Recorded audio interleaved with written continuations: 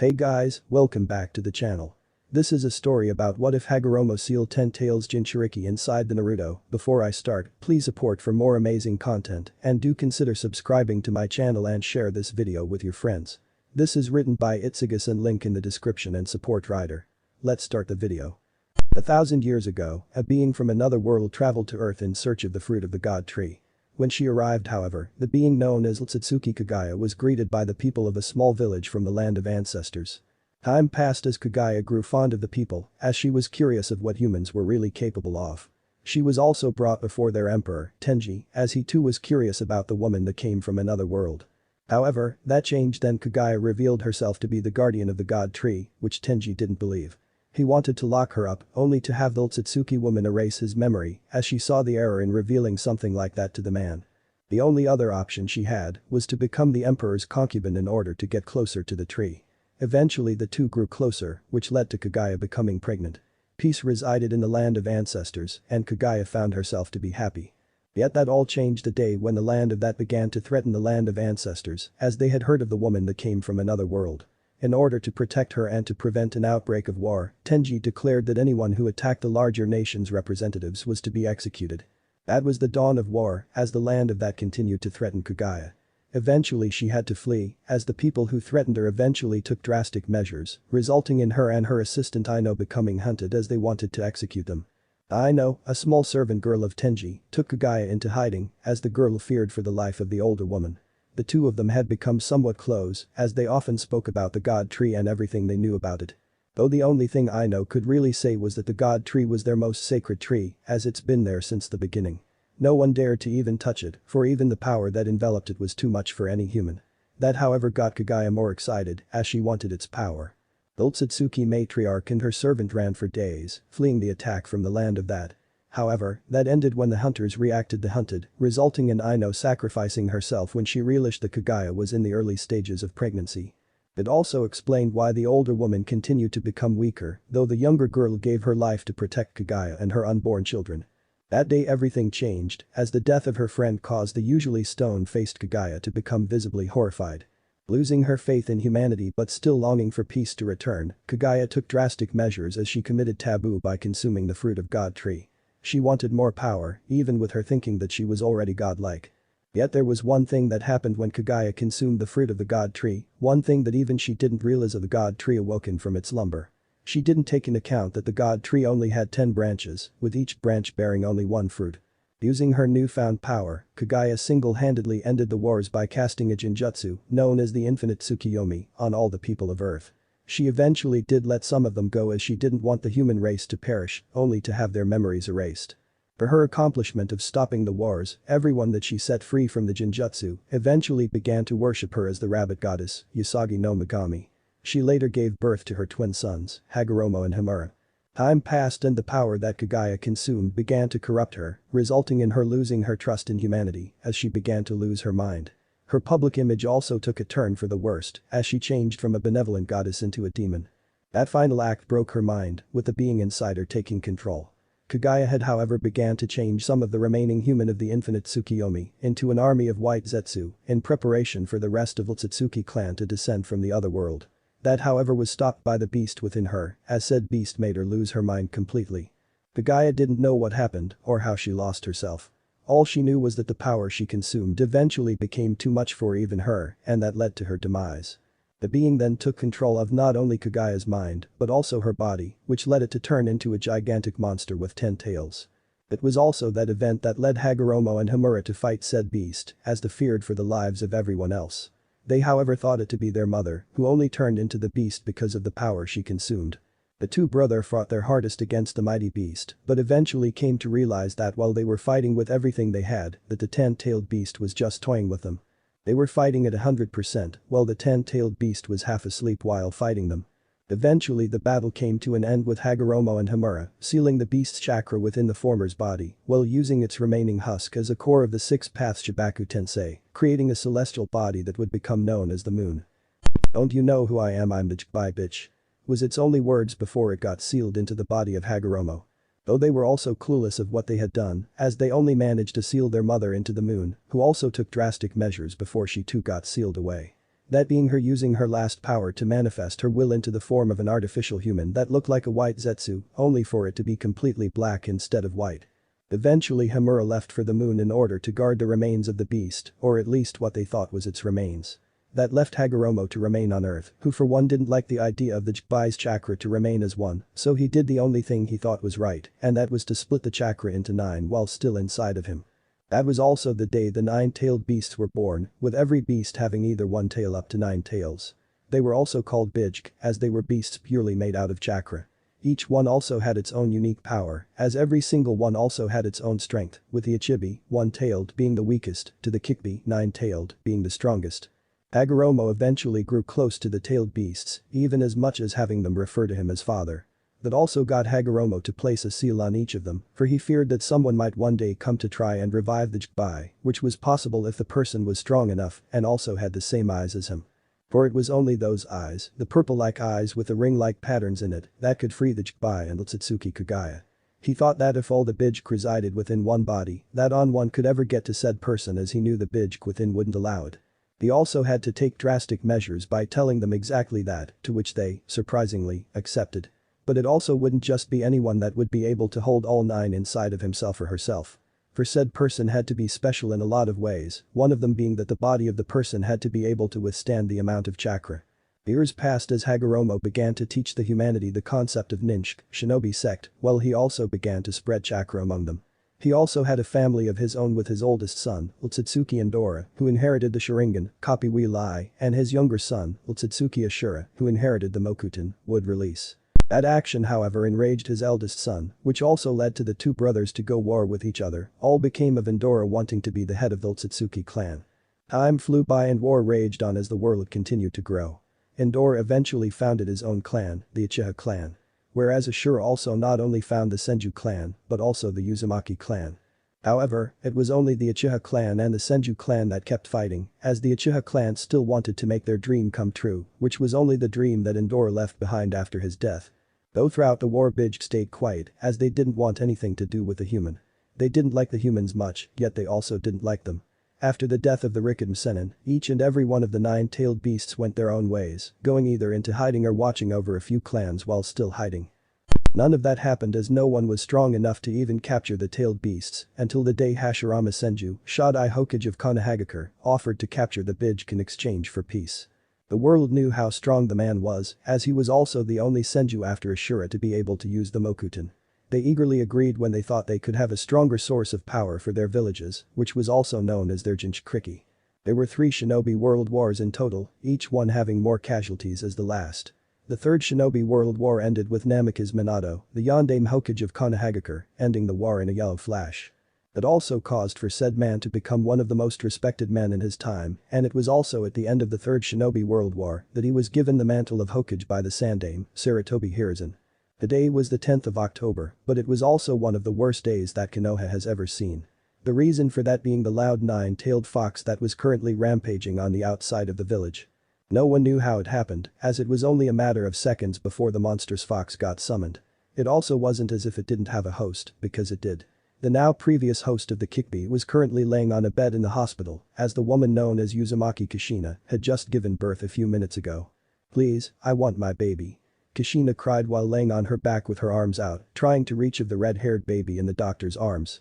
Without a second thought, said doctor quickly handed the baby to his red-haired mother, causing the woman to smile when she held her child close to her face. "Hi, my little Naruto," the red-haired mother began, only for the newborn baby to cry softly in return. "Shhh, it's okay, mommy is here. I won't let anything happen to you, I promise," Kushina told her son, which seemed to somehow calm the boy. That little action caused the mother to smile at her son, as she couldn't help but feel only love for her child. Kushina had lost an entire clan in the last was, but that was all forgotten now when she held baby boy in her arms. Naruto was a small baby, but that only made Kushina love him more. "Kushina, I know you want to continue holding your child, and you will, but we really need to get moving," now came the voice of Sarutobi Bawako, wife of the retired Sandaime Hokage. Nodding in response, Kushina hesitantly handed her child to the doctor that just gave him to her a few minutes ago. "I understand. But don't let anything happen to my child, or so help," the red-haired woman began, only for Bawako to interrupt her. "Kushina." The older woman spoke with a loud voice, knowing what the red deed was about to say. She knew she had to give the child to the doctor, for she was too weak to walk while holding a child. Kushina was sad that she was this weak, but she was also a little happy deep within her. Her child had red hair, and just that little thing made the mother so proud. She wouldn't have minded if he had his father's yellow hair, but knowing he had hers just made her want to keep holding her child for so much longer. Kushina got out of her hospital bed as quickly as she could without hurting herself, followed by her changing into more comfortable clothes to walk in. She didn't mind changing in front of Bawako or the doctor, as they were all women. Plus she felt more secure with having her child close to her, rather than not knowing where he is. Okay, quick, let's go, Bawako said while motioning for Kushina to head outside. Doing as she was told, the red-haired woman left the building with the wife of the Sandaime, as well as the doctor that held her child. Outside the village was pure chaos, as the shinobi of Konoha tried their best to defend their village from the monstrous Kyuubi. Hold on. Yondaime-sama will be here soon. Just hold him off till then, a random high-ranked Chunin yelled, though he died the second he stopped talking, as a random tree flew towards him at such speed that made it hard to dodge. The tree eventually stopped against another tree, but with the man in between both trees, dead and flattened. Every other shinobi that fought the Kyuubi didn't pay much attention to it, as they were way too busy trying to survive themselves while holding the beast at bay. Some shinobi used various of different jutsu to try and at least damage the beast, but the no avail as the Kyuubi just swatted them away, as if they were ants. The lower the rank of the shinobi, the faster he or she died as they didn't have much experience. It was only some of the higher ranks that were able to get the Kyuubi's attention, though that only lasted for a few seconds, as the massive mountain-like beast would just kill them in way it wanted, where it is by a loud roar that shook them apart, or even by using its tails. It was a day that Konoha and all its people would remember till the day it's no more. They wanted to retreat when they saw they had no effect whatsoever on the beast, only for them to be reminded that if they do that their families would die. It was only that thought that kept everyone where they were, not caring if they died or not. No one wanted the beast to reach the village walls, as then the beast would kill their families. 5 minutes passed and a lot of shinobi kept dying, for the Kyuubi kept killing everyone that stood in its way. That was until a massive puff of smoke appeared near where they were all fighting. Looking to its left, the Kyuubi saw a massive toad with a yellow-haired man standing on its head. Yondaime-sama. Came the voices of many of the shinobi that was still alive, seeing that their Hokage had finally showed up. Now it was just a stare-off between the Kyuubi and the massive toad a few miles away from it. Gamabunta, you ready for this? Minato asked his summon, now to be revealed as Gamabunta. No. How can anyone ever be ready when they're up against the Kyuubi of all things? The huge toad asked with a bit of worry behind its voice. That just caused the yellow-haired man to laugh before he got serious once again. I'm sorry old friend, but I need your help to take the Kyuubi down. Then I need to find my wife and son, for I fear that something bad might happen to them if nothing has already. I don't how the beast got free, but that is worry for another time. Right now we need to protect the village, the Yondaime told his friend, who in return just grunted in irritation. Fine. But you owe me for this. The toad spoke once more, causing the Hokage to just smile and nod. He wanted to say more, that was until the Kyuubi decided to attack the only thing that was almost as big as it. Kushina was currently walking towards a secure location while being escorted by Bawako and the doctor that held Naruto. They would have liked to have more security in a time like this, but that was out of the question, seeing that everyone was either fighting for their lives or in hiding. They also didn't have time to think about that, for they needed to get the red-haired mother and son to safety, in fear of whomever summoned the Kyuubi from Kushina's seal to be still around. That was confirmed when a tall man in nothing but a black robe wearing a orange mask to cover his face showed up in front of them. Surprised by the new arrival and the death of her friend, Kushina quickly got into a stance to not only defend herself, but also her child. Even the doctor, who had no experience in fighting, was ready to do battle if need be, but her thoughts also came to an end when the man cut her down as fast as he could. Who are you and what do you want? Kushina demanded, though a little fearful at that. She was still weak from giving birth not that long ago, but what made her more weak was when the Kyuubi got ripped out of her. Luckily that didn't hurt her baby in any way, or at least she hoped so. The man stood in front of Kushina while now also holding a sleeping Naruto, which Kushina quickly realized. Without any thought, as quickly as she could and with strength she didn't know she had, Kushina jumped towards the man in an effort to retrieve her child. Give me back my child. The woman screamed at the top of her lungs, while also trying to attack the man, only to have her attacks either miss or go through the man, as if he was a projectile of some sorts. That was when Kushina realized what the man was doing, her eyes going wide with fear and surprise. You're using a time distortion jutsu? She said more than asked, for she knew that ability. Minato, her husband, had also used said jutsu, just not nearly on the same level, and that terrified Kushina. But she quickly got rid of her fear, the wanton need for her child way more important than fearing the man. I will give him back eventually, but for now I need him for a distraction. You are welcome to come along if you want to, the man said before he left, jumping from rooftop to rooftop. Kushina quickly followed, not caring about the pain she was feeling. She also forgot about the death of Bawako, the wife of the retired Sandame Hokage. Although she had other things to worry about, that being the man she was currently chasing. She also didn't know what he meant by using her child as a distraction, but she wouldn't allow it, even if that meant giving her life. The man in the orange mask just kept jumping from rooftop to rooftop until he eventually reached the outside of the village, but he also made sure to not go too fast, as the man was also baiting the caring mother, for he had one thing on his mind at the moment. Do for the prize of one? That's even better. He knew Kushina was weak, given that she just gave birth and got the Kyuubi ripped from her seal, so he didn't worry about her catching up to her or for her to even pose a threat to him. He only wanted the child that was currently in his arms, for he needed a distracting for Minato, who was still fighting the Kyuubi alongside Gamabunta. Kushina however tried her best to keep up with the man, only to realize that she didn't have that much chakra left to even fight. Plus she also felt very weak from giving birth, which she could clearly feel. She kept chasing the man until both of them came into a clearing. The man stopped a few feet away from her, turning around as he showed her the sleeping face of her child. That got Kushina riled up once more as she launched herself towards the man in a desperate attempt to get her child back. That was until she felt the ground shook just left of where she was. Turning her head, she saw her husband on top of Gamabunta facing off against the Kyuubi still, and from her point of view, it looked like the massive toad was taking the most of the damage, while the Kyuubi was barely taking, if at all, any damage. Her thoughts was brought back however when she heard the crying of a child, her child. She wanted to scream at the man once more, only for said man to throw the baby into the air before he vanished into a black swirl. Kushina quickly threw herself forward in order to catch Naruto, to which she luckily did. She did however land on her knees, scraping them both a little with the dirt and rocks underneath her. The red-haired woman had no idea what that man even wanted, nor did she care at the moment as she just looked at her baby to see if he was okay. "Shhh, mommy is here. No need to cry anymore," she softly spoke to her son in a caring tone, causing the child to stop crying and to continue sleeping. That made the red-haired woman smile, but only for a second as the ground shook once again. Her eyes flew open when she saw a massive cloud of smoke, signifying that Gamabunta had gone back to where he came from.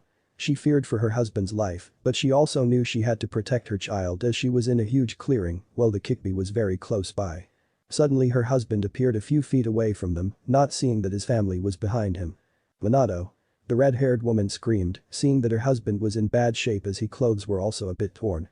She guessed that he somehow got hurt while even on Gamabunta's head, but now she just feared for child once more when she realized that the Kyuubi was coming their way and at a rapid pace. Minato however was shocked to his core, for he had no idea what his wife and child was doing here. He quickly ran towards them, in hopes of getting them away from where they were as soon as possible. "Kushina, what are you doing here?" he asked in a rather loud tone of voice, only for him to fall silent when he saw his child for the first time. The yondaime would have been the happiest father alive at the sight of his child, had it not been for the threat approaching them. He wanted to get them away, but he knew now that he stood no chance against the beast, so he had to take drastic measures. Looking at his wife, he quickly came up with a plan. "Kushina, is there any change that you'll be able to reseal the Kyuubi inside of you?" the man asked, knowing it was the only way. He also hated asking that, for it would make his wife a jinchuriki once again, and he didn't even like her being that the first time.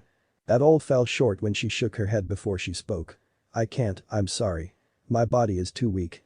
If you reseal it into me again, then I might not make it. He got ripped out of me, and I just gave birth.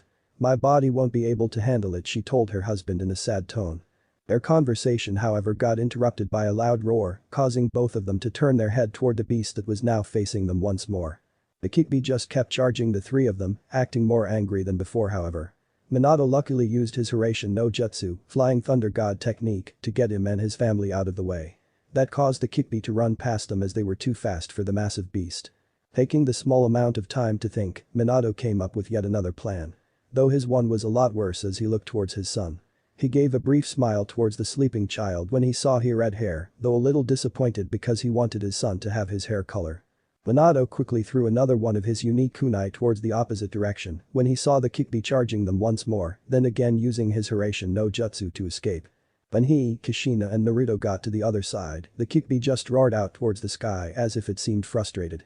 Minato was currently just playing cat and mouse with the mighty beast, but his jutsu was taking a toll on him and he knew he would have to end it soon enough.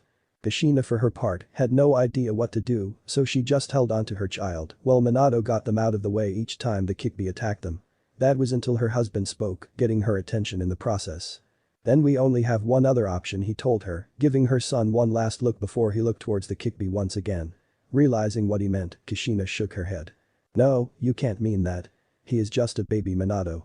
She practically screamed at her, thought she knew he was right. She just didn't want him to have the same life as she did, for the life of a jinchuriki is never a good one. I need to, or else Konoha falls, he told his wife, only to have to use his jutsu once again to get out of the way of the attacking Kyuubi. Said beast was really getting angry now, as not only was it placed under a jinjutsu, it was also being toyed with, and that was something the beast hated.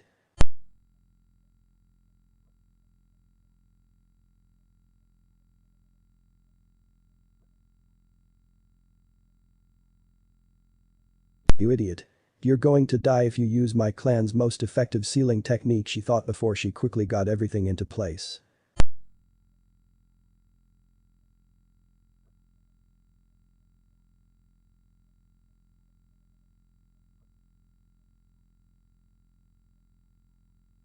Kushina did her job fast, placing a few candles around her child while he was laying on a small cushion. Underneath said cushion was a drawing of a seal, something she had quickly done before doing the rest. She then lit the candles while her son was still sleeping. Turning around, she saw her husband fighting, yet struggling to keep the Kyuubi at bay. Taking one last look at the sleeping form of her baby, Kushina jumped up as she made her decision to help her husband in sealing the mighty beast. She didn't like the idea of having to seal the Kyuubi into her own son, but she knew that if they didn't do that, then Konoha would fall. Gathering all her remaining chakra, the red-haired woman jumped towards the Kyuubi, where it was still fighting her husband. She then went through a set of hand seals, which then caused a few yellow chakra chain to emerge from being her. Minato, I'll hold him. You do the seal. She yelled towards her husband, seeing that he was few feet away from her and wouldn't hear her if she just spoke like she normally did. Seeing what his wife planned, the Yondaime Hokage nodded before he too went through a set of hand seals. Genjutsu. Shikif Jin. Sealing Jutsu. Reaper Death Seal. As Minato finished with saying that, a huge being appeared behind his body, only to the Shinigami, Death God, start with pulling his soul out of his body. The Shinigami then wrapped his left arm with prayed beads, as it then starts chanting unintelligibly until a cursed seal appeared on its arm. It then drove its arm through the Minato's soul, thus giving the yellow-haired man the change to seal a target. Minato acted quickly by choosing the Kyuubi as the being he wanted to seal, which caused the Shinigami to grab onto the target soul. Said beast tried to get away, but was unable to do so, as Kushina kept using her chakra chain to hold the beast in place. That however only got the Kyuubi more angry as it tried even harder to resist, but with the chakra chain and the Shinigami holding its soul, it too became a little hard for the Kyuubi to hold on. Eventually the Shinigami got what it needed, now it only needed a target. The being looked around for said target until it came across Naruto, who was still sleeping with the candles around him. Seeing the seal written below the baby, the Shinigami knew it to be the target as the Kyuubi then got sealed with Naruto. However, before it was completely sealed away, the Kyuubi took one last try to get himself free as the beast saw the target it was to be sealed in. The massive beast's claw came down upon the sleeping child but was stopped when both Minato and Kushina grabbed onto said claw. It wasn't without injury though, as the claw of the Kyuubi had pierced both of them, resulting in the Kyuubi getting fully sealed into Naruto. They both knew they weren't going to make it, so they just crawled towards their sleeping child before Kushina decided to speak first. Naruto, I'm so very sorry for all of this. I hope that you can one day forgive us for doing this to you, but I also hope you can forgive us for not being there for you, the woman began, only to break into tears before she struggled to continue. Mommy loves you so very much, never forget that. Me and your father will watch over you, as we both love you, she said before she coughed up some of the blood that was slowly trying to spill from her mouth. Minato then took his turn to speak, already saddened by everything his wife said as he realized that his son will grow up without a family. Naruto, this is your father, speak, the man began, trying to cheer his wife up a little, but to no avail, and he knew it. I am so sorry for doing this, and I do hope you can forgive me. But I also hope that this village will honor you as their hero, for it was you that saved them. Keeping the Kyuubi at bay won't be easy, but I know you'll have some help along the way. I know you will make me proud, my son, for you already have, he finished with a smile, as the Shinigami then took his soul before it sealed it inside of its stomach. Kushina was saddened by the events that took place, with her eyes also closing before she fell to the ground. She had wondered what that man in the orange mask wanted, but she also figured that everything was his doing. She couldn't explain it, not even in her last moments, but she somehow knew it was all his fault. Kushina just had no idea whatsoever why the man would do something like that or what his goal was. A few minutes passed as Sarutobi Hiruzen appeared in the clearing, his eyes wide with sadness and shock at the same time. Next to him took a man with his lower half of his face covered, while his hit eye was in such a position that it covered one of his eyes. Upon seeing the dead bodies of both the Yondaime Hokage and his wife, said man began to sob. "Sensei," the man said as he then went to their bodies, followed by Hiruzen who too had a few tears in his eyes. "Kakashi, get their bodies to the village. I'll take care of Naruto," the retired Sandaime spoke, receiving a nod from the younger man before he took both the body of his sensei and his wife into his arm, vanishing afterwards as he headed towards the village. Hiruzen on the other hand just looked towards the sleeping baby, a little surprised that the child could sleep through everything that had just happened. Lowering himself, Hiruzen quickly reached for the newborn as he picked him up. He gave a heavy sigh, as yet another child was orphaned that day, yet this time it was a boy that held the Kyuubi within him, making him the new jinchuriki of the Kyuubi no Imko. The aging man then also vanished just like Kakashi did, only he went to the Hokage Tower instead of the entrance of the village. Upon arriving at the village gates, Kakashi was greeted by every shinobi that was still alive and could walk. They were all waiting to see what would happen with their Hokage and the Kyuubi. Though they did not expect Kakashi to walk through the gates with not only the body of the Yondaime, but also with the body of his wife. No one had the heart to ask the young Junin of what had happened with them until Kakashi himself looked up from his saddened gaze to speak to everyone in front of him, for he knew that they were wondering where their Kyuubi went and if it was still around. "I can't say much," Kakashi began, causing some of the people to start worrying even more. "Just know that our Yondaime had given his life to defeat the Kyuubi," he finished just as a man in a green suit that hugged his body a little too tightly came up to him in order to help him carry the two bodies. "Thanks, guy," came the voice of the white-haired man once again, a clear indication that he was sad with the way his voice sounded. Mido guy however didn't say anything in return, he just gave a slight nod before both of them walked towards the hospital. Every other person who was at the gates also followed them, in respect to their Yondaime Hokage and his wife. This day would also be remembered as the day the Kyuubi attacked the village hidden in the leaves, but it would also be remembered as the day they lost their Yondaime Hokage, who was also said to be one of the strongest shinobi in history. By defeating the mightiest of Bijuu only made the man's strength more well known. Sarutobi Hiruzen laid the newborn jinchuriki down in crib which was located within the Hokage Tower. They kept a few rooms in the tower, just for emergencies however. Though Hiruzen couldn't see this as anything but emergency, as the newborn baby now held the strongest of Bijuu within him. Turning around he quickly left the room where the baby was sleeping, only to stop at the door before he spoke. "Don't let anyone enter this room," he said with much authority in his voice to the Anbu standing guard at the door, as said person just replied with a hi before the retired Sandaime left, all the thoughts of the day running through his mind, well he had one thing that bugged him in thought. What or who could have caused this? Well, the people of Konoha thought that the appearance of the Kyuubi and the death of their loved one were the worst things to happen to them in a long time, something else was happening. Said something was currently taking place within the body of Uzumaki Naruto. No one knew of it, for no one had ever expected something like this to happen. When the Kyuubi was successfully sealed within, a strange dawn of events were also taking place, as a huge light came from not only the Kyuubi himself, but also with every other Bijuu.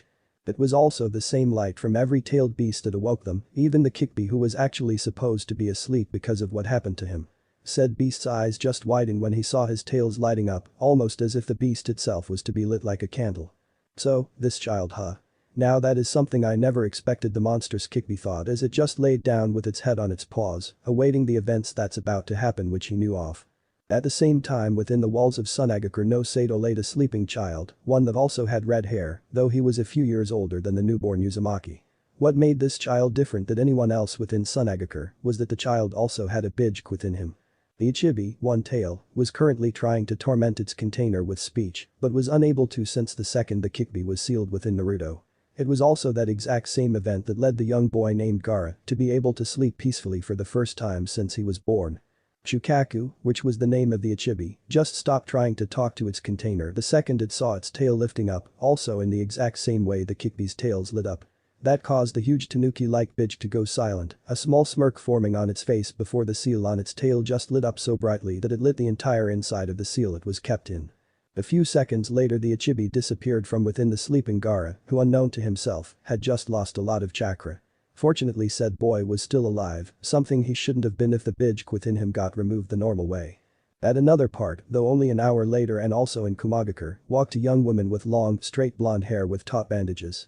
Said woman also had a Bijuu with her, just this one had one more tail than the Ichibi, signifying that it was the Nibi, two tails, who got named Matatabi. Like every other Bijuu, who also got their names the day they were born and also from the Rikiden Senin, said Bijuu too had the same seal placed in her, as her tails also began to lit up. Though unlike Shukaku, Matatabi was saddened by this, as the Nibi had actually grown quite fond of its host. She however, spoke before she disappeared, even if she knew her container would most like not be able to hear her. Goodbye kitten. I will miss you so much. Take good care of yourself and know now that your life will change for the better. With that, the Nibi also dissipated from her host, causing the blonde woman to also lose a lot of her chakra before she collapsed from sudden chakra exhaustion. The Anbu that was watching over her saw this as they then ran towards the unconscious blonde, quickly making sure that she was still alive before they took her to the hospital. The same kind of events were all happening all around the world wherever a Bijuu laid, whether it be resting or just watching its container for the last time. With each and every single Bijuu the same chain of events began to happen, starting with their tails that lit up, followed by them disappearing from their hosts, while taking their chakra with them. It also caused every single host to collapse from chakra exhaustion, that is if they were still awake while it was still night. The events came one after the other, with only 1 hour separating each disappearance. The Sanbi, named Asobu, vanished from its host, Karatachi Yagura, who at the time was sleeping when it happened. Next came the Yonbi, named Sun Gok, whose host was named Rumshai. Said man also collapsed from chakra exhaustion while walking the streets of the Wagakure. The person after him that also collapsed from chakra exhaustion, also because his Bijuu to just suddenly disappear, was named a man named Han, and he held the Gobi, Kakum. Then came the disappearance of the Rakubi, who had the name of Seiken, and was hosted by a male with the name of Utakata. An hour after him Chmei, the Nanabi disappeared from her host, only for her to also leave with a sad goodbye. May your travels take you far my little one. I will miss, FK. Take care and be free. The last one to go was the Hachibi, named Chiki. Said beast was hosted by Killer B, another shinobi from Kumagakure who also collapsed from chakra exhaustion. He however was with his older brother at the time as it happened, causing the Yondaime Raikage A to catch the young man before he hit the ground. There was just one Bijuu that didn't disappear from its host, and that was the Kyuubi, who had the name of Kurama. Said beast just laid continued to rest on its paws, the words of his father running through his mind. One day someone will appear. That someone will be your salvation, as only that one person will be able to free you all. All I ask of you is to bear with whomever it may be and don't corrupt him in any way. I believe that someone even stronger than me will someday be born and I only ask of you to give that person a change.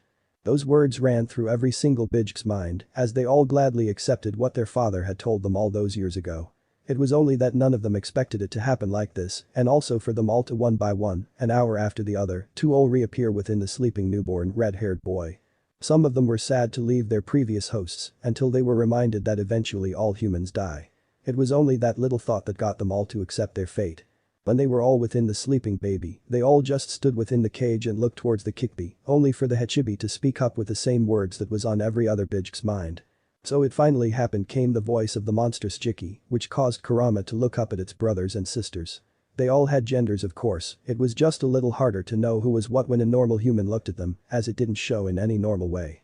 The Kyuubi then stood up from where it, or rather he, laid, coming face to face with his family. It sure has. I am a little surprised that it's a newborn baby, though came the voice of Kurama, causing every other Bijuu to almost gasp at the new information of their new host. The newborn Ba was all what the Nibi could say before yet another light came from all of them. This time however was different, as not only their tails lit up like before, but their entire bodies. What the? They all said in unison, not having any clue of why their bodies were suddenly lit. Though unlike before, when their tails had lit up with the color from what their skin color was, this time the light was just pure white. None of them had any idea of why this was happening, for their father had told them that only their tails will lit up before they disappeared, only for them all to reappear in one body, just like they were when they were with the Rikiden Senin. All of a sudden every single Bijuu got pulled towards each other, though they as they might, none of them got away from one another, as all 9-tailed beasts were so close to each other that it almost looked like they were having a family hug.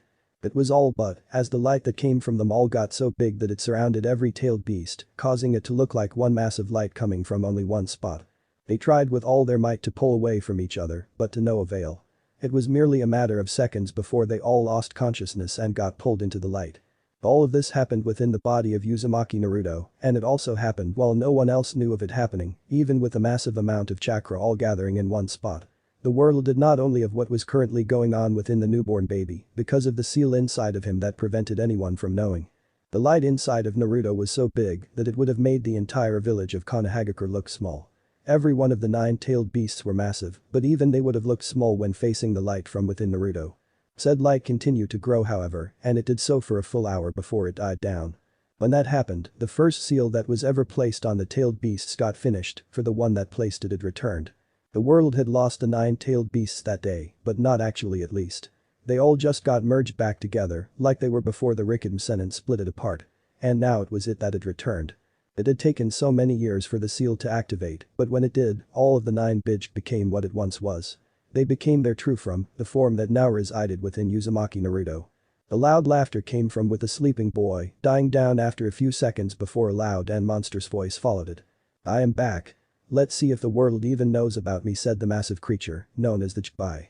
Naruto had not only become the jinchuriki of every single Bijuu known to man that day, which only lasted for a few minutes at that, but he now became the jinchuriki of the strongest being that has ever walked the earth, the 10-tailed beast who had no name. Well, that was chapter 1 of the rewrite of the red-haired kitsune. Please review and tell me what you think. It was also the only Naruto logic thing to do for everything else I want Naruto to accomplish in this story, for in the Naruto universe, the only logical way to get the eyes he will have, which you all most likely know he will have if you've read the red-haired kitsune. This chapter was only to introduce a very small part of the Jinchuriki, so please tell me what you think of it. It took me almost 2 days to finish writing this, and even longer with the research. I am trying so hard to just write something you all will love, but even I know not everyone will like this. But that's okay, I know I can't make everyone happy. I'm just trying at least, and I'm also trying to better myself with my writing so that you all can read better and for it to be more enjoyable. Any reviews are accepted, be they harsh or to even criticize me. I don't care, I'm taking my time to try and write something for those who appreciate it and for those who like reading this. I'm not trying to be mean at all, I just want everyone to understand from my point of view why I'm even doing this. I like making people happy, so if my writing a story does that, then that works for me. The changing world. A week has passed since the birth of one Uzumaki Naruto, and in that week a lot has changed. Many were still unknown to the world, others not so much. When the Kyuubi attacked Konoha, everyone has heard of it within a week. Some of the other villages wanted to attack them, seeing as that they were at a weakened state. Hagoromo being the first to try and plan for an attack, only to decide against it when not one, but both of their jinchuriki fell into a coma all of a sudden. They planned to use their respective Bijuu holders to attack the village hidden in the leaves, yet now they were in a turmoil. Unknown to them, every other major hidden village, and some not as major, were also experiencing the same with their jinchuriki. They tried to wake them, some even used painful methods to do so, but to no avail. It worried their Kage, for they lost a huge amount of power with their Bijuu holders in a sudden coma. They were all unsure of what to do, so they decided to just wait and see when they would wake up. Every Kage had done tests to see why their jinchuriki had suddenly fallen into such a prolonged state of unconsciousness, yet they couldn't find anything wrong with them. They didn't have chakra exhaustion to their knowledge. They weren't suddenly attacked from the inside by their respective Bijuu, even if that was the last case to check, seeing as it was almost impossible for most to receive an attack from the beasts within them. Neither did suddenly get an illness to suddenly just fall unconscious. It was only a week after they fell into unconsciousness that they had all started to awake, even if it went unknown to every other hidden village and their similar problems. When they were all awake, each individual was attacked with questions to try and find out what happened to them. Yet no one had an answer. Every jinchuriki individual had yet to feel anything different, apart from the sudden tiredness that they could not explain. Those jinchuriki who had the power and knowledge to enter their mindscapes had done so, only to find their own Bijuu asleep behind their respective seals.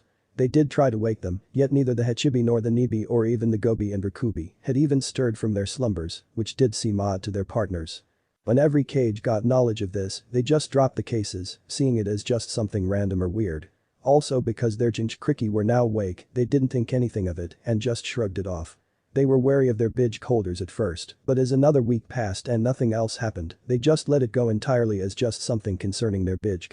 Though every individual was told to inform their Kage if something else happened, just so that they could be prepared if said Bijuu were to escape somehow. That doubled for the jinchuriki of the Ichibi, as the Kazuki had ordered his finest seal masters to tighten the seal of his son, a young red-haired boy with the kanji of love on his forehead. Although those seal masters weren't that informed with Fuinjutsu, the only one knowing anything about sealing was an old short lady. The young boy had surprisingly awoken to feel a lot better, for his respected Bijuu always kept him up and refused to let the boy sleep. So when he fell into his prolonged state of unconsciousness, the entity of Sunagaker had gone into a panic. Though nothing happened to him, and unknown to him, even his own Bijuu was also asleep, just like every other Bijuu within their respective hosts, ranging from the Ichibi holder to the Hachibi holder. Yet the holder of the Kyuubi no Yoko, the young Uzumaki Naruto, was awake the entire time, and the unbelievable had happened to him, unknown to everyone. Hanahagakure no Sato. While everything else happened around the elemental nation, a newly born red-haired baby born in the village hidden in the leaves had been experiencing his own set of troubles, though he had no way of defending himself as he was barely a few weeks old. Konoha was still in a state of emergency, and while the Sandaime Hokage had retaken his position, much to his and his old teammates' misfortune. All the while everyone had suddenly become aware of the newest jinchuriki. The problem for Sarutobi Hiruzen was that he didn't know who leaked the information, yet he had his suspicion seeing as only a few individuals from his council had been informed of the newborn status. That only caused more problems for the Sandaime, for most of the populace of Konoha had demanded the demon to be executed. Only that it caused for Hiruzen to install a new law within the village. Anyone who dares speak of the Kyuubi or of Uzumaki Naruto being the jinchuriki of the beast will be executed on the spot. Without a trail came the booming, yet the old voice of Sarutobi Hiruzen. After that, everyone just kept their mouths shut, though their anger towards the boy only increased. No one dared to do anything or say anything about it, for the position of Kage didn't go to just about anyone, let alone did anyone want to anger their longest-running Hokage. They all respected their Sandaime, although not everyone liked his new rule. But Naruto. The young boy of only 2 weeks old had been sent to the orphanage to be taken care of, even if Sarutobi Hiruzen or a few other clan heads wanted to take the boy into their clans. Only some of them had wanted to do it to increase their power, for the power of a jinchuriki was vast, especially the holder of the strongest of Bijuu known to man. Those same thoughts were the ones that caused the Sandaime to send the red-haired boy to the orphanage, even though he did it with a heavy heart. He also told the caretakers that if any harm came to his new surrogate grandson, that they will be dealt with accordingly. Let anything happen to Naruto, and I will have your head were his exact words. They were caretakers, so taking care of babies was in their job description. They nodded as fast as their heads could nod without them hurting themselves, seeing as that it was a direct order from their cage, and even though they didn't want to do it, they knew they had to. The young red-haired boy was currently sleeping, something he surprisingly did a lot. When he was awake he did cry, but only to a bare minimum. His caretakers didn't care or worry though, as they didn't want to take care of the demon. It just meant more time for themselves. Unknown to them or anyone else for that matter, young Uzumaki Naruto was in constant pain. He didn't show it, nor could he feel it as the beast within him took the pain away. That was also the reason why he slept so much, because of his Bijuu healing him constantly. The pain though, was because of his chakra coils that were undeveloped, seeing as because he is still a newborn baby.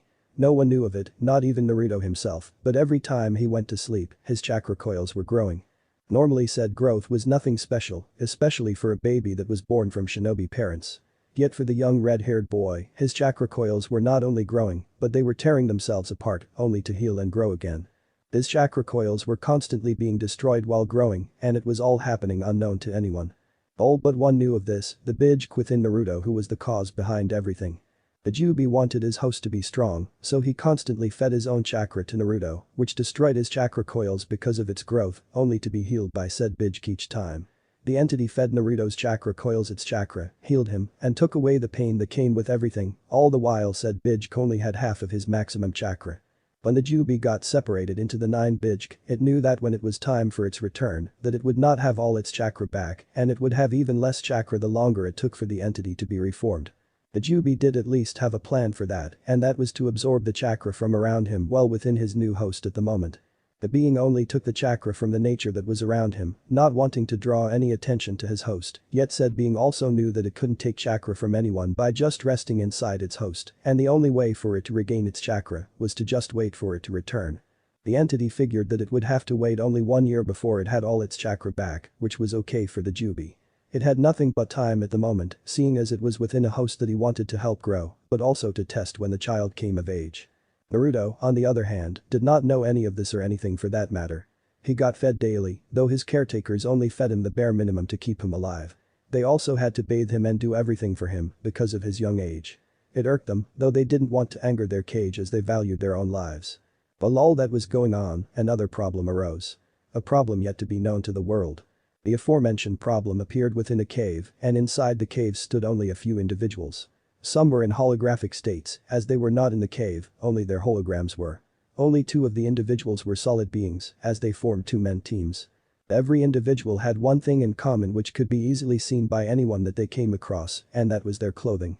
They all had on a black cloak, with red clouds adjourned all around said cloak.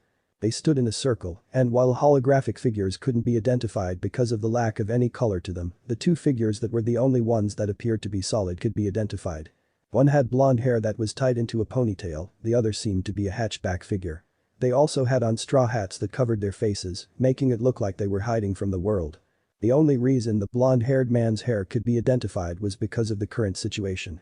"Bikuzu, Dodara, be quiet," came a voice from among the holograms that spoke with authority in his voice. Both mentioned individuals obeyed, as they didn't want to anger the person that told them to keep their mouths shut. Said individual, while also wearing a cloak, was also wearing a mask with one hole in. An eye showed from behind the hole, yet it was not a normal eye. The eye that showed appeared to be red, with 3 tomo in each eye, which could be identified as the Dijutsu from the Uchiha clan, the Sharingan. "Asshole," the blonde-haired man muttered quietly, which he directed toward the other person with whom he fought with just a few seconds ago. Said person didn't even acknowledge the blonde, not caring about the argument in the slightest. For he cared about money, and the blonde cared about his art, which was why they argued before they got silenced, saying which one was better and which one meant more. "Now if you will, Zetsu. Tell us what you have found out." Another man spoke, this one seemed to have short spiky hair and brown eyes. On his right stood someone that looked its head was between 2 plants that grew from his neck, which was also the person he was speaking with.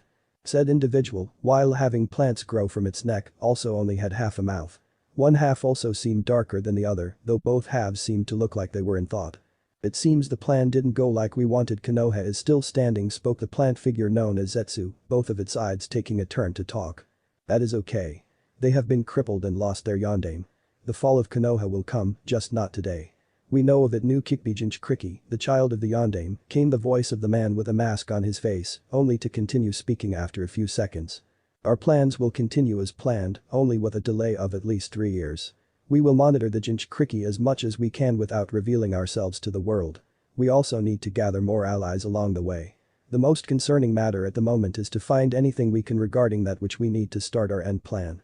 Zetsu and I will handle that." Thought, along with Nagato the masked figure concluded, ending his speech afterward. The people he mentioned nodded before the holograms of almost everyone faded, leaving only the masked figure along with Zetsu 3 other people behind. "Let us continue our search for our tool," came the dark voice of the black part of Zetsu, before the plant figure seemingly disappeared into the ground. The remaining people followed soon after, all individuals leaving in groups of 2. Kumagakure no Sato, 2 years later. "What?" a very large man shouted, located in the biggest tower from with Kumagakure no Sato.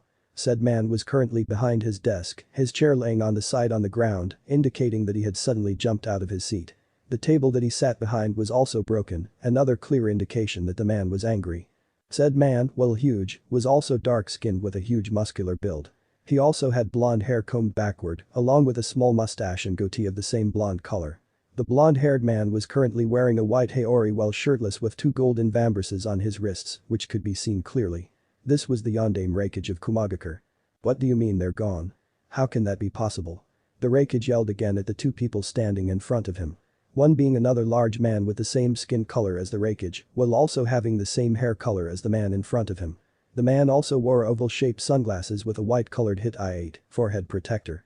With that, he also wore a 1-strap over one shoulder flak jacket with a long red rope belt tied around his waist with hand and shin guards, which were common for Komo shinobi. To finish it off, he also had on shinobi sandals, followed by a white scarf around his neck. On his back were 7 swords, indicating that the man was a kenjutsu user of a high degree. The second person was a woman with long, straight blonde hair bound with taut bandages. She also had dark eyes with dark lipstick. The woman wore a short-sleeved black and purple blouse with black pants, both having a similar design of clouds on them.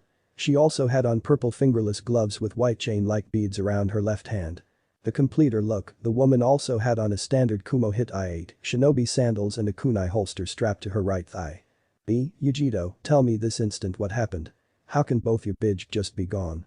Their leader yelled out, angry at what the 2 had told them only minutes prior.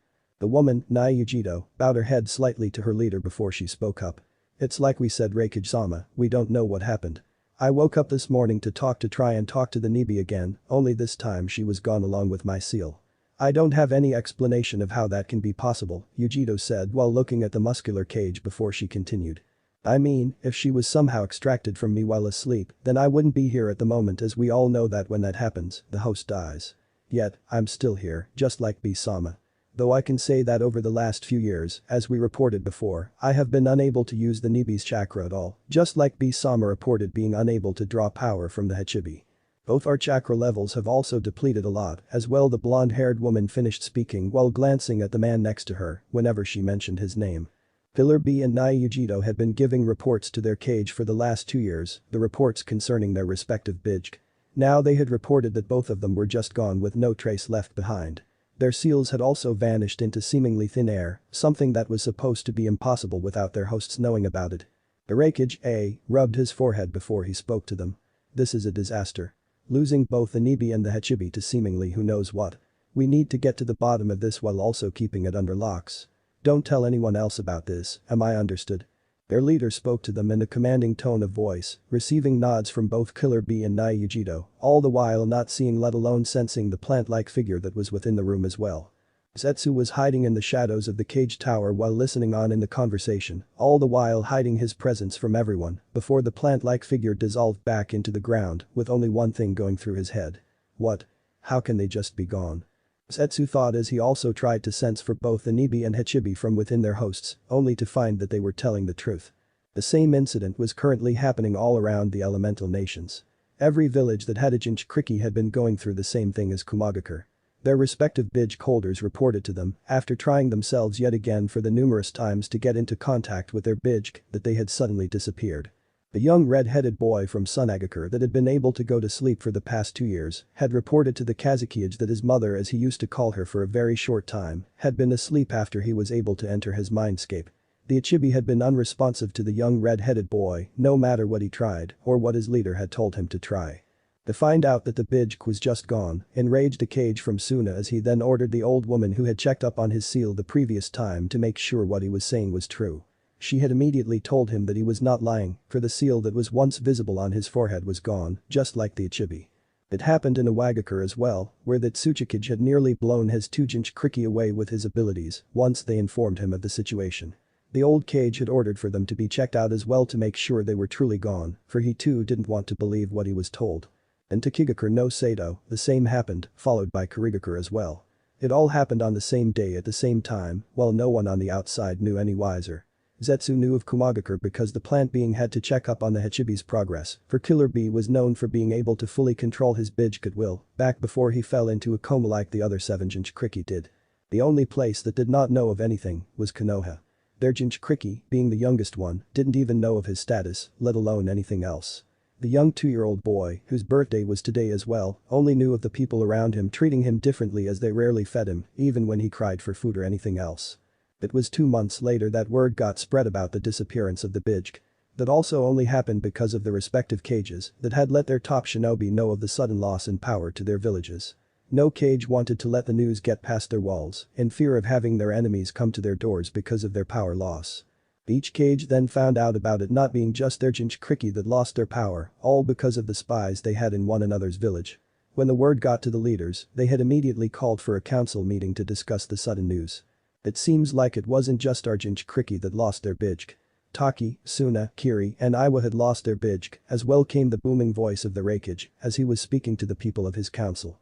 One of the elders of Kumagakure then asked the same question that was flying around not just in their meeting. What of Konoha? Who was their jinchuriki and did he or she also lose the Kyuubi? That is one thing we do not know of. We are just going to assume, for now, that they lost their power as well, because of it happening not only here, but all around the elemental nations. Voiced his opinion, he not knowing who the jinchuriki of the Kyuubi was, nor what had happened after the attack that they knew about. After that and after each village concluded with their council meetings, it was decided to let their people know. All of them. The loss of power was massive, though if it happened all around the world, then they didn't see why they needed to keep it secret and have their now ex-jinchuriki subjected to the pain they went through so much because of what they once held. They wanted to lessen the burden their shinobi had to carry and let their people know that they no longer had any monsters sealed within them. It resulted in what they hoped for, peace towards their shinobi that had sacrificed so much. The people all around the respective villages began to treat the now ex-jinchuriki with kindness and respect. Though not all the villagers at once accepted it, they were starting to warm up to it, and the cages knew that it would only be a matter of time before the world-changing event settled and their villagers accepted it all. There was only one problem. While the villagers of every other village had begun to accept what they were told, Konoha was an entirely different story. Hagakure no Sato, council meeting. What do you mean that all the Bij Kargon Hokage-sama? Came the voice of one of the elders from Konoha, an old woman with the name of Kaheru. She, along with everyone else present at the moment within the council meeting, just heard from their leader that all the Bij had disappeared. He had only heard it minutes prior when one of his old students and current spymaster of Konoha told him what he had found out not that long ago. The white-haired man called Jiraiya, one of the legendary three Sannin, had been informed of the events happening all around the elemental nations not too long ago. When he heard the news, he immediately set out to go home to inform his cage. That had led to the current meeting taking place, as Konoha was uninformed of what was happening in the other villages until now. The reason for that being because of Naruto's age. The 2-year-old boy couldn't even form a full sentence, let alone tell them of something he was unaware of. Just like I said, Kaheru. Kumagakure along with Iwagakure and every other village that had a jinchuriki had reported that their Bij had just disappeared. From what Jiraiya had told me, it had happened months ago, and word got out to their top shinobi, only recently came the old yet stern voice of the Sandaime Hokage. Then what about our jinchuriki? Had we lost our weapon as well? This question came from another old shinobi, one that seemed to be draped in bandages that covered the right side of his face, as well as his entire right arm. Hiruzen became angry at the man when he mentioned Naruto being a weapon, only he did not voice it, nor did he show it. We will find out soon, Danzo. I have sent Jiraiya to look at young Naruto before the meeting started, the aged Kage told the bandaged man, who in return gave a slight nod, only for the doors to the meeting room to open. They all looked towards the entrance, finding the man that was just mentioned at the entrance. Jiraiya walked towards his old sensei as he then whispered something to the old man, who in return grew slightly wide-eyed, not enough for anyone to see through. Giving a slight nod afterward, Jiraiya stood back and went to stand behind the Hokage. Signing, Hiruzen spoke up. It seems that we are also now short of a jinchuriki. The Kyuubi had disappeared just like all the other Bij. The seal on Naruto is also gone, and there isn't even a trace of anything left behind, he informed them, only for a man from the civilian side of the council to speak up. Does that mean the demon is gone?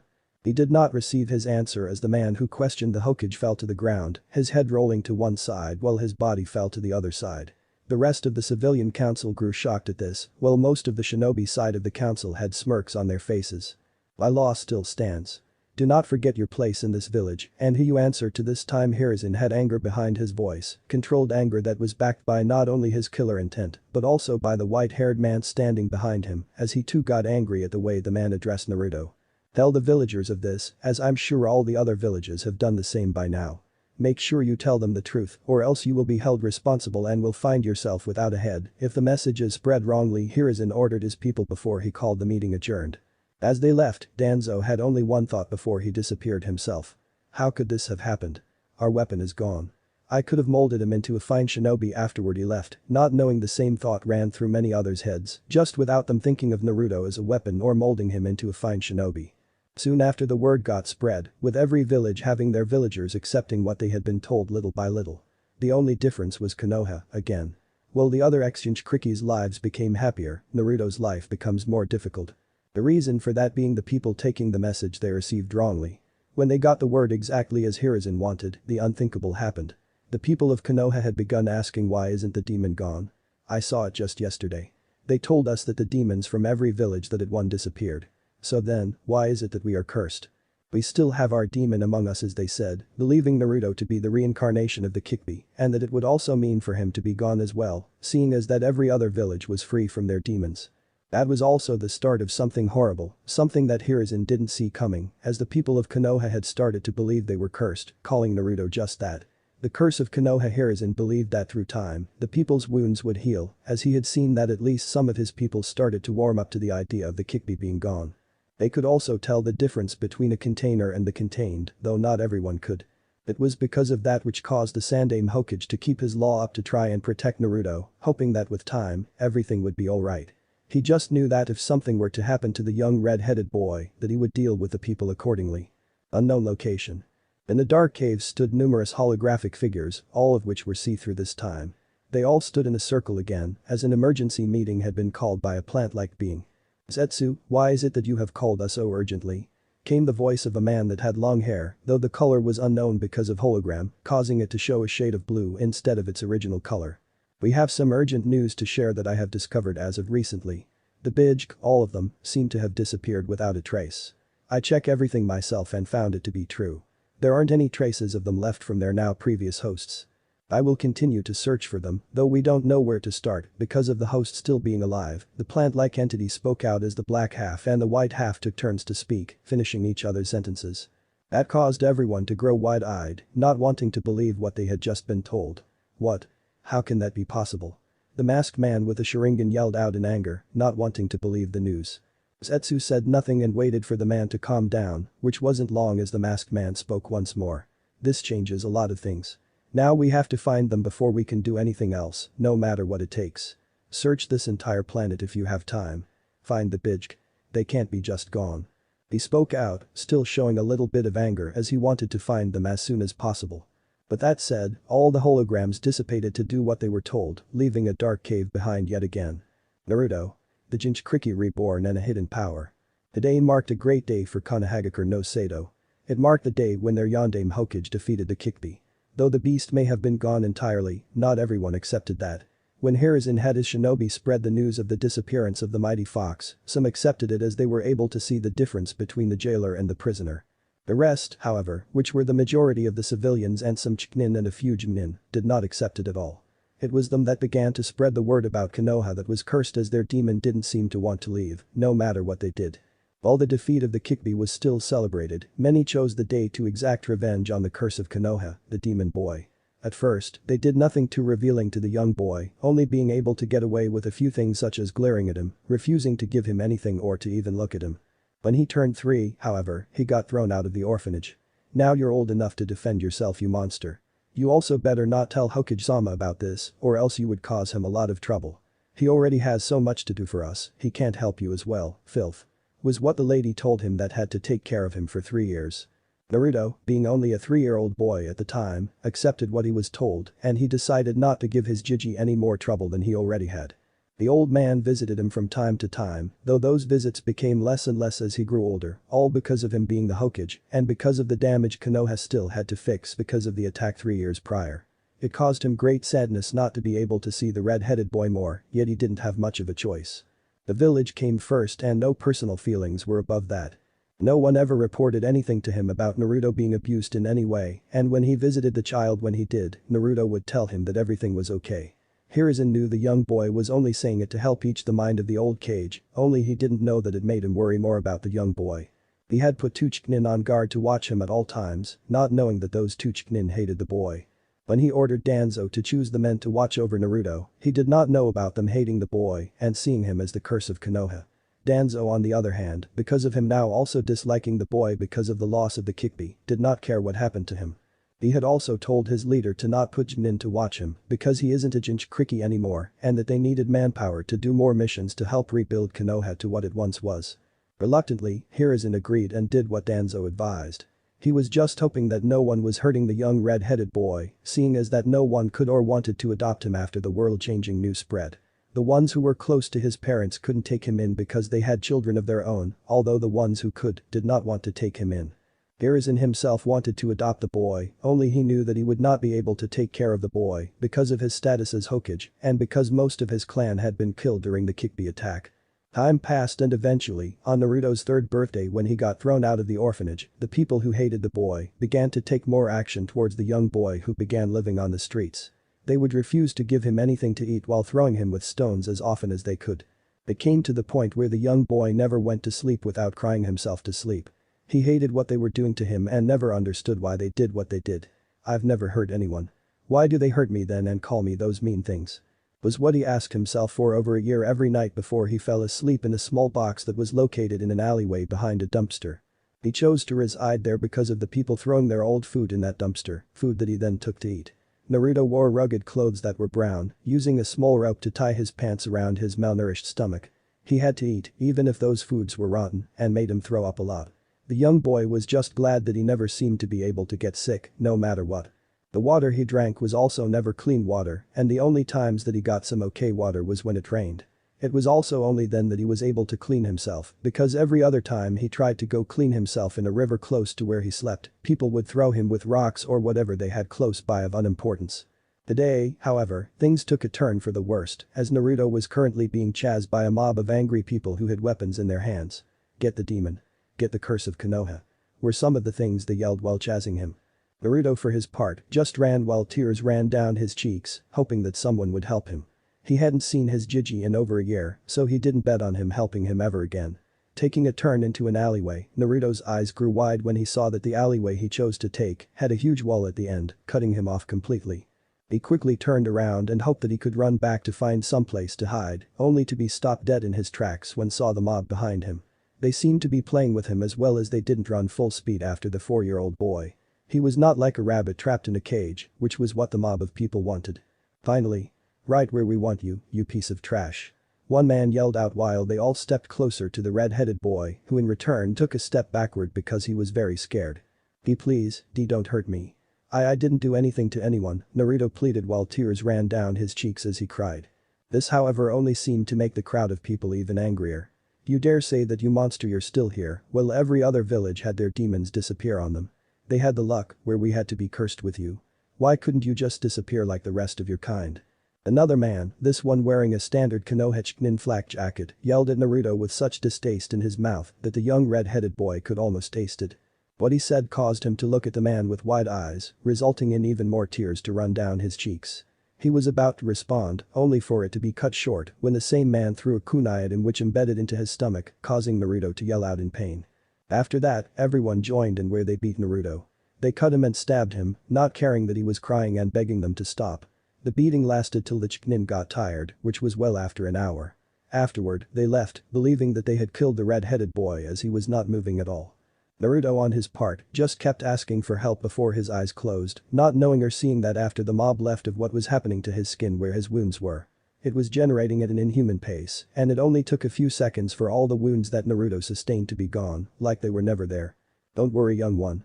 I will help you," the Chubai said from within Naruto, who had seen everything the young boy had been through. To say that the humongous entity was disgusted with what it saw was an understatement. It, however, chose to do nothing, knowing that the chakra it had given the red-headed boy would heal him in mere seconds, which it did. Naruto still felt the pain, only the wounds were gone. Blood still laid all around him, the blood that he had lost. Only, within his body, the blood was quickly reforming as new blood cells were made within him, all the while he knew nothing because of the state of unconsciousness he was in at the moment. An hour later Naruto began to stir while still laying in the alleyway. It was nighttime now though, so Naruto couldn't see the blood that he laid in that used to be his. Rubbing his head, Naruto sat up while trying to wipe the tears that were on his face. He looked down at his hands and then at his body, looking for the wounds that the mob inflicted on him, only to find nothing. "That's weird," the 4-year-old boy spoke to himself, only to remember everything that happened to him, or more specifically, what the Chunin had told him. It caused him to start sobbing again as he hugged his knees to his chest. "Why do they hate me so much? What did I ever do to anyone? I don't even know anyone," the red-headed boy spoke to himself as the tears kept rolling down his cheeks. Would it be better if I was never born? I mean, no one likes me or cares for me now." The tears streamed down his face yet again as he kept speaking to himself, believing he was all alone. If it made them happy for me to desisto be gone," Naruto said, unable to say the word that he was told as he was too young and uneducated to remember it fully before he continued, "Then maybe that is what I should do." He couldn't speak anymore as he just kept crying, not knowing what he did wrong to have people hurt him so much that they would stab him with weapons and try to kill him. "I'm only 4. They are big people. What can I do against them?" he thought to himself, not knowing that someone was listening to him. "Would you forgive them, young one?" a voice suddenly asked the young red-headed boy. That caused Naruto to look up from where he sat with sudden haste, wanting to know where the voice came from. Seeing no one close to him, Naruto figured it was just all in his head. It did cause him to think a little, as he at least knew what the word forgive mean. That was one thing his Jiji had taught him before he was thrown out of the orphanage. He was taught a few basic words from the orphanage, as the Hokage had ordered them to do so that he could at least talk. That and all the while he was on the streets, Naruto picked up a few words when he heard people talking or other parents trying to teach their children, while he hid close by to try and learn a little bit himself as well. I would, he answered, for that was one thing he didn't like even at his young age. To hold something against someone like they seemed to hold against him. He didn't want to be like the people around him. He wanted to be like himself and no one else. "But you hate them?" The same voice asked, this time causing Naruto to look around him frantically as he wanted to know who was speaking to him. Who's there? He asked and waited a few minutes for the same voice to answer, only for it to be dead quiet yet again. Moving a little bit to sit against a wall, Naruto thought about what the mysterious voice asked him for a second time. Luckily for the Jinchuriki, Naruto knew what hatred was quite well, even at his young age. To be asked if he hated them was something that made him think. I don't think I do, he answered truthfully without voicing it, as the voice seems to be able to read his mind, which is something he found very weird. He is very naive, although that is understandable. No one has taken the time to teach him anything, and he is only 4 years old. In time, I believe he will come to hate and unforgiveness. I will keep watching you, young one. You intrigue me a lot, and I for one do not like the way those ants treat the Jinchuriki, thought before it went back to sleep within Noro's mindscape, all the while the young red-headed boy knew nothing about it at all. The following months passed by rather quickly for Naruto. It was yet another horrible year for him though, for when he came out of that alleyway the day after his 4th birthday, without a scratch as well, caused the people to hate him even more. Many knew of the beating that was given to him, although not everyone participated, and they also didn't say anything to anyone at all. They feared that word would get to their Hokage, and that would result in them dying. So as the months rolled on and another year passed by, Naruto got treated even worse than before. It got to the point that he had to find a new place to hide and sleep, as they had found his old place, throwing him with stones and old knives when they found him sleeping in that alleyway. Naruto never smiled, he never looked at anyone, and he never spoke to anyone. He had learned to stay quiet and avoid everyone, for no one came to see him or find him. The Hokage had all but forgotten about him is what he believed, as he never sent anyone to look for him to visit him. He doubted that the old man knew that he had been thrown out of the orphanage 2 years ago. The day was his 5th birthday and nighttime was drawing closer. He avoided people most of the time, only running into someone now and then when he went to look for something to eat. His clothes were even more rugged than before, almost looking like he only wore a few pieces of cloth rather than pants and a shirt. Now that it was almost nighttime, caused Naruto to try and find a new hiding spot. He didn't want to get beaten and tortured again like the last time it was his birthday, so he ran as far as his small legs could carry him, all the while making sure no one saw him. He came to a huge field, and at the end of the field were huge trees. Those trees were split from the open field to the other side by a massive fence, and it almost looked creepy to the young boy when he came across the place that looked like an entrance to a forest. Seeing a few bushes on his side of the fence, Naruto quickly ran towards them, wanting to hide in them for as long as he could. What he did not know was that he was being followed. The people following him being the same Chunin that the Hokage had put on his guard patrol to keep him safe, the same Chunin that had hurt him a year ago today. Before he could get behind the bushes, the 2 shinobi spoke out, causing the young red-headed boy to stop dead in his tracks, just like the last time they caught him. Well. I didn't think you would make it this easy for us this year, you damn demon. An older man spoke to him who had dark hair and wore a standard Chunin flak jacket while also having a cigarette in his mouth. Naruto didn't even have time to say anything before the other man, the same man as before that he could remember, jumped him and pinned him to the ground. Not so fast, demon. The last time you got away, fully healed somehow. This time, however, we brought back up, he told the fearful boy who now had tears in his eyes yet again. It was then that a large mob of people, this time even bigger than the one before, joined the duo of Chunin while they carried various types of weapons. Among them, however, was an older-looking man who had blonde hair and also wore a standard Chunin flak jacket. Naruto knew the difference between a Chunin and Chunin, as he had also seen them from time to time. They never really gave him the time of day to even look at him, so he never really worried about them much. Now seeing one in front of him among the people who were looking to hurt him, however, caused him to start squirming as he wanted to get away. Please, let me go. I didn't do anything, he pleaded, hoping against hope that the man would help him. No, little demon. That is not what I want to hear. I want to hear you scream, just like how my mother screamed before she died when you attacked us 5 years ago. The blonde-haired man screamed at the boy, followed by the people around him yelling and cheer towards the strongest one amongst them. Naruto, however, was confused. But I am only 5 years old. How could I hurt anyone when I was born? He asked, hoping to get the man to see some reason in the little bit of logic he knew he had. Only for the man to laugh at him before he spoke to the boy once more. It seems you don't know, you demon. He began, only to laugh loudly yet again as the others joined him in laughing. Well, too bad. It's too much to explain, especially to something that is about to die. Let's just say, you're the reincarnation of the Kyuubi, and you're also the curse of Konoha. He yelled, followed by him jumping onto the pinned-down boy as they then began to beat him with his fists. That was when the beating started and Naruto yelled out again while being beaten by the mob of people and while crying. Please, someone, anyone, help me. he said in between getting beaten, only to hear the people laughing at him once more. It was then that they seemed to get serious as they began to use their weapons. First, they stabbed him on his right side with a kunai, followed by his right side getting pierced. Then they kicked him again, followed by someone else this time stabbing him. He screamed in pain when they stabbed him, which caused the dark-haired Chunin to get angry even more than he already was. Quickly grabbing onto his head, he took his kunai and sliced him where his vocal cords were, causing Naruto to almost pass out in pain. The Chunin then stabbed him in the chest with a needle. Said needle had in chemicals that would cause someone to stay awake, no matter what. Afterward, the beating just continued before the Chunin taking his kunai into his right hand. "Goodbye, demon," the man said before he sliced the red-headed boy's throat, deep enough to make sure it couldn't be healed. That caused Naruto to reach out to his throat, wanting the bleeding and pain to stop, all the while he tried to scream, but was unable to because of them destroying his vocal cords. The people then smiled at the scene before them, wanting to see this time how they got rid of their curse, and to make sure he didn't heal up again.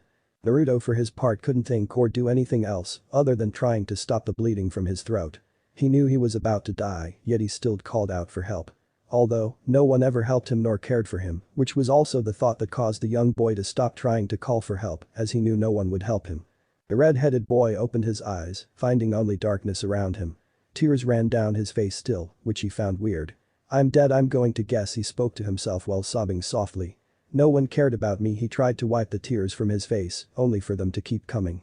That was when a small light appeared in front of him, which he saw. He stood up, seeing that there was a platform under him that allowed him to stand. When he stood up to his full height, which wasn't much at all, Naruto began to move towards the light. Reaching it fairly fast, he quickly moved through it, finding massive jail-like bars on the other side. Not knowing what to do or where he was, he simply moved towards the bars to get to the other side. Reaching it, he saw only darkness yet again. "Where am I?" he asked himself, not expecting anyone to answer him.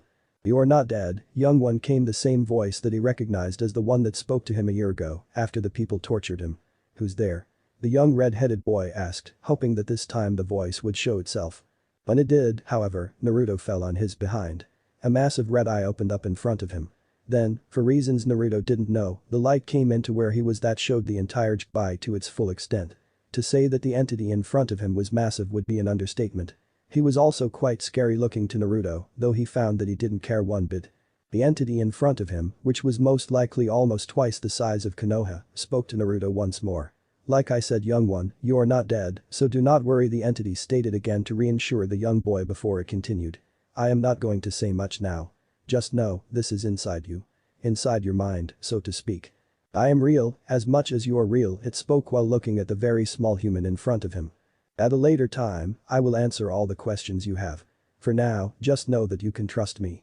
You have called for help so many times, yet no one came. I am here to tell you, young one, that I will help you. We cannot speak much now, but when we speak again, which will be soon, just know that you are not alone," the massive entity told the boy, who could just nod in to show that he understood, too shocked to even speak because of how big the being was that was in front of him. "Also, you can all be Chubai. I do not have a name, so that will have to do for now," the Chubai concluded before Naruto felt a pull on his being, only to then find himself looking at his attackers once more. What he didn't see, although his attackers could, were his wounds. All of them being healed yet again at an inhumane rate that was even visible to the human eye. The wound on his neck was the most visible while his vocal cords healed as well. The demon. "See, what did I tell you? No human can heal that fast. Not even Tsunade-sama can heal that fast, and she is the best medic nin in the world." The Chunin yelled out, getting ready to attack the boy yet again. That was until they saw the red-headed boy's eyes. What, how does he have the Sharingan?" the Chunin yelled again, causing the other people to start panicking. They too saw his eyes and also knew a little bit about the legendary Genjutsu. It was just that they had never seen a Sharingan cover the entirety of one's eyes, nor could they remember the Sharingan glowing. The Chunin was within attacking range when the Chubai spoke to Naruto once more from within his mind. "Young one, I quickly opened your chakra pass for you for the moment only. I want you to hold your right hand out in front of you and repeat after me," the Chubai told him, and Naruto complied. When the Chunin was about to stab him and Naruto's hand was almost touching him, he did what the Chubai told him to, as he also felt very weird all of a sudden. "Shinra Tensei. Almighty push," Naruto repeated after the Chubai, which caused an invisible force to originate from the young red-headed boy and pushed outwards and into the direction his hand was in. The force of the attack, however, was something that completely took Naruto off guard, as it not only pushed the Chunin backward, it destroyed the man's entire body, along with everyone else that was close to him. The attack was so strong that it not only caused Naruto to kill everyone around him, it also caused him to blow everything away, even the ground and trees that once resided within the open field that he had entered not too long ago. Where there was once an open field for Shinobi to train in, now only a massive crater was in its place. Yes, that was a bit much, the Jinchuriki said, almost sounding like it was joking. Naruto, however, couldn't believe his eyes. I did that. But you did, young one. Though don't think too much about it at the moment as I'm sensing people coming this way. Quickly run into the forest behind you and hide. I will help you, the Jinchuriki told Naruto, who in return did as he was told and quickly ran into the scary-looking forest as fast as he could, while the Jinchuriki kept sensing the people that reacted to the jutsu Naruto had used only moments ago. It wasn't long before the Hokage and several of his Anbu appeared in the crater, all of them shocked at what they saw. What on earth caused this? The Sandaime Hokage asked, looking around to see if he could find an answer. He saw blood and a lot of it. Find out who did this. Search the entire forest of death if you have to, as that might be the only place whoever did this ran towards. The Hokage commanded, followed by his people doing what they were told as they jumped into the forest, not knowing what or who they were looking for in the first place. The people that were killed could not be made out, no matter how hard the Sandaime tried. Signing, he looked towards the forest. Who or what could have caused this, and why? No one is supposed to train here, and Anko is on a mission. Though not even she could cause damage of this caliber, the old man thought to himself, hoping that his Anbu could find the cause of this. Naruto was currently hiding in an old tree bark that had seemed to have fallen long ago if the bugs inside it were of any indication. While he hid from the people who were looking for him, the Jinchuriki hid his chakra and scent from the Anbu so that they couldn't find him, even if they had brought animals with them to try and find the red-headed boy. He stayed within the tree bark for so long that he had eventually fallen asleep, only to wake up when the Jinchuriki had spoken to him once more. They are gone, young one, the massive entity told the young boy, who in return trusted the huge being, as he then got out from the tree bark, ready to head back into Konoha's streets to try and survive as he did before. Stop, young one. Do not go back to that wretched place. At least, not yet, the Jinchuriki told Naruto, causing the red-headed boy to stop in his tracks before he spoke to the massive entity for the first time. But, why? I know they treat me badly and almost killed me, but how am I going to survive here? He asked a being that had told him that he resided within him. I will teach you how to survive here, as well as many other things. Those ants will never do anything to help you. So, you must learn without their help. I will guide you and teach you, you must only do as I say, for what I teach you will be hard, and it will be a lot, the Jinchuriki said, referring to the people within Konoha as ants, because of them being so small, and because the massive entity didn't like them at all. Said being had never come to like anyone, until meeting its current host, where the Jinchuriki had decided to stay on its own accord. You will help me? But, why? Why are you so nice to me, Jinchuriki-san? The 5-year-old boy asked while standing in the middle of the forest, only trees surrounding him as far as he could see in every direction. Said young one, then do as I say, the Jinchuriki instructed once more, which Naruto did without question. He didn't want to lose the only one that seemed to care for him, so if he had to do what the massive entity said, then that was okay to him. He went to sit against a tree, only for the Jinchuriki to tell him to sit in a meditating pose. Not knowing what that was, the Jinchuriki began to explain to him step by step of what to do, which Naruto did without question. Then he got instructed to continue, and the Jinchuriki told him how to meditate and also how to reach his mindscape, the place where he first saw the Jinchuriki. Doing everything that he was told, Naruto soon found himself facing the massive entity yet, again and again, he was shocked by the mere size of the Jinchuriki. Do not be afraid, young one. I do not mean you any harm.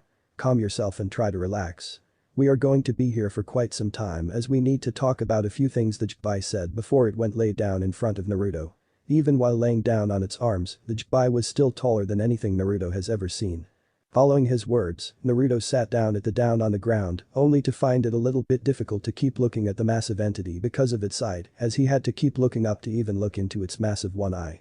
Seeing the caused the Jinchuriki to slowly bring one of its tails towards Naruto and lifted him with ease. The notion did however cause Naruto to gasp slightly, although his shock was quickly replaced by comfort, as the tail of the Jinchuriki was quite comfortable, something that didn't make sense to the young boy. Good. Now that you are relaxed, let's begin, the Jinchuriki started with Naruto focusing all his attention towards the massive entity. To answer your first question, of why I am nice to you is because I saw how they treated you throughout your life so far. You did nothing to them, yet they attacked you out of hate and fear. Being the stupid mindless ants they are, they could not see you for who you truly are. But before we continue, I need to ask you something that you need to answer me with all your honesty. Do you think you can do that, young one? The Jinchuriki asked a red-headed boy, who in return nodded while also replying yes, Jinchuriki-san. Young one, if you had all the power in the world, if somehow you got the power that was far greater than anything anyone has ever seen, and with that power you could even destroy this world, what would you do?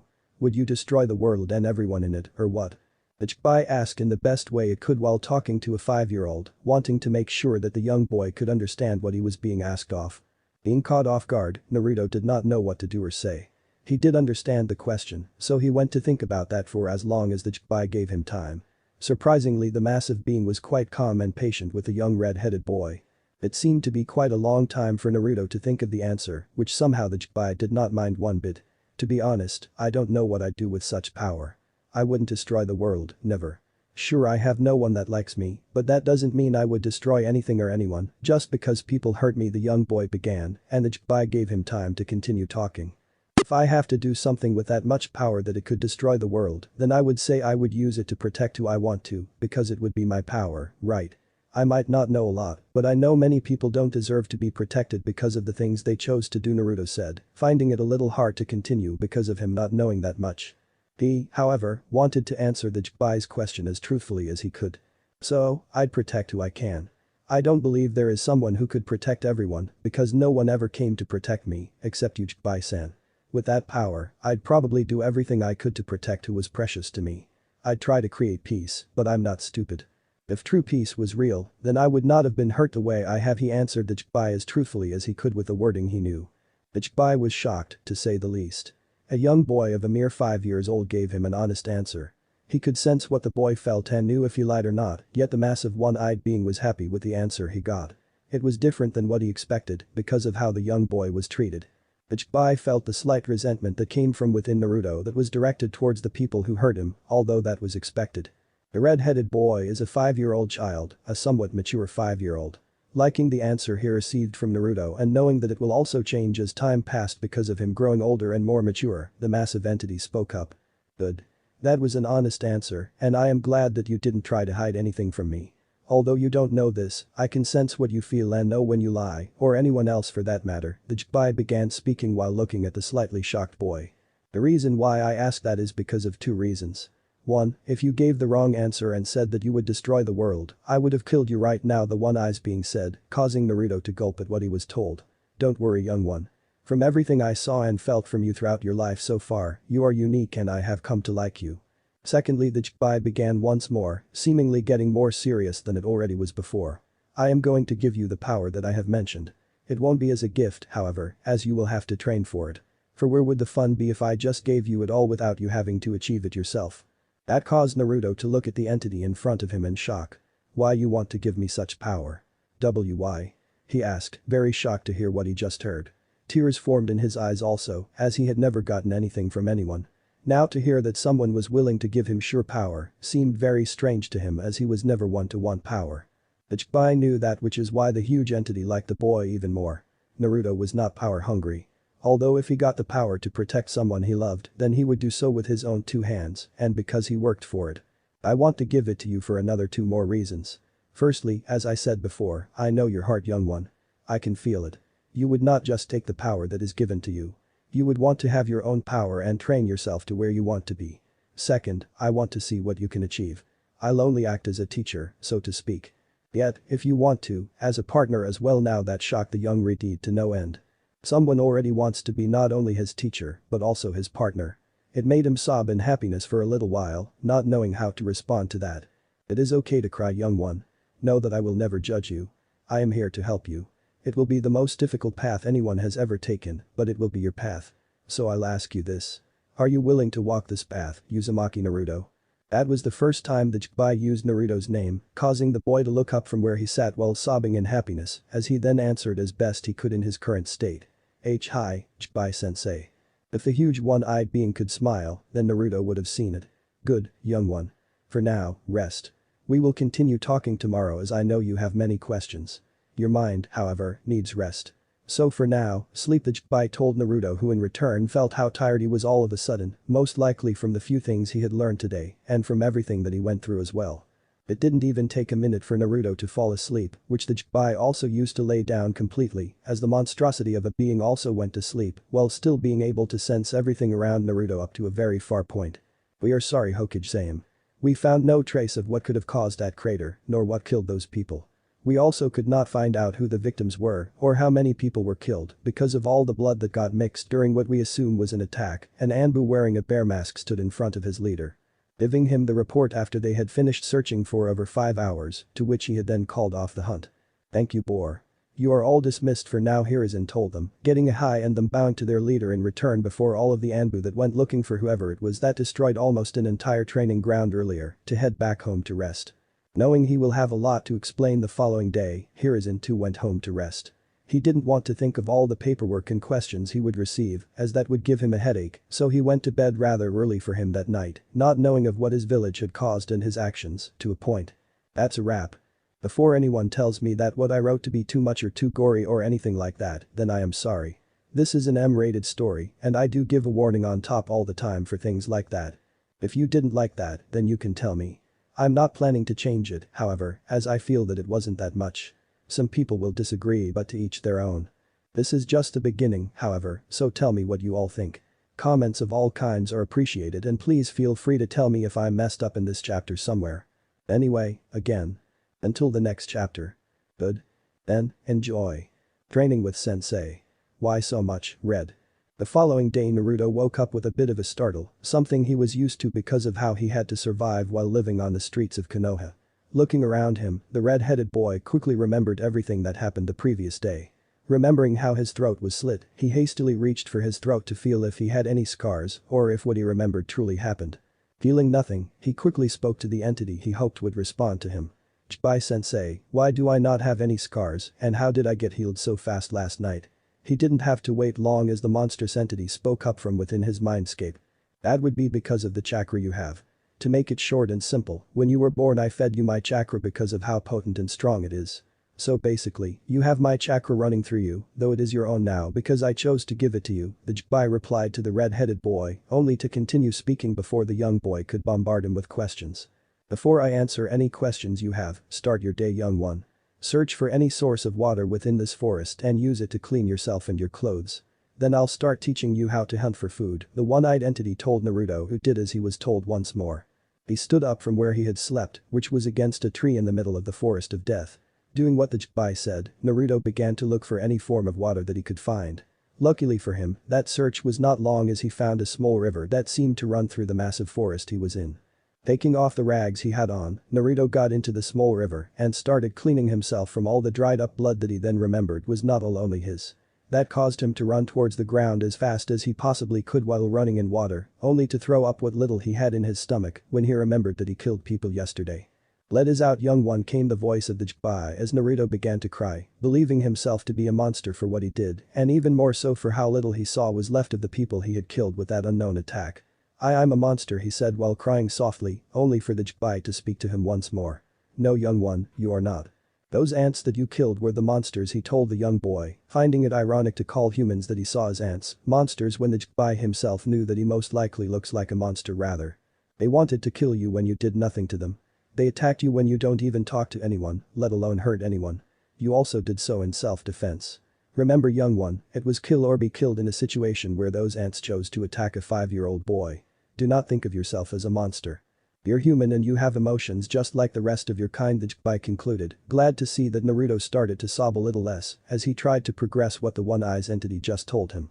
Taking a few minutes to be in silence and Naruto taking it to calm down, the red-headed boy thanked the entity that resided within him as he then went to finish what he started, feeling a little better about what he did.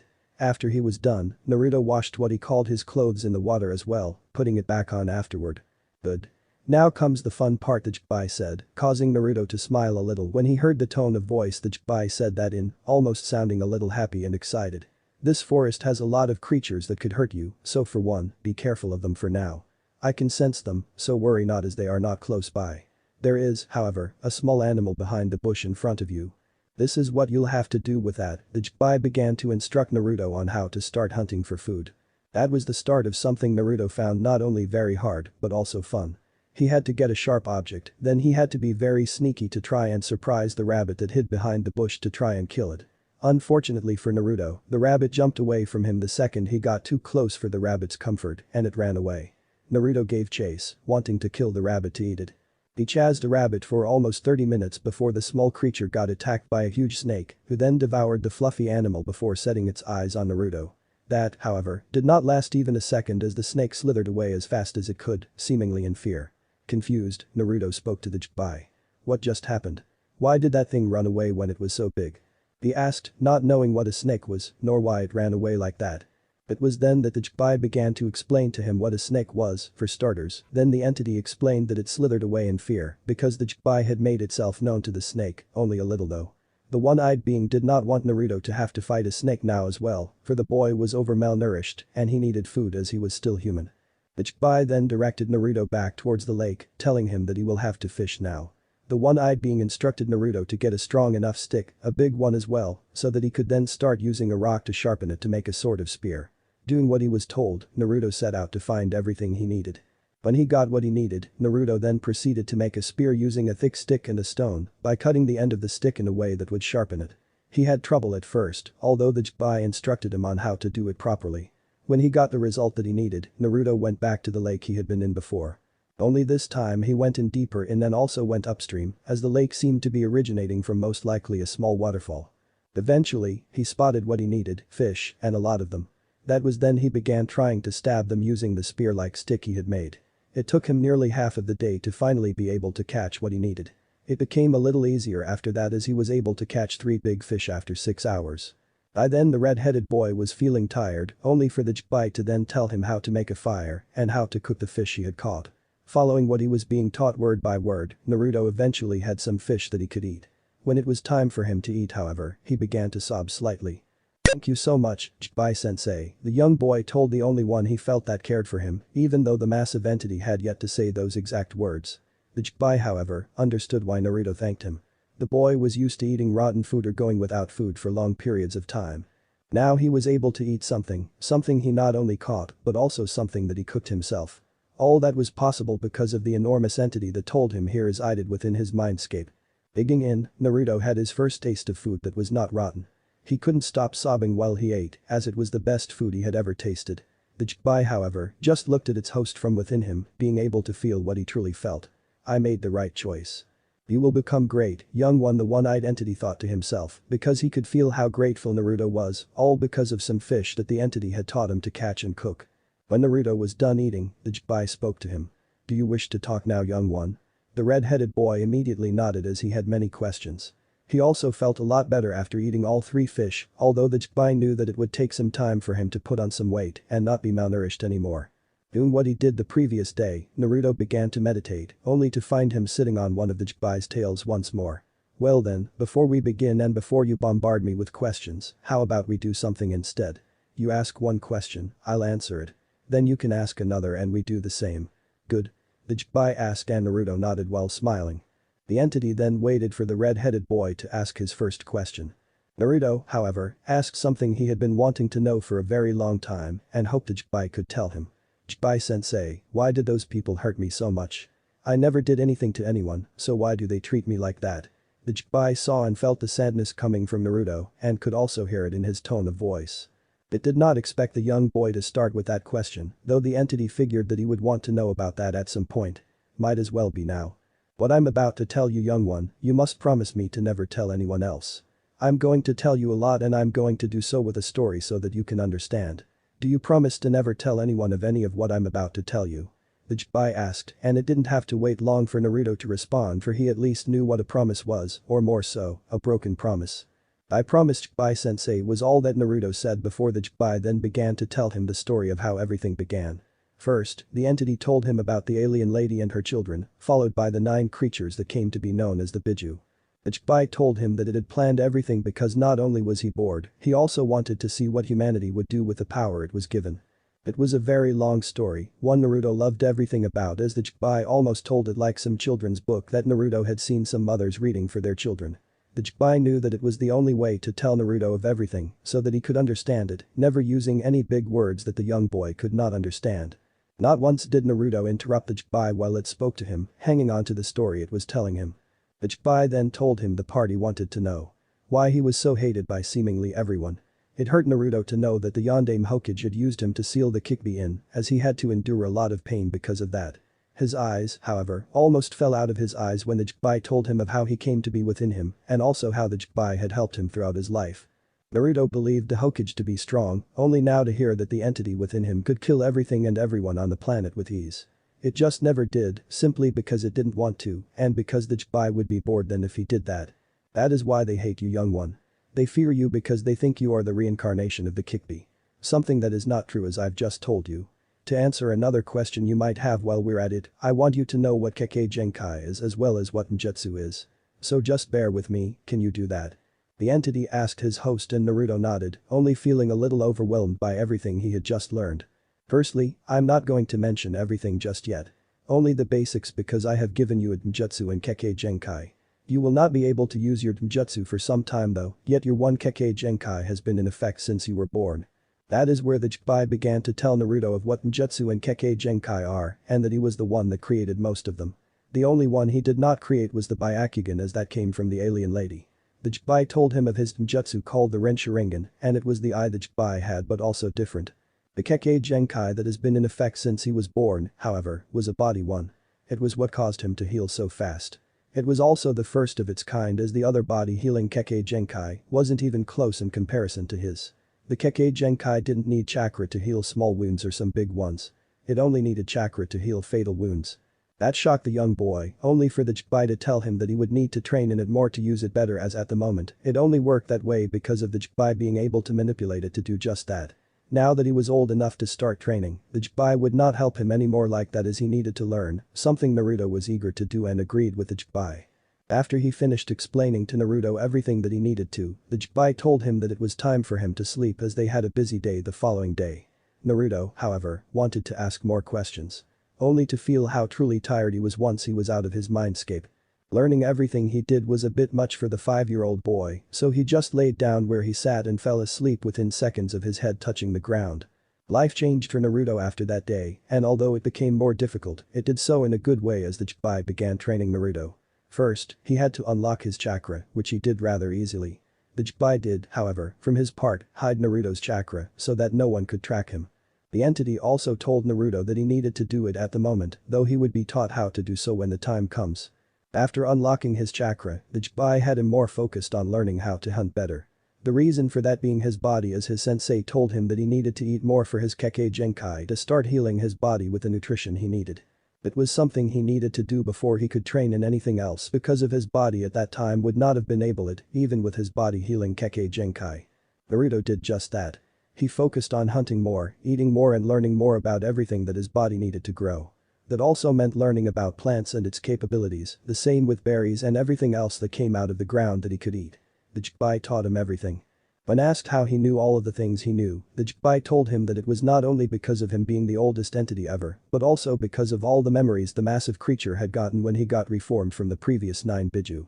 It took Naruto a week, with the help of his Kekkei Genkai, to get rid of the malnourishment his body had as he put on enough weight to look like a normal 5-year-old boy that looked like he ate healthily. Then came the part Naruto enjoyed quite a lot, exercising.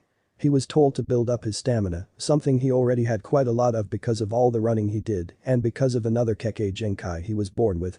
When the red-headed boy asked what it was called, the Jikbai simply told him to call it at the moment his Uzumaki blood and that he would tell the young boy a lot more about everything he still did not know about as the time progresses. It took him 3 months of non-stop exercises each day before the Jikbai told him that he was ready for the next step. Today I'll start teaching you how to control your chakra, young one.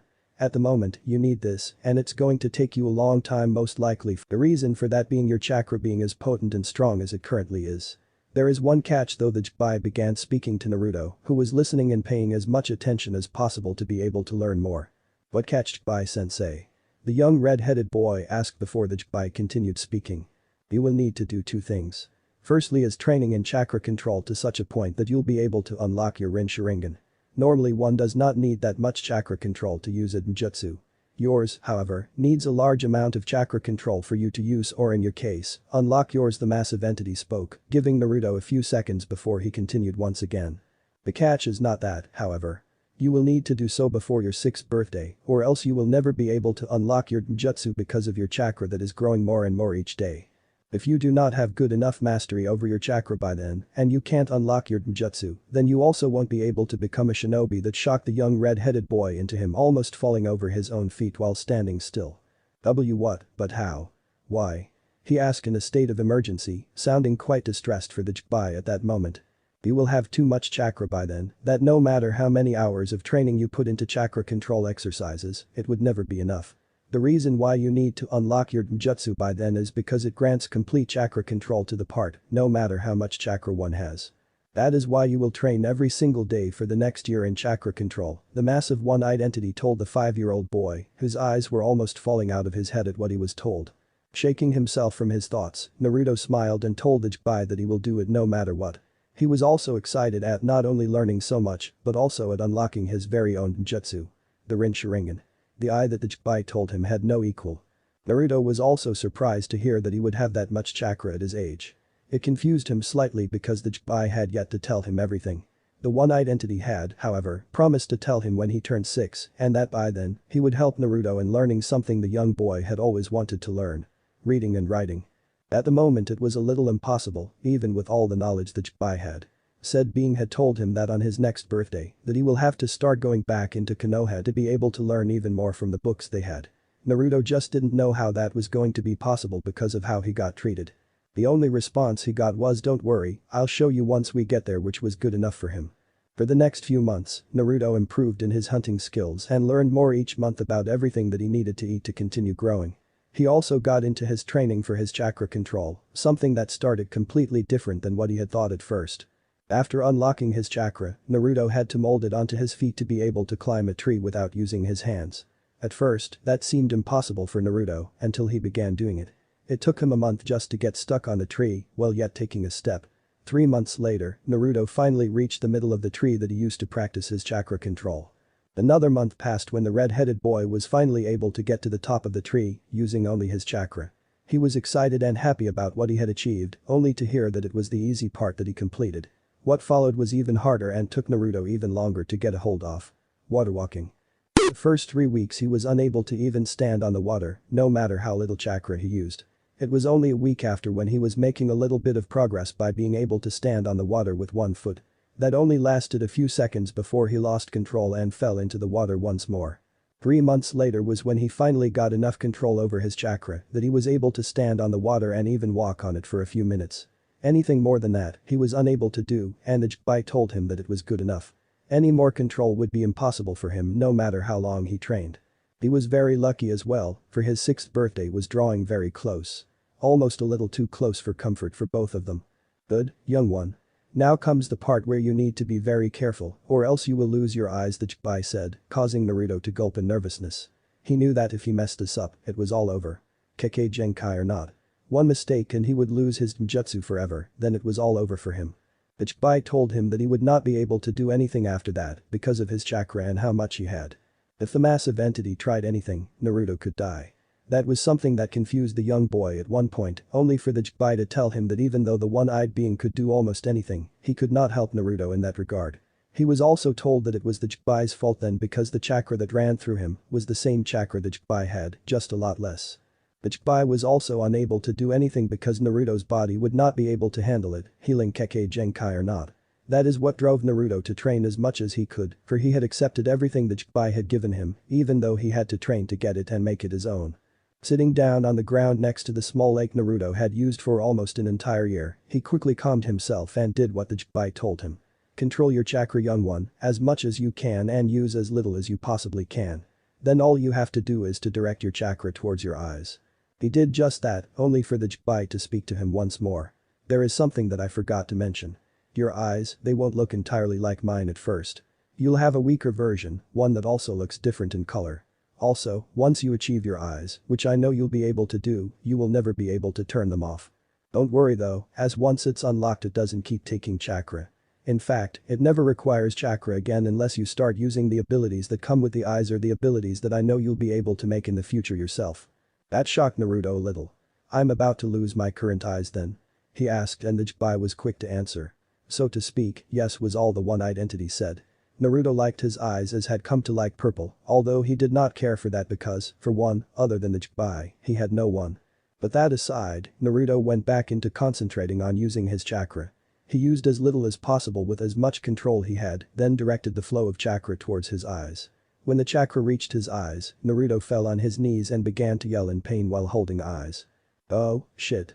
I forgot to tell him that it will hurt the Jpai though, as Naruto continued to yell for a few seconds before he fell to the ground, groaning a little after the pain resided.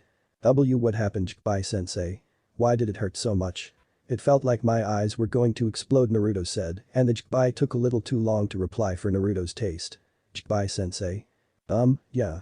I kinda forgot to mention that part, came the Jpai's reply nonchalantly, causing Naruto to do something he had never done before. He yelled at the one-eyed being for how he could act every so often. Sensei. That's just cruel. Naruto yelled while acting like a child, something he never really got to be, even though he still is one. The Jpai himself then did something the massive entity had never done before, he laughed at the antics of Naruto, finding it funny how he was acting. Don't worry, young one. That was the only pain you had to endure.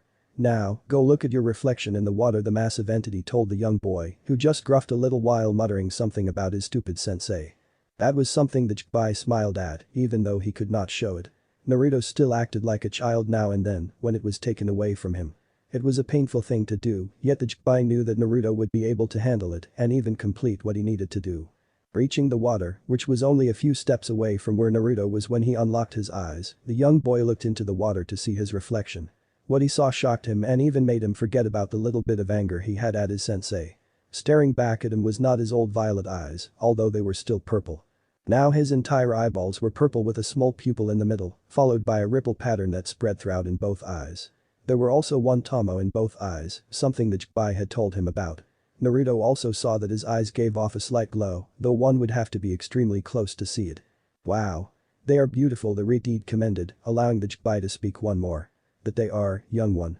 They are also very powerful, which is something that we will need to hide for now. The entity within his mind escaped to him, causing Naruto to stand up straight.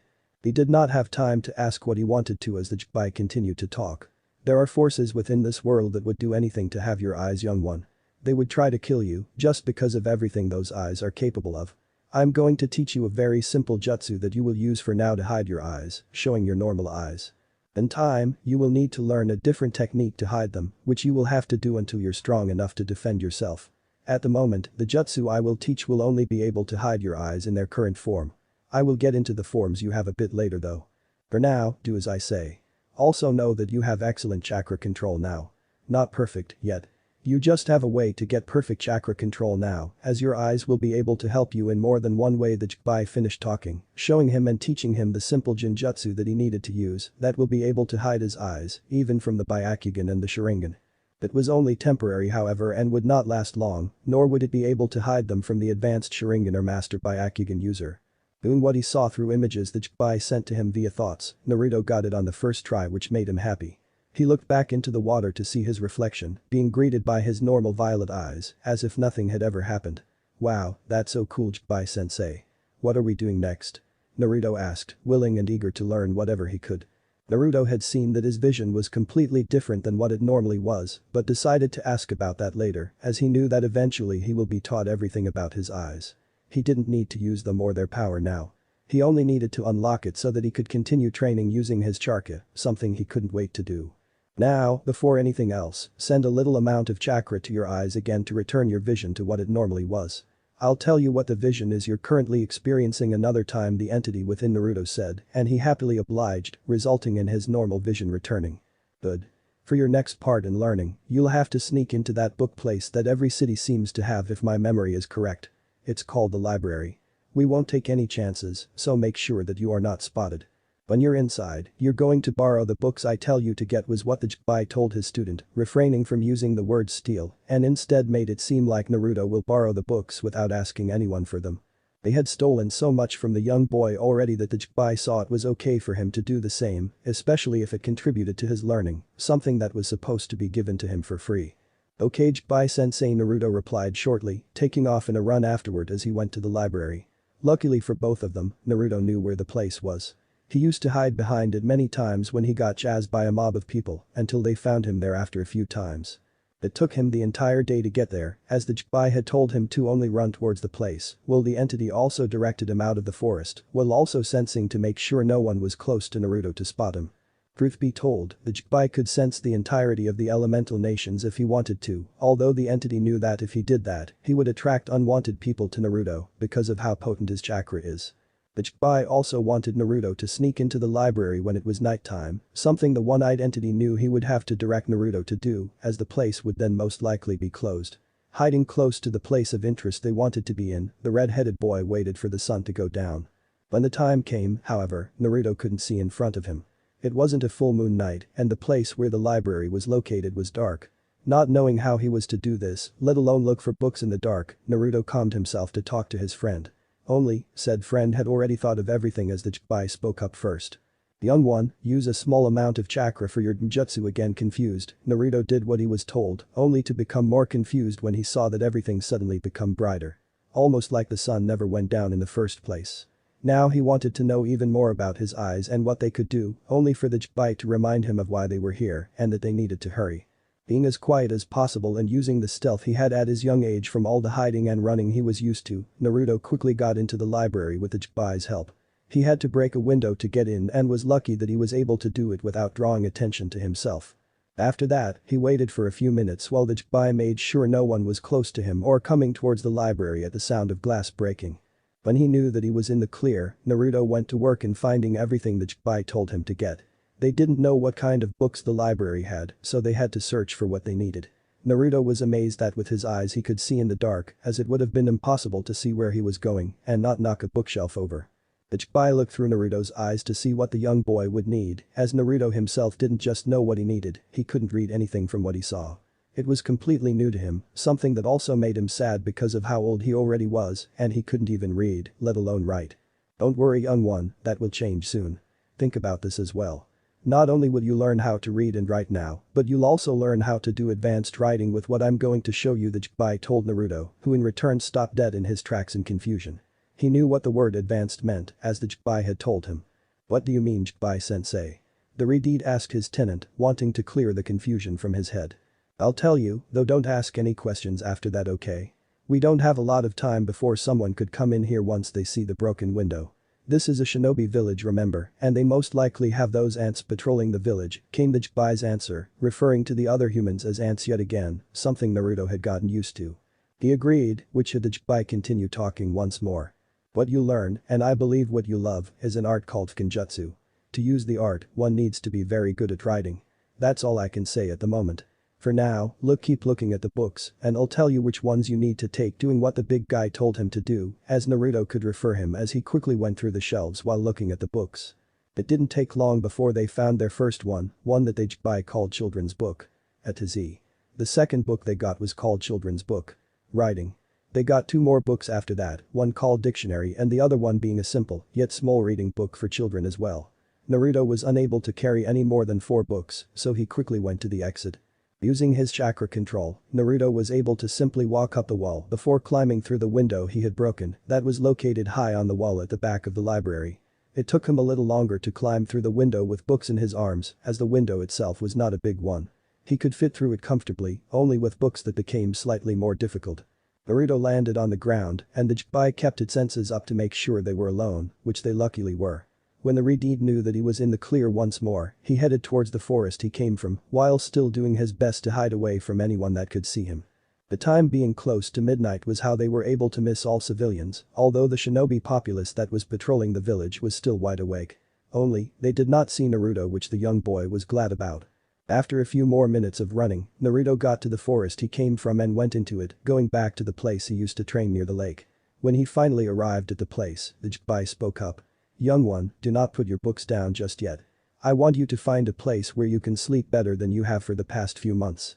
Look for either a cave, if this place has one, or look for a tree that might also have a hole at the bottom that you could use as a sort of home, came his words, and Naruto did just that, as he wanted to have a place he could call his home, for the time being at least. Half an hour later, Naruto found a small cave. The entrance was blocked by bushes, ones that had a lot of thorns on, unfortunately, yet he called it a lucky find, as now he had a place he could sleep at. It was also an unoccupied cave, something that was strange because of where they were. Naruto just thought that it was maybe because of the thorns that the cave was vacant, he didn't know or care. Now it was his and he loved it. Within the cave, Naruto placed his books on one side against the wall. He could see where he was going at least, thanking his Ren Sharingan for that as the cave was pitch black and darkness otherwise. Not wanting to do anything else at the time, Naruto just laid down and fell asleep after he bade the Jiraiya good night. That was the start of where Naruto truly began to learn. Being deprived of everything that any other child was supposed to be taught, he not only had to fight for what he wanted at his young age, but got taught by an entity more powerful than anything else that has ever walked the earth. He also made a friend, teacher, and partner from said entity, something he was eternally grateful for. Naruto showed it in a way that Jiraiya was proud of, by training. Each day he would learn what the Jiraiya told him was in the books, what every alphabet letter was and how to write it. Because he didn't have paper nor a pen, the Jiraiya had him write in the sand using a stick just so he could start learning how to write. Time passed and eventually, Naruto had to sneak back into the library for a few reading books as he had finished the one he first borrowed. With that said, he also put back the very first storybook he read. That was one thing Naruto started to love reading. He even got to the point where he had to start reading the dictionary he took to expand his vocabulary. During that time, however, the Jiraiya had him work on chakra control exercises. The tree walking and water walking ones coming to him like second nature. After that, he learned chakra balancing while using a stick to hold on the palm of his hand and to make sure it didn't fall over. Because of his ninjutsu, Naruto mastered that exercise rather fast with a time span of 2 weeks, all the while still reading and continuing to learn how to write till he became fluent in both after 1 year. When he wanted to learn about Genjutsu, the Jiraiya told him that he would need special equipment for that as it was something you couldn't do with just a pen and paper. The Jiraiya had also told Naruto, after his 7th birthday, that he would have to learn everything the world has to offer on his own from then on, as he would need the experience with that. That did not mean that the Jiraiya would stop talking to him or stop helping, on the contrary. Naruto had, when he turned 7, gotten one more Tomo in each eye, while they both stayed purple. It was also on his 7th birthday that the Jiraiya had revealed even more to the young boy as he also needed to train him in using his eyes and to tell him what they, or rather he was capable of. Young one, it is time for you to learn more about everything that had been hidden from you. I know you can handle it, so I want you to get comfortable and get in here so that we can talk, the Jiraiya had told him the night of his 7th birthday while the boy was within his home. Eager to learn more, or more specifically learn the truth about what he did not know, Naruto sat down against a wall within his cave and entered his mindscape, finding himself sitting on one of the Jiraiya's tails once again. Okay, Jiraiya-sensei. What is it that you wanted to tell me? This is going to be a lot, so just bear with me. After I'm done talking, you can ask all the questions you want or even by then, vent out the anger you might feel, came the Jiraiya's voice as Naruto nodded and waited for his teacher to continue. The very first thing that he told Naruto was something the young boy wanted to know since the beginning. Or more specifically, since he could understand what a family was. He wanted to know why he didn't have one, who his mom and dad were. For the Jiraiya to then tell him that it was none other than the one who sealed the Kyuubi within him, made Naruto angry. Angry that it was his very own father, the Yondaime Hokage Namikaze Minato, who had condemned him to the pain he had to endure for so long. It was his dad who put trust in the wrong people, that he understood. He wanted to hit something, and he wanted to scream just to let out a little bit of the anger he felt at that moment, so the Jiraiya told him that he could scream at least as no one was within the forest at that moment. Doing just that, the young boy screamed at the top of his lungs. How could he? He yelled afterward, only start calming down after a few minutes. Then the Jiraiya told him why his dad did what he did, as he also then revealed to Naruto the one thing he didn't mention so long ago. That being, why they Kyuubi attacked. To learn that the entity that was formed from his sensei was controlled got Naruto to calm down a lot, only for him to get angry at the person who caused him all of this. That, however, only lasted a few minutes as Naruto began to think about everything that he had to endure until this point. It made him so much more thankful for everything his sensei did and taught him, bringing him to tears yet again for the same reason he cried before. Accepting what he learned and not asking any questions as the Jiraiya told him to, Naruto waited for his tenant to continue talking, which the one-eyed entity did almost immediately. Finding out who his dad was brought him some pain, although he knew that with time that the pain he had would go away as he was an understanding boy. Then came not only the identity of who his mother was, but also her story. Uzumaki Kushina, the red hot-blooded habanero of Konoha, the girl who came from the now almost extinct clan of the Uzumaki that once resided in Yuzushiogakure no Sado, a village that got destroyed because of the other hidden villages fearing their power of Genjutsu, almost had Naruto scream yet again. So they destroyed my clan because they were scared of a possible threat, then I will bring back Genjutsu for my clan, even though I never knew them, the young red-headed boy declared with pride in his voice. He would not fall into hatred that he had promised not only himself but also his sensei. Sure, he got angry, he just didn't let that anger turn into hate as that was not someone he wanted to be. Naruto was also told that the Jinchuriki knew all of that because of the Hachibi holder at the time, for the Jinchuriki back then was a part of everything concerning the fall of Uzashigakure. It made Naruto glad that the entity within him made a plan so long ago to reform itself, then to get all the memories the previous 9 Bijuu. The Redeed had a little bit of anger for his dad, while not only having the world's respect for his mother, but also so much love for her that he even started to sob. He found it cruel that he had to grow up with her in his life, only to find out something that almost had him fall over in shock. Naruto, your parents left so much for you, although your mother more so. All of their belongings and everything they had, they left for you. I saw the Kyuubi, who was your mother's previous host, reading a will through her eyes when the other part of me was still within her before getting ripped out of her. I will lead you to where it is once you feel you're ready. We just have to be very careful, for it's a very unknown place, and there might be a lot of ants patrolling where the place is, because of who your father was, the Jinchuriki told the still sobbing young boy, as he got a hold of himself before he nodded, really wanting to see what his mother left for him, and to some extent, his dad. After that, the Jinchuriki got even more serious, and Naruto could almost feel it from within him. Young one, well that might all be a bit much to take, what I'm about to tell you is even more so. You cannot, no matter if you become a shinobi and have the Hokage be your leader, ever tell anyone, unless you fully trust that person and know they would not tell anyone else either. Understand? The Jinchuriki asked and Naruto told him that he did, resulting in the one-eyed entity continue speaking. You know what your eyes are called and that there isn't a ninjutsu in existence that could even be on the same table as what you have. Even at its current state, no other eye can compare. Although I want you to know, never only rely on your eyes. Though, I believe you already know that part quite well. The young boy only nodded at that while listening to his sensei. Now, to start with the explanation of the Tomo in your eyes and why you keep getting more, just know that I made them like that for you. Think of it as levels. Each time you get more Tomo in each eye, the stronger you get and the more abilities you unlock with every single Tomo. The max you will be able to reach are 9 Tomo in each eye. The first 2 Tomo in each eye are the easiest ones, as you only need to have more chakra and have better control over that chakra to get them. I will explain each Tomo's abilities a bit later. Now, the third Tomo in each eye is a little more difficult to get, as you need to not only have even more chakra to get them, but you also need to be a lot stronger. As in Jinnin level strong as that level also resembles a fully matured Sharingan. The Jinchuriki then waited a few seconds before continuing. The Tomo after that, however, requires so much more. By then, when you unlock a Tomo, you only unlock 1 per eye. You'll have to then unlock the other eye's Tomo to progress till you have 9 Tomo in each eye. The last 2 Tomo, however, is near impossible to unlock. I have faith in you however, young one. For not only when you unlock those Tomo do you become even more stronger, but I will also have a surprise for you by then. Naruto was smiling at what the Jinchuriki said and couldn't wait to keep training and learning whatever he could. It almost sounded like he was playing a game with the Jinchuriki, which made him excited though also made him serious as the power he holds sounded like a lot. I hope I'm worthy of that, sensei. But don't worry, I'll do my very best. I know you will, young one. You'll just need to train like no one else has ever before. It would be good to have someone train with you and to get someone you could trust, although I don't think that might happen anytime soon. Those ants don't deserve anything. They would also most likely only try to use you once you reveal everything to them when the time comes. More so when they come to know that the power you hold can't be stolen, nor will it ever be passed down. Well, the Ren Sharingan that is.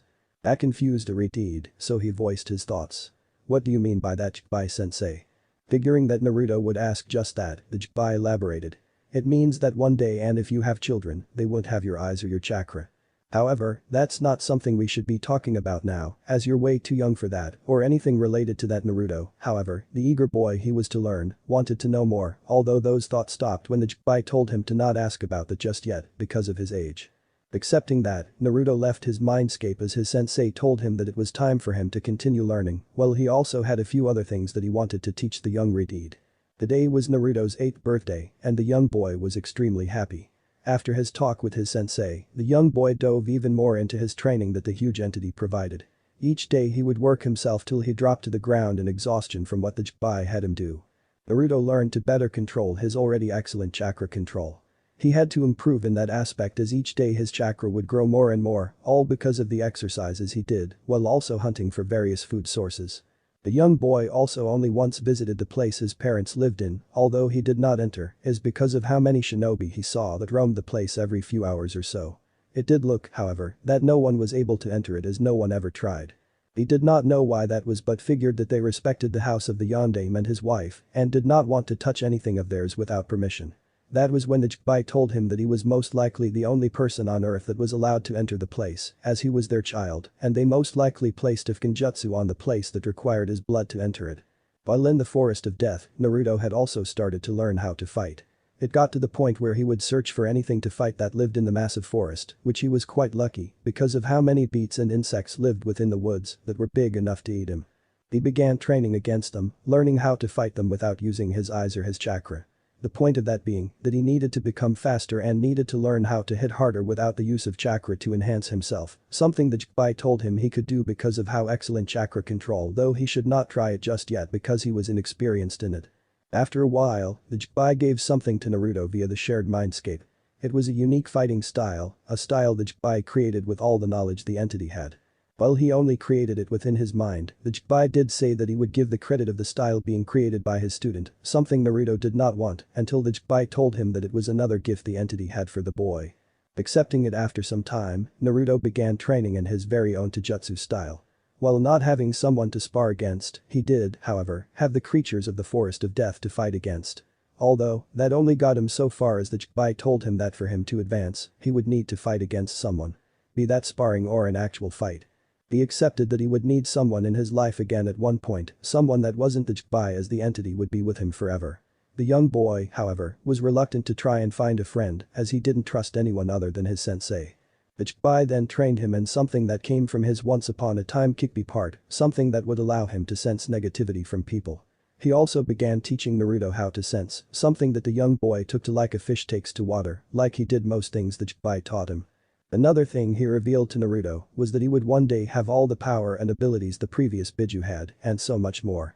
It was a little strange for the young boy because he did not know what he would do with so much power, though the Jbai told him that he would figure it out as he was a smart boy and not someone who was power hungry. In that time, Naruto had also grown a lot. At the moment he stood at 4 feet 3 inches, 131 centimeters, which was tall for an 8-year-old boy. He had on a red t-shirt and blue shorts while still being barefoot. Those clothes were clothes that he had borrowed once he had gone to the library for the 5th time to get more reading books. While in the library, he stumbled upon a lost and found basket that had the clothes he currently wore, along with other things that he did not take, as he didn't want it to seem obvious that he took them. His hair, however, grew even longer and spikier as it currently reached just below his shoulders. The color of his hair also seemed to get a little brighter, something Naruto didn't mind as red was his favorite color, for obvious reasons. He wanted to have his hair cut a little as he didn't see any point in having them that long. That was until the Jbai told him that maybe he could acquire a jutsu along the way that uses hair, something akin to maybe an offensive jutsu or even a defensive one. Liking the idea, he kept it long and would let it continue to grow, even if it currently looked a bit dirty because of where he lived. Naruto at the moment is taking a bath in the river that was close to where he lived, his clothes on the tree stump that was just a few feet away from the river. After cleaning himself, he quickly got out of the water as he wanted to train more in his taijutsu style, a style that was like second nature to him as it fitted so well with him and how he liked to move. He was busy putting on his pants, not sensing anything as he believed to be alone, while the Jbai was sleeping when suddenly Naruto heard a gasp. Jumping into a defensive stance, Naruto looked around without sensing still. "Who's there? Come out if you know what's good for you."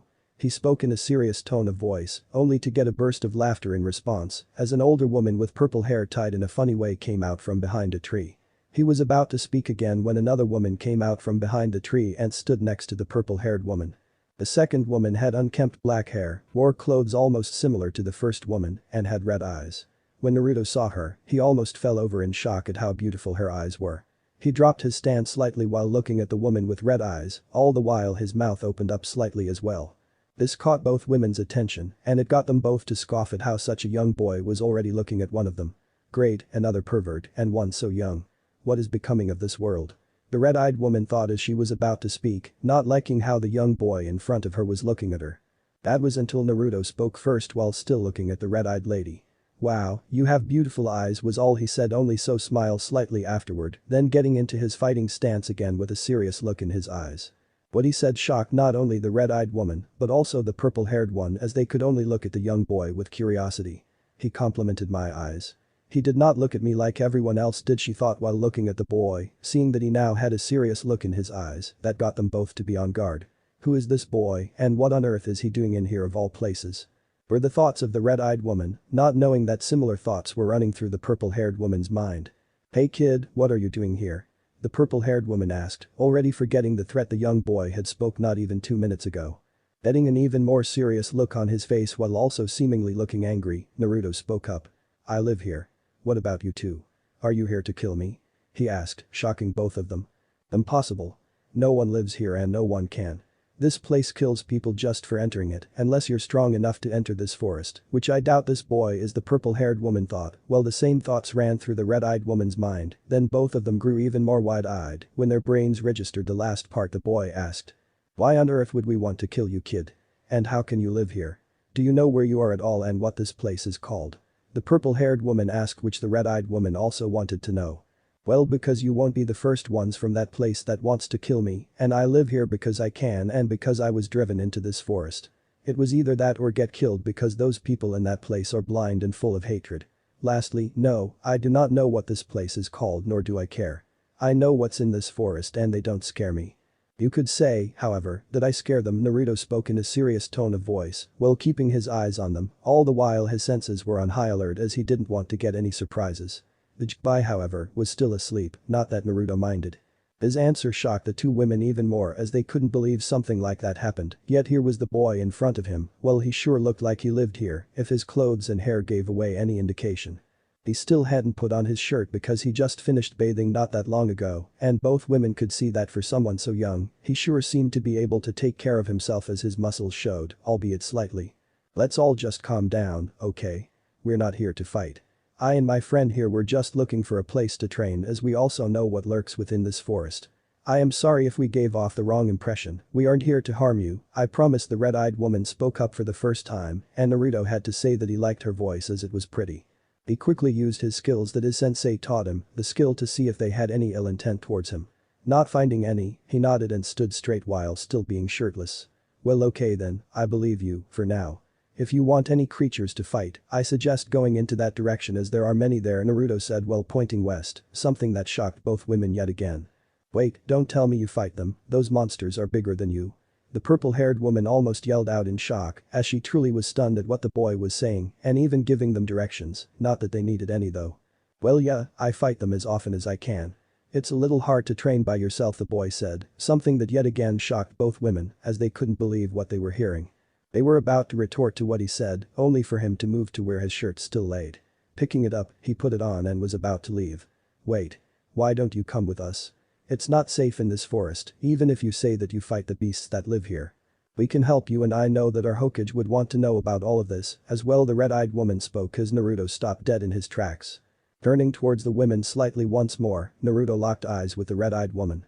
No thank you. Well, I appreciate that, I'm not going back there again. At least, not now. I don't trust anyone, as that place never did anything except hurt me. You're Hokage amongst them, although I doubt he still remembers me. You two take care and stay safe, he said before leaving, vanishing in the blink of an eye. Both women were shocked once more, not just by what he said, but also by his speed. Nai-chan, what we just saw, was that real or did you put one of your jinjutsu on me? The purple-haired woman asked while still standing with a look of disbelief on her face. That was no jinjutsu, Anko. Whoever that boy is, he's very mature for his age and he looks so young. We need to find out who he is. What he said, however, sounds somewhat familiar, don't you agree? The red-eyed woman asked her friend who in return nodded. They both slightly remember a young boy that once lived in Konoha that was treated like garbage. While they never met him or know what he looked like, they did head about the curse of Konoha and that at one point, the boy just disappeared. Not knowing what else to do or say, both women just went along with what they came to the Forest of Death to do in the first place. To train. All the while the red-eyed woman couldn't stop thinking about the young boy as she quite liked his hair, more specifically the color of his hair. Red is my favorite color. Though, who was that? I need to find out, and soon. For someone so young to be living in this place, she thought, only for those thoughts to keep running through her mind while she and her friend went deeper into the forest. The purple-haired woman, however, saw the look on her friend's face while they went to their destination as they traveled via jumping from tree to tree. You sure are interested in a boy that you just met, Nai-chan. Sure I am as well, as what he said intrigued me, and to find someone that lives in this place is quite exciting, but you, however, seem to have taken a liking to a boy you just met, the woman thought as a smirk appeared on her face, on that went unseen by the red-eyed woman. The Ice Queen of Konoha and aspiring Jinjutsu mistress taking a liking into someone. Now that's rare. Whoever you are, boy, we will meet you again sooner than you think. All the while Naruto returned to his cave, making sure no one followed him, especially now that he has been found out after so long.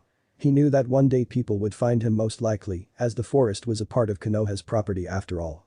Naruto just didn't think that it would be so soon, for he still needed to train a lot more. The young red-headed boy also didn't want to stay in the forest forever, as he wanted to accomplish something with his life, so for two women to run into him wasn't that big of a surprise to him. Maybe I'll meet them again. I just hope they don't try to attack me again like those other people did so long ago, as this time I'm not taking any more crap from anyone, Naruto thought before he laid down, closing his eyes to take a nap for the day. That's chapter 4 everyone. Hahaha. Enjoy. The friendship is formed.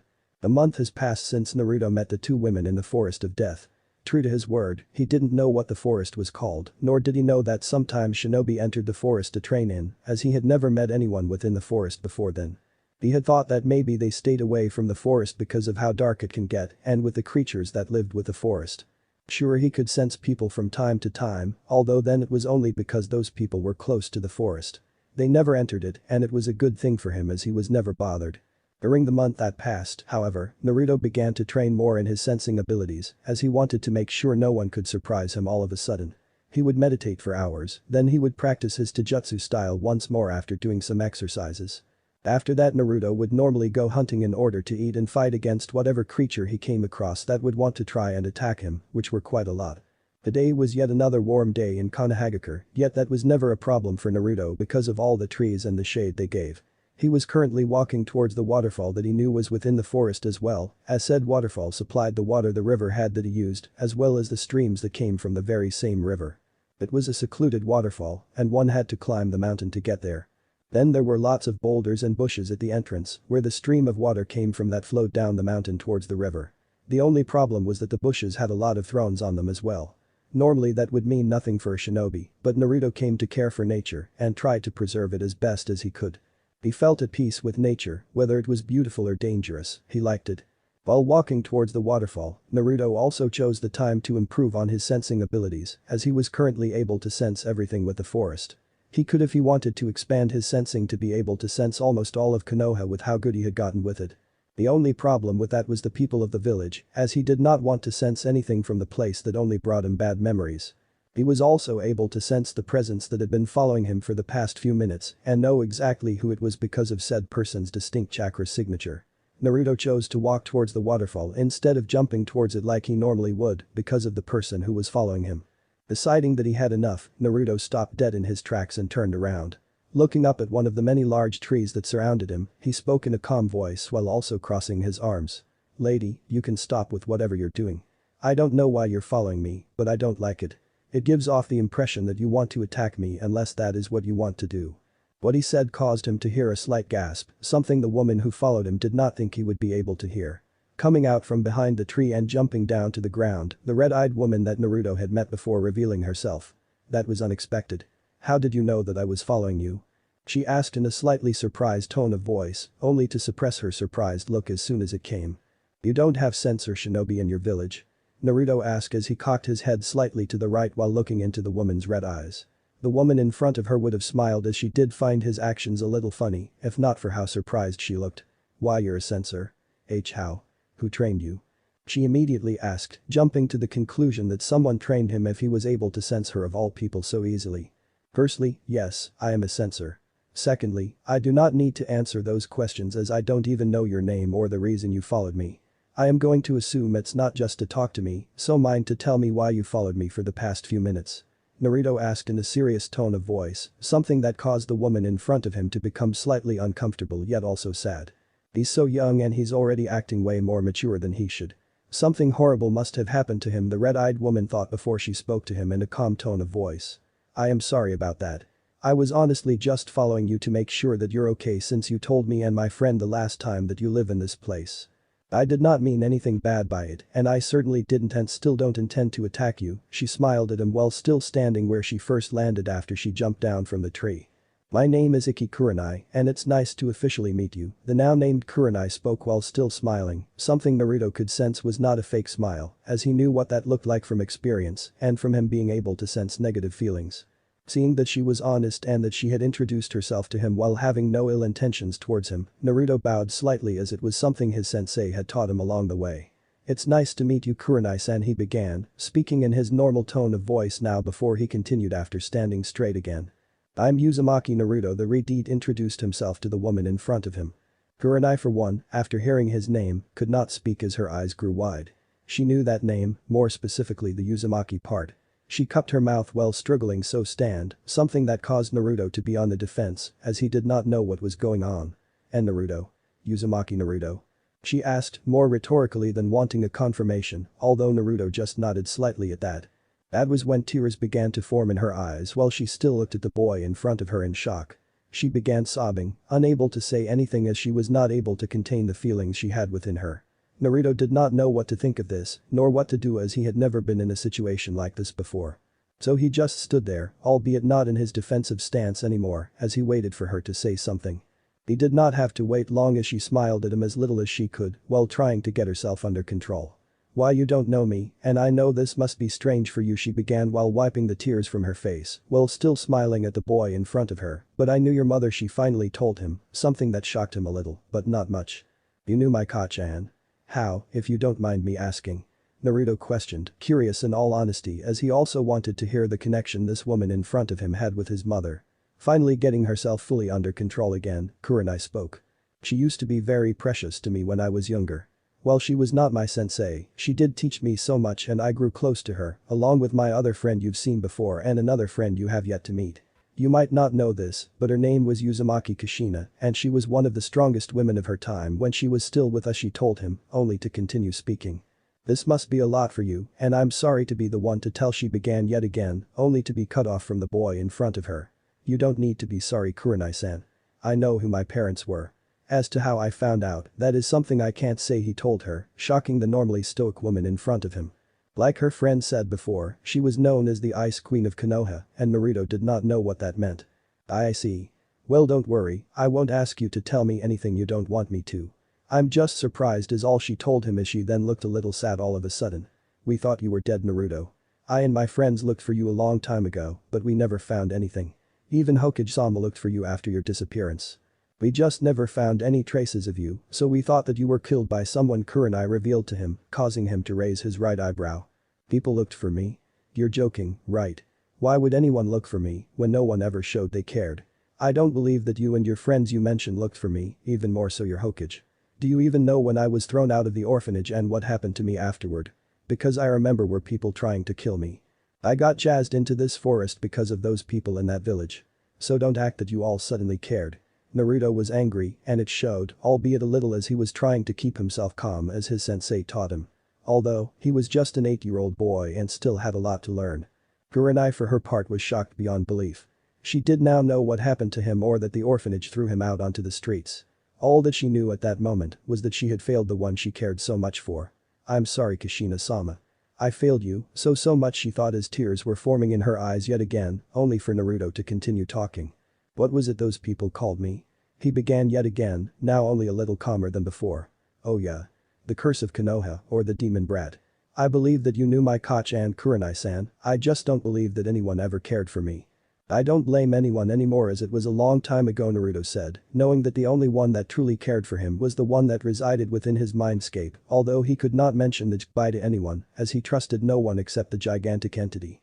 The tears in Kurenai's eyes began to fall as they ran down her cheeks.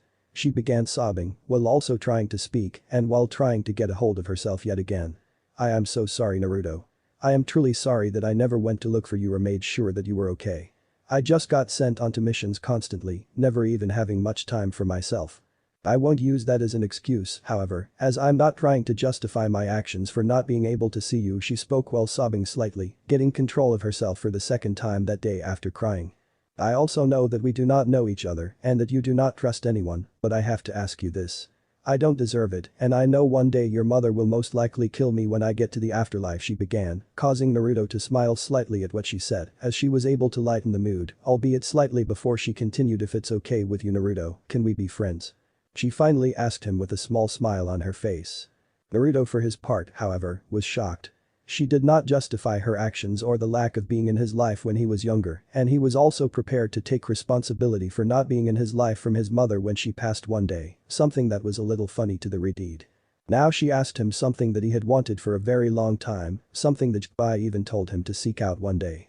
To be his friend. That was something Naruto never thought he'd have, as he thought that everyone would just always look at him with hatred and would want him dead.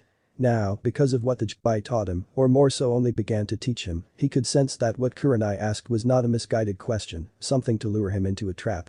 He thought about it for a few minutes, as Kurenai did not mind the wait at all, for it meant that he was truly thinking about what she had asked. Only for her to see something that Naruto had been trying to hold in for a long time, as he also told himself that he had enough of it. However, his body did not think that as tears began to form in his eyes that were still covered by his genjutsu.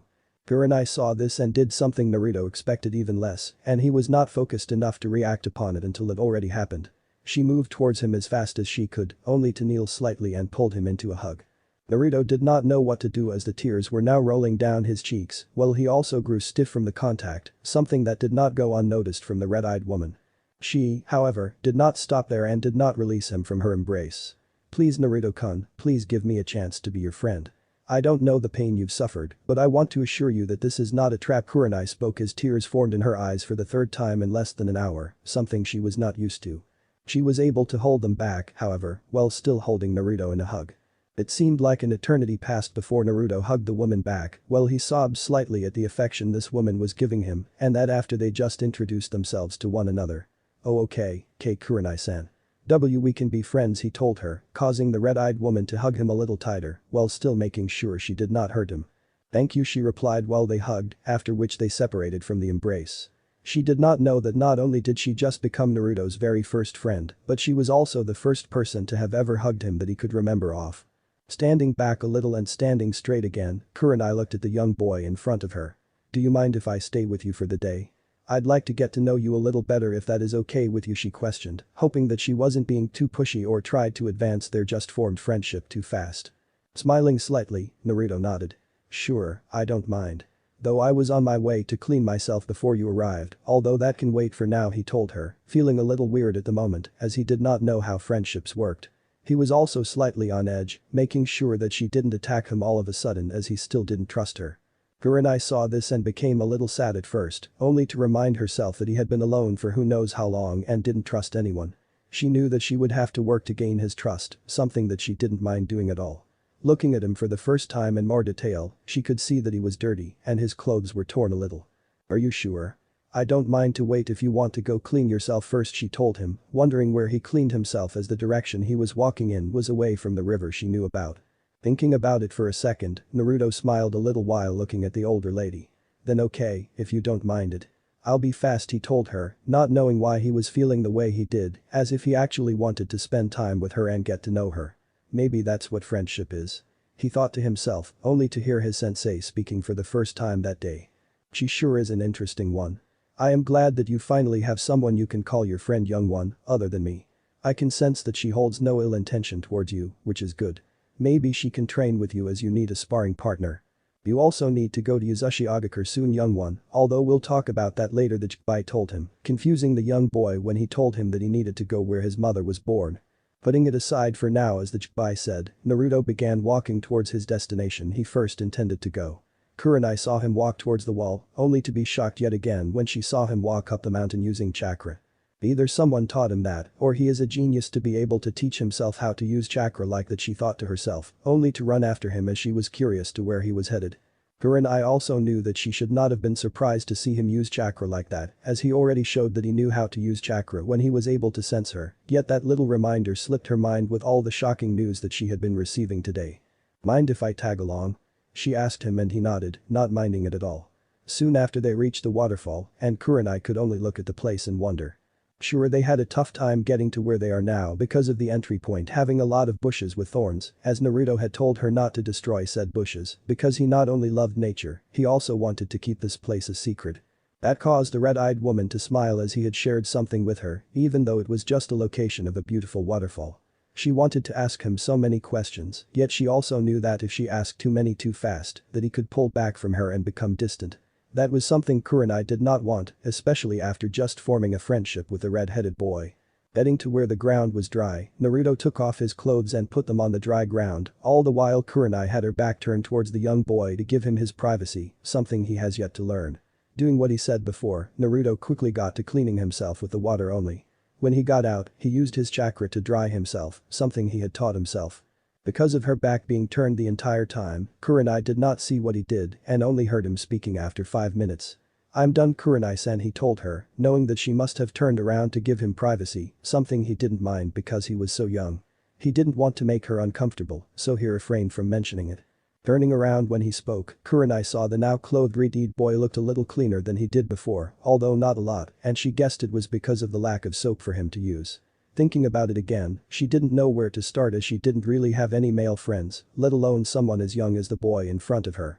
Her only true friends were the ones she had mentioned before, although she did not mention their names to Naruto. I don't know how this really works, as I've never had a friend before," Naruto began, not mentioning the Jibai because of his promises to the one-eyed entity. He continued speaking after a few seconds. "Do you maybe want to spar with me? I am training to become a shinobi and like you've probably noticed before, I do know how to use chakra. I'm just not getting into that at the moment, yet I am trying to become better in Taijutsu, and that requires someone to spar with in order to become better, right? Although you don't have to if you don't want to," he told her, speaking in a slightly nervous tone of voice, something he has never really done before that he can remember. Kurenai, however, was surprised yet again, this time by what he had revealed to her. She thought that maybe it was him testing their newfound friendship, something that saddened her when she heard that she was basically his very first friend. She also was not that versatile in the arts of Taijutsu, yet she still knew how to fight, as it was one of the things one had to at least know to advance into the ranks of Jonin. "Sure, Naruto, I don't mind sparring with you at all. I am however going to have to warn you that I'm not as good in the arts of Taijutsu, though I know my way around it," at least she revealed to him, yet she believed that she at least could help him become better at it since he was still so young, and he did have a point when he mentioned the lack of a partner to spar with to better himself. Smiling slightly at her acceptance, Naruto led Kurenai to where they could spar for as long as possible. It was still within the forest, yet it was a bit more open as the area almost looked like a smaller version of a training ground she normally used. "Okay, let us begin then," Kurenai said while standing on the opposite side of the Redeed, who in return just nodded at her. Quickly falling into her own Taijutsu stance, one which Naruto had seen when he borrowed a Taijutsu book from the library just to see what type of styles they had, Kurenai then waited for him to do the same. She did not have to wait long as Naruto fell into his own Taijutsu stance, a style that Kurenai was unfamiliar with. Naruto's fighting style had him sweep his right leg forward with his left leg backward while he presented his back to Kurenai. His arms were extended wide, almost as to welcome an attack, while he still had his eyes on her. The red-eyed woman did not know what to make of this style, as she had never seen it before, so she quickly voiced her curiosity while still in her own stance. "That sure is an interesting stance you have there, Naruto. What is it called, if you don't mind me asking?" She hoped he would answer as she wanted to get to know him better, only she knew that it would not happen overnight. Smiling a little, Naruto spoke. "When we are done with our spar, I'll tell you. Although it's not complete yet, that much I can tell you for now," he answered, not revealing that much as what he said did not reveal how much he knew or how much he did not know. Naruto on his part thought back to when he first started to learn this fighting stance, when the Jibai had him also run around with a boulder on his back from time to time. "Very well. Though I am curious about where you learned this and even who taught you how to use chakra. If you did it all yourself, then I have to say that I am impressed." Kurenai spoke with a smile on her face, only to then get serious as the two began their friendly spar right after she told him that. They began quite fast as Kurenai dashed towards him, although not at her full speed, as she did not know what he was capable of, nor did she want to hurt him in any way, even if it was a sparring match. She quickly learned that she should not have underestimated him and should not have held back as much as she did because she soon found herself on the ground when she reached the young boy. Confused, Kurenai quickly jumped to her feet while she looked at him while he just stood in the same stance as before. What? I didn't even see you move," she told him as he quickly spoke up afterward. "That's because you didn't take me seriously. I know I'm young, Kurenai-san, and I've been alone all my life, and that also means that no one could have taught me what I know. But that doesn't mean that I just sat by and did nothing the past few years. So this time, come at me with all you have and I will do the same, okay? Don't be afraid to hurt, I can sense that you're reluctant to attack me. Well, I appreciate it a lot, as it means that you don't want to hurt me, just know that this is a sparring match." Naruto spoke with a lot more maturity than any boy Kurenai had ever met. "Heck, he's more mature than most adults I know," she thought to herself before she nodded in acceptance.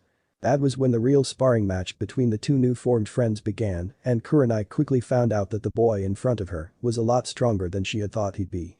Naruto dodged any and all attacks that Kurenai threw at him, while she was also able to block and dodge all his attacks. It surprised her a lot, mostly because of the age difference. Nevertheless, Kurenai knew never to underestimate someone just because of their age. There are people in this world who's younger than me, yet stronger as well. Are you one of them, Naruto?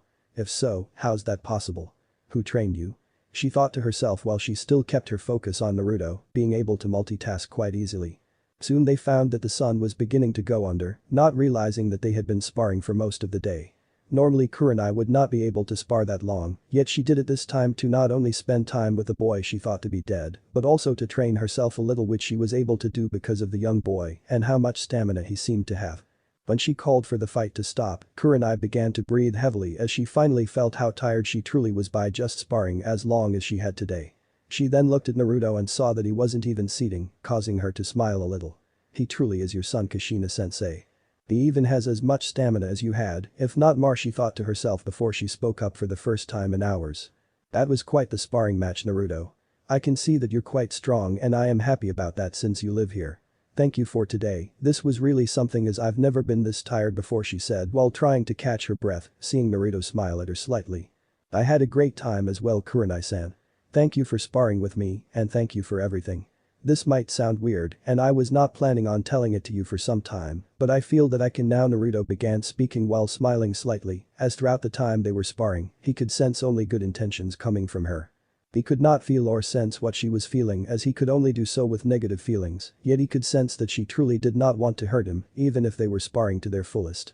Naruto was only able to land a few hits on her, while she was able to land more than a few on him, and even then he felt that she did not put that much power in her attacks to cause him pain. With those thoughts in his mind, Naruto smiled only a little brighter. Thank you for being my first friend. When Kurenai heard this, she became sad. Sad that he only got his first friend after so long, yet also happy that she was his first friend. It just made her feel a little better as she still remembered everything she had learned today, which was quick a lot for her to take in. No, thank you, Naruto, for giving me the chance to be your friend, even though I do not deserve it, she told him while walking towards him, Naruto only standing in the same place without moving, while Kurenai got closer to him. She stopped in front of him while looking into his eyes, smiling only a little. I am unfortunately going on a mission tomorrow that will most likely last between a week or two, but I want you to know that I will be back after that. Maybe in that time, you'll be able to meet the other lady that was with me the last time. She's one of my best friends, Midorasi Anko. So if you run into her, maybe you can make another friend if you want to. That is for you to decide, okay? For now, I'm going to say good night and stay safe, Naruto. I'll see you soon, Kurenai said, only to then disappear in a swirl of leaves without giving Naruto the chance to answer, as she knew that if he did say something, she would not be able to keep herself from hugging him. While she would love to do that, she was not the touching type of person, nor did she want to make him feel uncomfortable as their friendship had just started. With that, she left rather quickly, leaving Naruto alone once more. All the while Naruto just closed his eyes and focused, as he could still sense her being in the forest, only she was moving towards the exit. He was happy with everything that had happened today, albeit being left alone like he was now again made him a little sad and also confused. He knew that Jibai was with him and always will be, it just felt different having someone who hugged him first. It felt nice, and deep down he knew that he wanted more of that.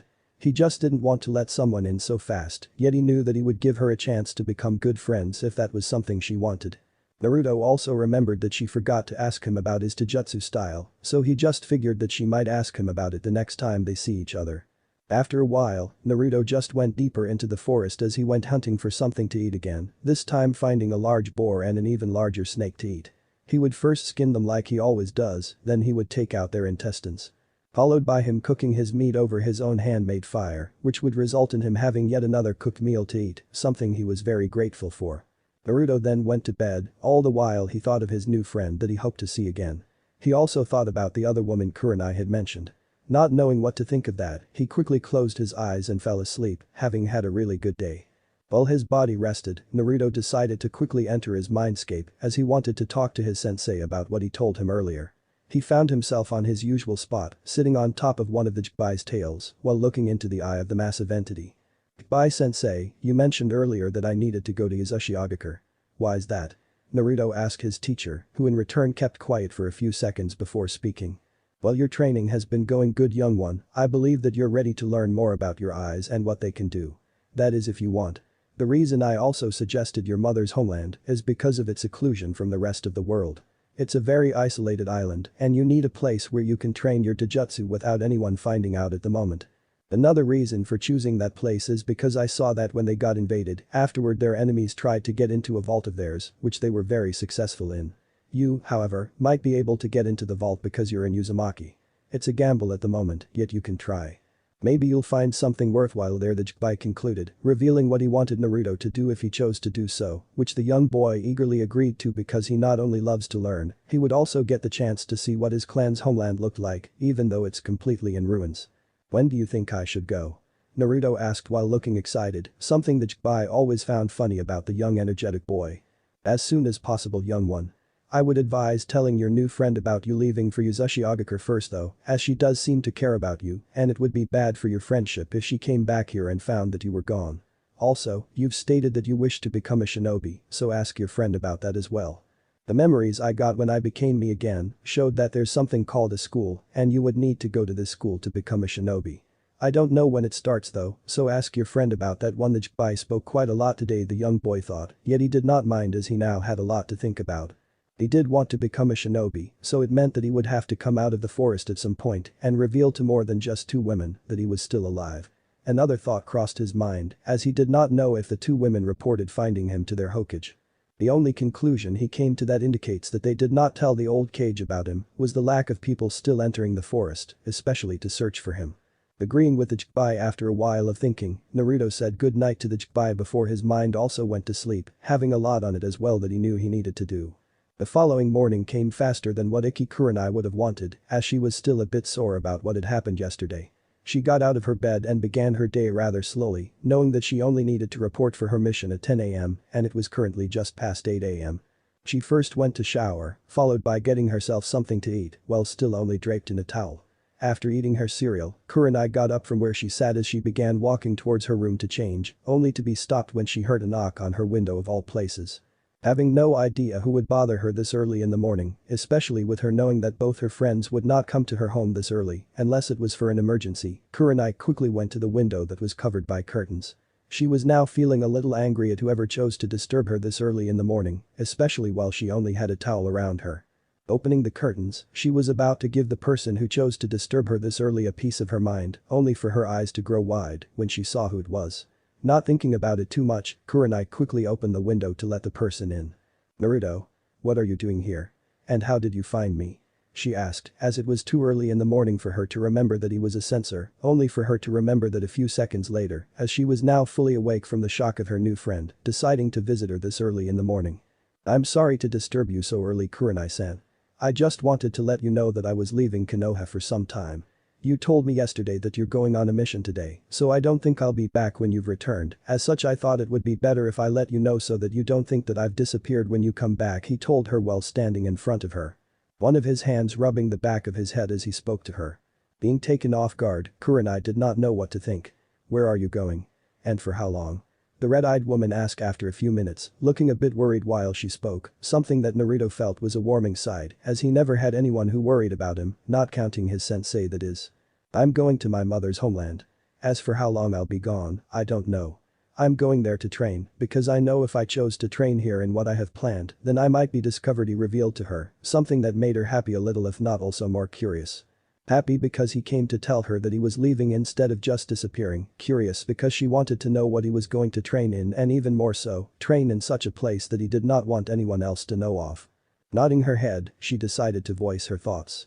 Okay Naruto, I get that. Just be careful, please. I know I can't stop you from going, as I know that you're strong. How strong, I do not know. Just come back soon, I meant what I said yesterday about being your friend, she told him, causing him to give her a small smile before he bowed to her a little. Thank you for your concern, Kurenai-san, I appreciate it. I'll be careful, don't worry. I'll also return as soon as I'm done with my training, he began, only to remember the other thing he needed to ask her. Oh, and do you by any chance know when the schools start and how I can maybe apply? He questioned while now standing up straight again. Taking a few seconds to think about it, Kurenai replied.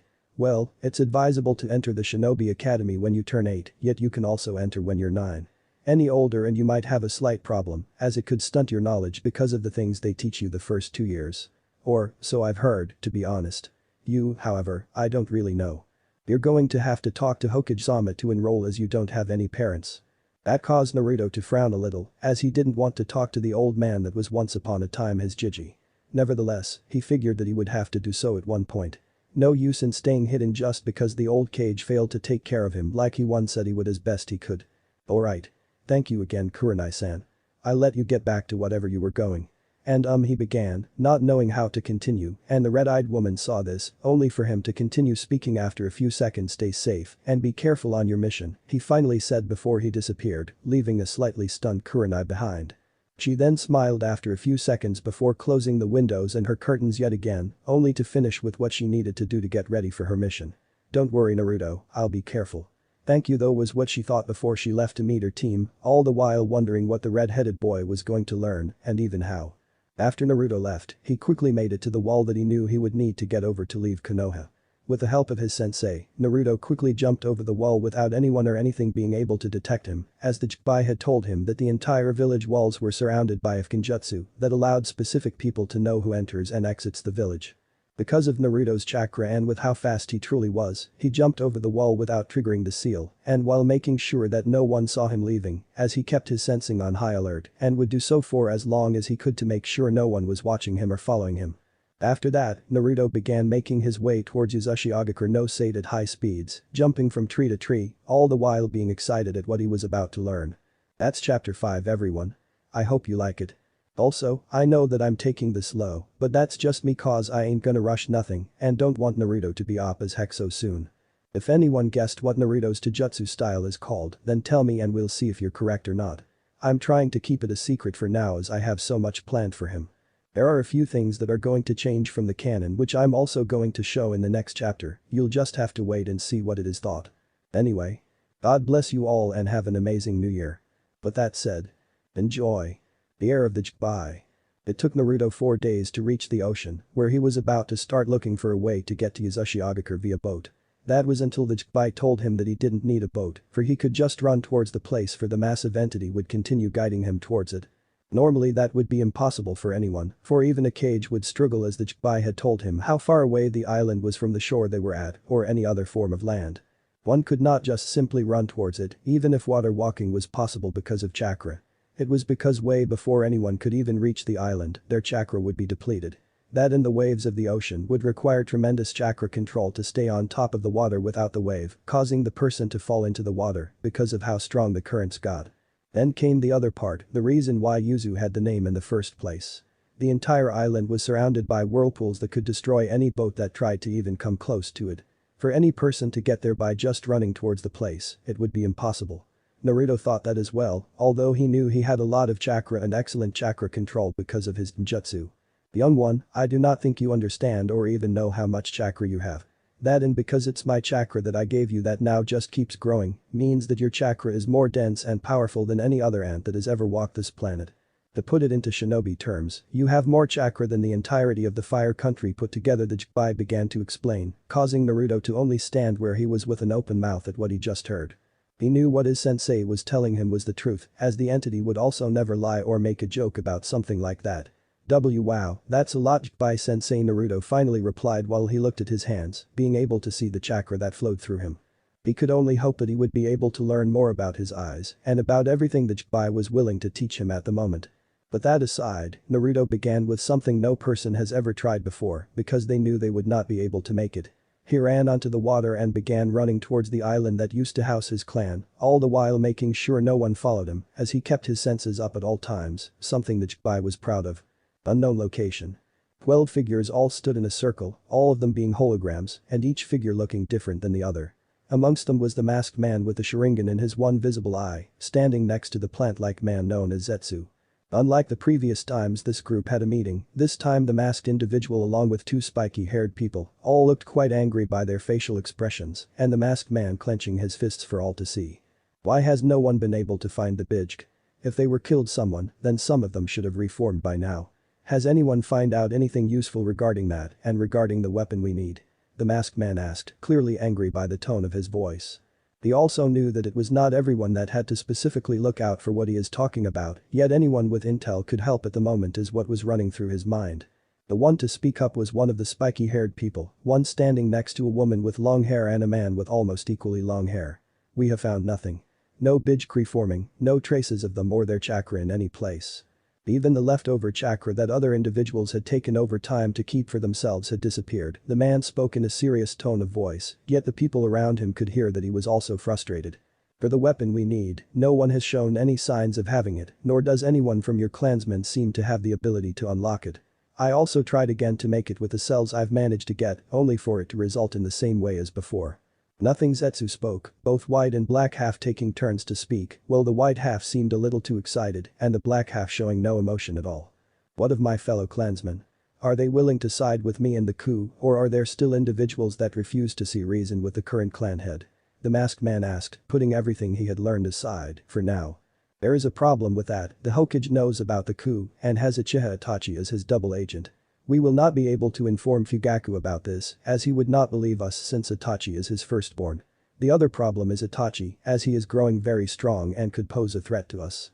His best friend, Uchiha Shisui, died not too long ago while Danzm tried to get his eyes. Only Shisui escaped before he died and gave both his eyes to Itachi, resulting in him unlocking the eternal Mangekyou Sharingan, while I also believe that Itachi was able to acquire the Kodomatsu Kami from Shisui. Danzm fled the scene before he could be found out, and that was all that I was able to gather while in Konoha. The plant-like man concluded, revealing shocking information to the group. I knew the old man would fail, I just did not expect it to turn like this. Now we need to convince Itachi to join us, but leave that to me, the masked man said before the only woman of the group spoke up. What are we to do now, Toby? With the Bijuu gone and us not being able to get the Rinnegan, how do we continue? Just like before, or do you have something else in mind? The angelic voice of the woman came as she asked a question that was on every other person's mind that was a part of the group. For now, we continue raising money and keeping our organization in the dark. Once we have Itachi, we will move forward as Konoha will soon lose even more power than before. The masked man spoke again, sounding almost a bit too happy about Konoha losing power. After that, everyone left once more as they headed to do whatever they could to gather money for their group, while many of them had their own things to do on the sideline that no one spoke about. Soon after that, the room revealed to be just empty again, only to have a few Kenjutsu markings on the ground where the holograms appeared that also glowed for a few more seconds before dissipating. On Hagakure. Deep in an underground base, sat 3 people. All 3 of them were quite old, while the one in the middle had a few bandages around his one arm, along with a bandage covering his one eye. In front of them was Uchiha Itachi, a member of the Uchiha clan and eldest son of the current clan head. He was currently kneeling in front of the 3 old people, one also being an old woman. Itachi, when does your father want the coup to start? The old man with bandages covering most of him spoke out, having no emotion behind his words in any way. Father is a little hesitant at the moment. He fears that Hokage-sama knows about the coup and already has measures to deal with it, while mother, on the other hand, does not want to be a part of the coup, along with many of our clansmen, the Uchiha revealed. All the while he had different thoughts on his mind, as before his best friend died, he revealed who attacked him and what that person wanted. Tell Fugaku that route will support him and have him speed things up with his clansmen that don't want to cooperate. The man in front of Itachi, Shimura Danzm, spoke again while deep within him he was angry, only he did not show it. Damn you, Shisui. Those eyes were mine. Whatever you've done with them, I'll find them, the old man Warhawk thought to himself as he then dismissed the Uchiha in front of him. After Itachi left, the other old man spoke up. What do you think, Danzm? Does Hiruzen have countermeasures, and if so, what are they? The old man asked with a bit of fear in his tone of voice, as he was unable to hide it from the other 2 in the room. Hiruzen knows nothing. The old man is too delusional. My spy tells me that he does not know of the coup, as he has no one looking into the Uchiha clan anymore. Sure, he moved them from where they once resided, but that was only because of the Kyuubi attack. After the disappearance, everything seemed to quiet down. Fugaku, however, never let his anger and hatred go after being accused of everything that happened. It gives me the chance to become the Hokage, however, and I will take it with full hands, Danzm replied with still no emotion behind his tone of voice, something the other 2 people did not mind, as they were used to the old Warhawk like that, along with his route. Only, none of them saw the black crow that hid away in the same room while looking at the 3 old people before disappearing and leaving no trace behind that it ever was there. Uchiha Itachi was currently sitting in yet another dark place, one that was located beneath the Hokage tower. He was alone in the room at the moment, only for the doors to open that he had entered from not that long ago. Walking into the room were two people, one being Sarutobi Hiruzen, the Sandaime Hokage, and the other one being a man with silver hair that seemed to defy gravity and that also had most of his face covered, all except one eye. Hokage Same, Kakashi the Uchiha greeted them as he bowed slightly to his superior, only for them to greet Itachi in return, all the while looking serious as Hiruzen went to sit down on the sofa that was in the room, while torches also shone in the room to give it some light. Itachi, what news do you have for me? Also, you mentioned before that you had something dire to tell me. Your crow didn't reveal that much too. Unfortunately the aged Kage began speaking, wondering what the Uchiha had for him as he was aware of the coup. He could only hope that they had seen reason and decided to not do as they planned. Looking at the aged Kage that he saw looked somehow tried, paperwork perhaps. He thought before speaking. Unfortunately Hokage-sama, father and Dansum still want to continue with the coup. They do not know of me being a double agent, nor does anyone know about this, the Uchiha prodigy said before he channeled chakra to his eyes to reveal his eternal Mangekyou Sharingan. Both Hiruzen and Kakashi gasped when they saw the newly evolved eye that Itachi had, only for the Uchiha to continue speaking as he knew what was on their minds. This is the eternal Mangekyou Sharingan, as you both know. However, what you do not know was how I acquired it. The younger man began speaking as Hiruzen, and Kakashi could see the sadness behind the eyes of Itachi. Shisui died not too long ago, something you both know as well. With the help of my mother, we were able to hide the fact that Shisui's eyes were gone. Father does not know this, as mother does not want to be a part of the coup, but Shisui was attacked by Dansum. He wanted his eyes for the Kodomatsu Kami, only Shisui was able to escape before they were taken from him. Before he died, however, he gave me not only his eyes, but also the ability to use the Kodomatsu Kami, something that very few Uchiha can do, Itachi revealed, and if the men in front of him were not as good as they were, Itachi would have seen both their mouths hanging open in shock. After a few minutes to absorb the news, Hiruzen spoke up, only showing a bit of anger after he processed everything. Then Dansum has to die soon, along with anyone who wants to harm Konoha. Shisui told me what those eyes are capable of, and I'm glad that you have them now, Itachi. While I am saddened about the death of your best friend, I have to, unfortunately, ask something from not only you, but from Kakashi as well. The Hokage then directed his gaze to the silver-haired man before he continued speaking. I want you both to kill all the Uchiha that are a part of this coup, and only leave those alive that has nothing to do with it, along with all the children. He told them both, something that internally made Itachi both happy and sad. Happy because he would still have family left, sad because he knew he would have to kill his father, along with a few more people from his clan. When that is done, report back to me along with your mother, Itachi. We will then deal with Dansum, as I've had it with him. Hiruzen spoke in an angry tone of voice, something that both men in front of him understood quite well as they too wanted to see the old warrior dead. Your time has come, old friend. You did not follow what Hagoromo-sensei taught us, though we both knew how greedy you were all along for the position of Hokage, the Sandaime Hokage thought to himself, after he dismissed both Itachi and Kakashi, who both went to prepare for the attack they knew would not be too long away. A week later Naruto finally arrived on the barren island known as Uzushiogakure no Sato. While he had to run the entire time on the water, he also had to jump over many waves that would have crushed him if he did not do so. All the while he never slept and only ate while running every now and then, as he had prepared himself some food for the trip that he kept in a small bag hanging on his back. Not once did he falter while running, as he knew if he did, then he would have fallen into the ocean. Nor did he get tired as he stayed focused the entire time, for he was not able to sleep at all because of the lack of land. That was until he reached his destination. Only before he could reach the land did he have to stop when he reached the whirlpools. He figured since they were made by his clan that maybe he would only need to give a drop of his blood for the whirlpool to stop. Trying that idea, he bit his thumb and quickly threw some blood into the whirlpool in front of him that he could feel had a strong pull on him while he stood on the water.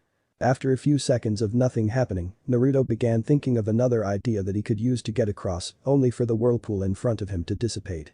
Not thinking of anything else, he quickly ran across the still water to get to the land. As soon as he reached the land, however, the whirlpool reappeared. Naruto didn't look back as he ran deeper into the small forest that surrounded the entrance of his clan's home. It didn't take long for him to reach a gate, one that was slightly smaller than the one of Konoha. Only the gates of Yuzu were broken, and only one side still stood, if only barely, while the wood looked to be rotten. Deciding that he had enough of running, Naruto slowed down and walked into the village. There was not a lot left from what he could see, as everything was in ruins. Some of the buildings still had a wall or two standing, while most of them were just rubble. He also found a few bones which were the remains of some of the Uzumaki he had guessed. It did not take him long to find the only building that was left standing, one which he had guessed belonged to the Uzukage, if the huge spiral on it was anything to go by. The door was knocked off of its hinges, so he did not have to open it, as he only stepped into the building that did show that it took a lot of damage. He did not know how only one building was still standing, nevertheless, he just went deeper into the building. It only had 2 floors remaining, and Naruto did not think the vault that he was looking for would be on the upper level, so he began looking for anything that would lead him downwards if the vault was in the building in the first place. 5 minutes later, he found a staircase that was hidden behind a bookshelf, something Naruto found odd. Walking down the stairs, he opened the only door still standing that he has found so far. After opening the door, he walked into a huge passage that at the end of it revealed 2 massive doors that seemed to be made out of stone. Along the way, he found many more corpses, ones that he guessed were not of the Uzumaki clan, as he also found a few of their Hittite which he did not even touch. It seemed that the passage had traps, only they did not activate as he was walking towards the doors. Maybe it's because they are too old to work now. Or does this place somehow already know that I'm in Uzumaki? Was what he thought before he reached the massive 2 stone doors that had a lot of cravings on them. In the middle of the doors was an Uzumaki clan symbol, a swirl. Above the swirl was a message, one that read only in Uzumaki can pass. Not knowing what else to do, he bit his thumb again and quickly smeared some of his blood on the swirl before the wound closed itself yet again. He waited 5 minutes without anything happening, so he tried again. This time, after smearing his blood on the swirl, he felt a small pull on the symbol as his thumb stayed a little longer on the door. What was that? He questioned, knowing there was only one who could answer him and he did not have to wait long. It seems to require your chakra as well, not just your blood, young one, came the voice of the Jikbai from within his mindscape, causing Naruto to think about what the massive entity said before he did just that. Placing his entire hand on the swirl, he channeled the least amount of chakra that he could, which then got sucked into the seal as he felt the pull being stronger this time. Naruto did not know what would happen, only he did not have to wait that long before the doors began to open. They were rather slow because of how heavy they were, while candles began to lit themselves all around the passage that he entered from. Not minding the lit candles, Naruto walked into the room which he did not know what to expect to see. Once on the other side of the doors, his eyes grew wide with amazement. Wow. There are so many books here. He almost yelled out if not for his normal quiet nature to keep him from yelling. In front of him were shelves upon shelves of books, easily 10 times more than the public library he had snuck into the past a few times. He walked a little closer to the first row of shelves. When he got there, he did not only see books, he also saw scrolls upon scrolls. This place is like heaven for a bookworm. He smiled in amazement, not knowing that he just called himself a bookworm, although the Jikbai knew it and could only smile in amusement as Naruto started acting like a kid that got the best birthday present ever, which the Jikbai knew him not to really be as his childhood was stolen from him. The Jikbai let Naruto explore the place for an hour, where Naruto found a lot of sections of books, varying from Kenjutsu, Ninjutsu, Taijutsu, Jinjutsu and all other forms of fighting a shinobi would use, such as Bikijutsu, Bijutsu, and many others. He did not know how they acquired so many books and scrolls, only he did not care as they belonged to his clan, so they now technically belonged to him, as he did not know of any other Uzumaki alive. There were still many other books and scrolls that he did not look into, as the Jikbai stopped him after an hour of searching through the books. Young one, we have much to do while we are here and I would like to have you start on Kenjutsu first when you begin. For now, rest and regain all your strength as you've not slept in a week, the Jikbai reminded him, something that he then began to feel slightly as the tiredness of his body began to catch up with him. Not arguing with the massive entity that is also his teacher and partner, Naruto did just that as he ate something before he found a place to sleep on the ground. When he closed his eyes to fall asleep, however, the doors that he came through closed by themselves, which he noticed as they were quite loud. After they were fully closed, a small light emitted from the doors that began to travel all around the place he was currently in. The Jikbai, however, knowing what that was from one of his memories, couldn't be more pleased as the massive entity spoke up before Naruto fell into his dream world. Young one, leave the Kenjutsu. That light that you just saw was a seal that activated, one that causes everyone within the seal to have their chakra hidden from the outside. It was something I wanted you to learn first for me to teach you about your eyes. Now that it has been done for us, we'll jump into that the first thing when you've regained your strength, the Jikbai told him, to which Naruto could only nod slightly with a small smile on his face before he succumbed to sleep, being a bit more tired than he thought. Morning came fast, and although Naruto did not know or could not see it, he woke up his normal time which he had grown accustomed to. He sat up from where he slept and ate the rest of the food that he had left in his small bag. It was not enough to make him full, although he did feel a little better when he stood to his feet. I'll have to see if there is any food in this place. Maybe in one of the scrolls or somewhere. If not, then I'll have to go fishing most likely, as I doubt there is anything alive left on this island, Naruto spoke to himself, while also thinking outside of the box when he thought of the scrolls containing food. It was just a wild guess, one which he hoped to be true. Well, he did not know how to use scrolls just yet, or rather how to make them, he did know how to open them as the Jibai had taught him that a long time ago. After finding his feet and seeing that the candles were still lit all around the place, Naruto was about to walk towards one of the bookshelves once more until he remembered what his partner had told him before he fell asleep. He was about to talk to the massive entity, knowing that the one-eyed being was awake, only for the Jibai to cut him off. "You're awake, good. Find a place within here where you can train, young one." I doubt that it would not have one, for a place that has these many books would most likely require an additional space for one to train in, the Jibai told Naruto, something that made sense to the Reed, as he also figured that with so many books in one place, and with this place being underground, they would need somewhere to train to not destroy the books and scrolls. Setting out to find if what he and his sensei hoped to be true, Naruto began looking around for an additional room. He did not have to search for long as he was able to find one that was quite big as well, and one that also had the same markings around it to indicate the seal was within the room that the Jibai had told Naruto about the day before. There were a few other seals within the room as well, ones that Naruto did know about, nor did he focus on them that much at the moment. "Let's talk, young one. It's time for you to know the full extent of your ninjutsu," the Jibai said, and Naruto instantly knew what that meant. He sat down in a meditative pose, entering his mindscape soon after, and found himself on his usual spot in front of his sensei. He got used to how big his sensei was, something that he knew any other person would faint upon seeing. He did not have time to say anything as the Jibai began speaking the second Naruto looked at him from his sitting position. "This will be quite a lot, more so than the times before that we spoke," the Jibai began, and gave Naruto a few seconds to get a little more comfortable, even though they were in his mind, continuing afterward. "The first side of your power that you need to know is your Sharingan side, the Tomo that's appearing in your eyes with that," the Jibai began telling Naruto about his Sharingan. The Reed already knew what the Sharingan was as well as the Rinnegan, as this was not the first time the Jibai had told him about them, now however it seemed that he will get a better explanation of his ninjutsu however. He was curious as to what his eyes could do, so he gave all his attention to his sensei. There are 3 forms of the Sharingan. The fully matured one, which consists of 3 Tomo in each eye, the Mangekyou Sharingan that is an advanced form of the normal eye.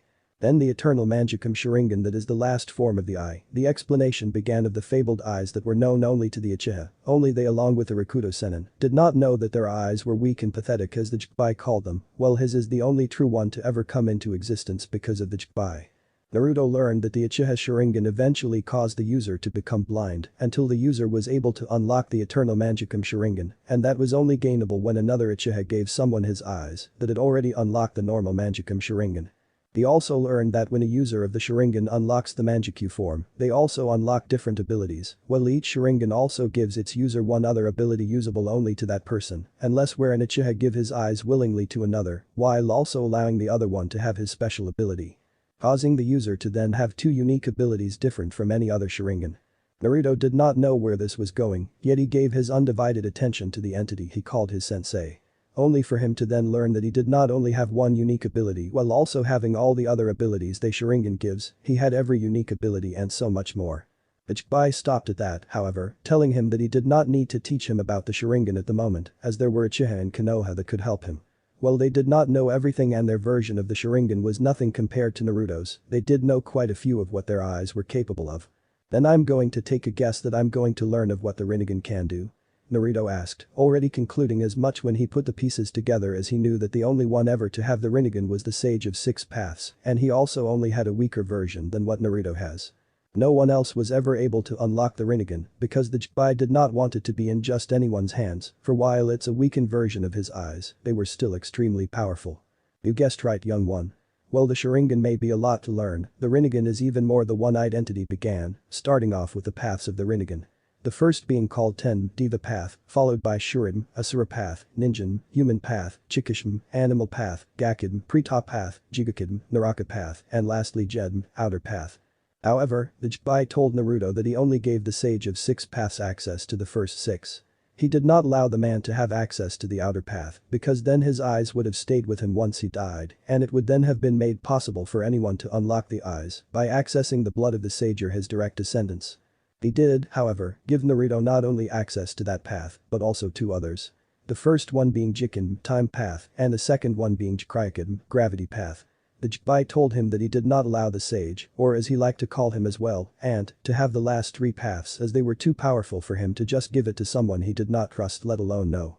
Before he began explaining to the young boy in front of him what they all did, he first told him that while he had all those paths, Naruto would not be able to just use them as they require tremendous amounts of training. Naruto, you also have the ability to evolve your own Ren Sharingan, something I added to your eyes throughout the years. That, however, you'll only be able to do once you've unlocked your very last Tomo. By then you'll know what the evolved form of your ninjutsu can do, as it is the surprise I mentioned to you before the Jinchuriki revealed to Naruto, while the Redeed could only look at the entity in front of him with amazement while also feeling unworthy, something the Jinchuriki instantly detected. Naruto looked down at his hands before he spoke for the first time in what felt like forever, as the Jinchuriki wanted to hear what his student had to say. I don't know what I ever did to make you believe in me so much, Jinchuriki-sensei, as I don't feel worthy of all the power you've just mentioned that I now have. I am and forever will be grateful for everything you've done for me, he began as a few tears rolled down his cheeks, but I don't think you should allow anyone to ever have that much power, was all he managed to say, as he then tried to get himself under control from his feelings, something that made the Jinchuriki smile, if he could, that is.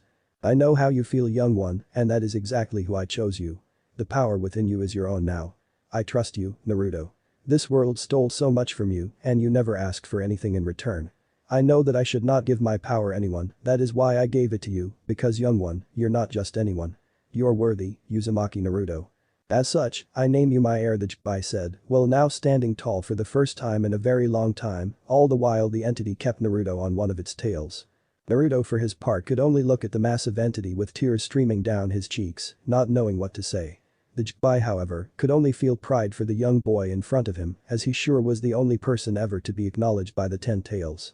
It took the Redeed a few minutes to get his sobbing under control, as he was then finally able to say something. Thank you so much, Tu-chan. I'll do everything I can to make you proud, Naruto said, having never felt such joy before, all the while he still did not know what his paths could do. You do not need to, young one, I am already proud of you, the Jinchuriki replied, while Naruto got his tears under control, smiling at the massive entity that he now also saw as his father. After a few minutes, the Jinchuriki sat back down like he normally was when Naruto came to him, waiting for the young boy to make himself comfortable once more. A minute later, Naruto nodded as he knew his sensei or father was not finished explaining everything, and he also knew that he could take a lot more before his brain was filled with too much information. Now, let me begin by explaining what all your paths can do, the Jinchuriki started one more, quickly regaining Naruto's undivided attention. He began with the Diva path, which is able to manipulate attractive and repulsive forces, not entirely being gravity manipulation. Then came Asura path, which would allow Naruto to augment various parts of his boy into mechanical limbs, weaponry of a very wide variety, as well as armor of any kind. Next was the human path, something that shocked Naruto when he heard that it would allow him to read a person's mind by extracting their soul, initially killing them as well. That stupid strong, he thought to himself, something the Jinchuriki was able to hear and agreed with his heir. After that was the animal path, which would allow him to summon a wide variety of animals at once. The Jinchuriki also told him that because of that ability and because of his ninjutsu, he would be able to summon the phoenix dragons, which were creatures just like the name says, a hybrid between phoenix and dragon. Without allowing Naruto to ask him anything about said creatures, the Jinchuriki continued with Preta path next, which will allow the Redeed boy to absorb any and all forms of chakra, including ninjutsu. The Naraka path would allow him to call upon the King of Hell, something Naruto found odd, even more so than the other ones. Those were the only ones that the Sage of Six Paths could use, yet not to their full extent, however. The next three one are the most dangerous. With that, the one-eyed entity began his explanation of the outer path, which would allow Naruto to ordain over life and death. That shocked Naruto that his eyes almost fell out of his head, only for the Jinchuriki to continue talking. The time path would allow Naruto to control time to a certain extent, while he would also be able to control time in huge masses all at once, although that was only for a certain amount of time. He would also be able to conduct the path into his fighting, as he would then have a huge advantage. In short, Naruto had time manipulation and could only control a large enough space as how much chakra he had, something the young boy knew he had a lot of. Lastly came the gravity path, which would allow Naruto to manipulate gravity, whether that be his own, someone else's or a huge R. It would all depend on his chakra and how much he used, just like with his time path.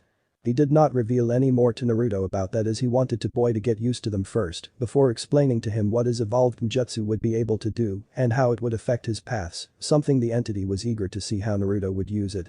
That concludes you paths, young one, which is only half of what your Rinnegan can do. I know this is quite a lot to take in, just bear with me, okay? I need to tell you as much as I can now so that you can begin training in whatever you choose to train first. The other half of your Rinnegan will progress while you train in your paths. The Jibai began once more, something Naruto agreed with, even though the massive entity was talking a lot today and revealing so much to him, he felt that he could still take a bit more. Those abilities, however, are as strong as they are because of your Ren Sharingan. While the Sharingan and Rinnegan is powerful apart, together they are even more powerful, which brings me to what your Ren Sharingan allows you to do once again. The Jibai began explaining what other power the Redeed had. And he knew that it would take him years before he could call himself a master in his own jutsu. The first ability his Ren Sharingan gave him, other than each of the Tomo it gave him that came along with their own set of abilities that he has yet to know, was the ability called Amanamanaka, Heavenly Governing Inside, which would allow Naruto to use space-time ninjutsu. It would also allow Naruto to create his own personal dimensions, ones in which he could travel to himself or take as many people as he wanted, as long as they were close enough to him. Secondly was the Shin Jukai Kantan, Divine Deep Forest Emergence, ability that would allow Naruto to be able to summon the Divine Tree, that was a tree created by the Jibai for the massive entity to sleep in, and also to use it to lure in anyone that wanted to take his power for selfish reasons. Now, however, it was essentially just a massive tree that Naruto could manipulate using his third ability, one called Infinite Tsukiyomi, to ensnare any and all beings, connecting them to the tree for him to then drain them of their chakra to add it to himself. The third ability, the Infinite Tsukiyomi, Infinite Moon Reader, is an ability that Naruto can cast onto the moon, changing the moon's appearance to the world, then it would trap everyone in the entire planet in Jinjutsu that was unbreakable. When the Jibai finished with his explanation of those three abilities, he told Naruto to never use the last two on the entire world, unless necessary, which the Redeed immediately agreed to, saying that he didn't and wouldn't really ever use them, for he did not want to enslave the entire world. That was something the Jibai knew his heir would say, nevertheless he had to tell him of the abilities he now possessed. That sure is a lot to take in, Jibai-sensei. I will do my best, however, to train in all of them and to perfect my eyes, Naruto said, already knowing that he would not rely solely on his eyes as he said before. But the Jibai finishing its explanations, Naruto left his mindscape only to fall asleep as soon as he was out because of how tired he suddenly felt from all the information he had to take in. On Hagakure. Nighttime came and the village hidden in the leaves was currently really quiet. Most of the civilians had gone to bed as it was yet another busy day for them with their tiredness overcoming them. The only few that were awake were either within their own homes going about or the few not in their homes were still in the local pubs, drinking alcohol and partying. Within the clan district of the village, however, more specifically the Uchiha clan, the few members of the clan that wanted to take part in the coup to overthrow the Sandaime Hokage were currently busy within one of the training grounds within the compound as they were getting ready to attack. They were a total of 25 Uchiha members, while they also knew they would have the support of the entirety of the Root Anbu, which they knew were quite a lot from what Dansum had told them. Currently, Fugaku, the head of the Uchiha clan, was standing in front of them, drawing all of their attention towards himself. While he was disappointed in the rest of his clan, more specifically his wife, Fugaku knew that he had run out of time to try and get the rest of his clansmen to join him in his cause. He did feel proud, however, with his eldest son standing next to him as he began talking to the people in front of him.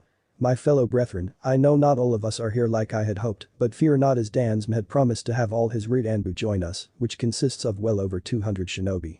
While the rest of our clansmen have disappointed me, I know that in time they will see reason and join us. For now, we fight for them and for our honor that was taken from us. Older man began, talking loud enough for them all to hear. Fugaku was a proud man, knowing that even though he spoke loud enough that the other members of his clan could hear him that was not part of the coup, that they would not betray him as he was the clan head and had the support of the elders, which were all sitting along the side while Fugaku gave his speech. Tonight we take back what is ours. Too long have they blamed us for what happened 8 years ago. Too long have they pulled our power away from us, forgetting that we along with the Senju are the founding clans of this village. They have shamed us, now we fight back. He said while all of a sudden Dansum along with all his Root Anbu appeared within the compound as well.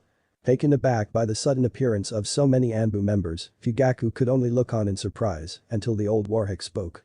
Fugaku, are your men ready? The bandaged man asked, only to receive a nod from the younger man, which caused the warhawk to scoff internally.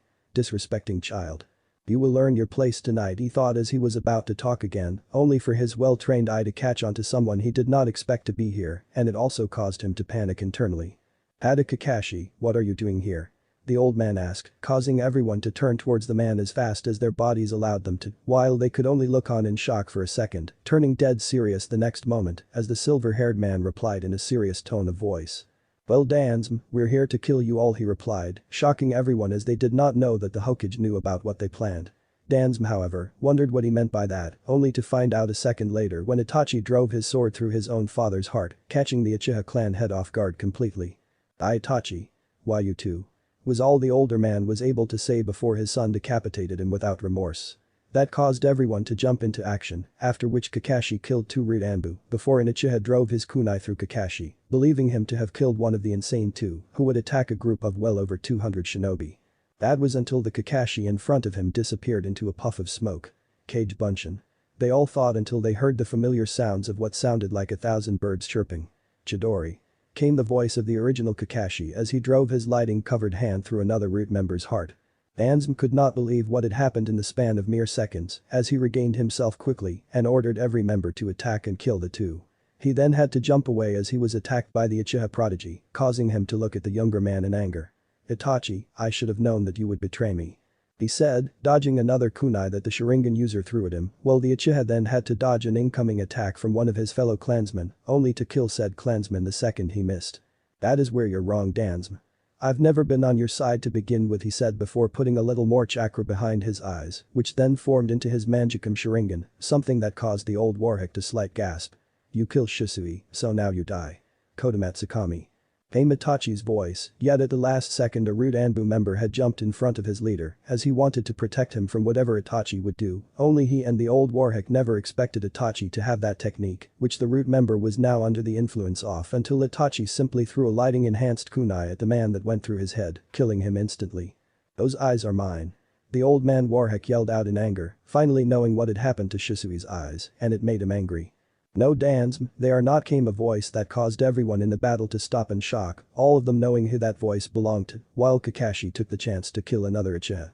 Itachi just stood there and did nothing, knowing that now the real battle would start when the Sandaime Hokage appeared, which caused Dansum to grow angry. You knew, Hiruzen. He spoke in an angry tone of voice, clearly not showing why he was called a warhick as he was letting his anger overcome him. Scoffing, Hiruzen replied.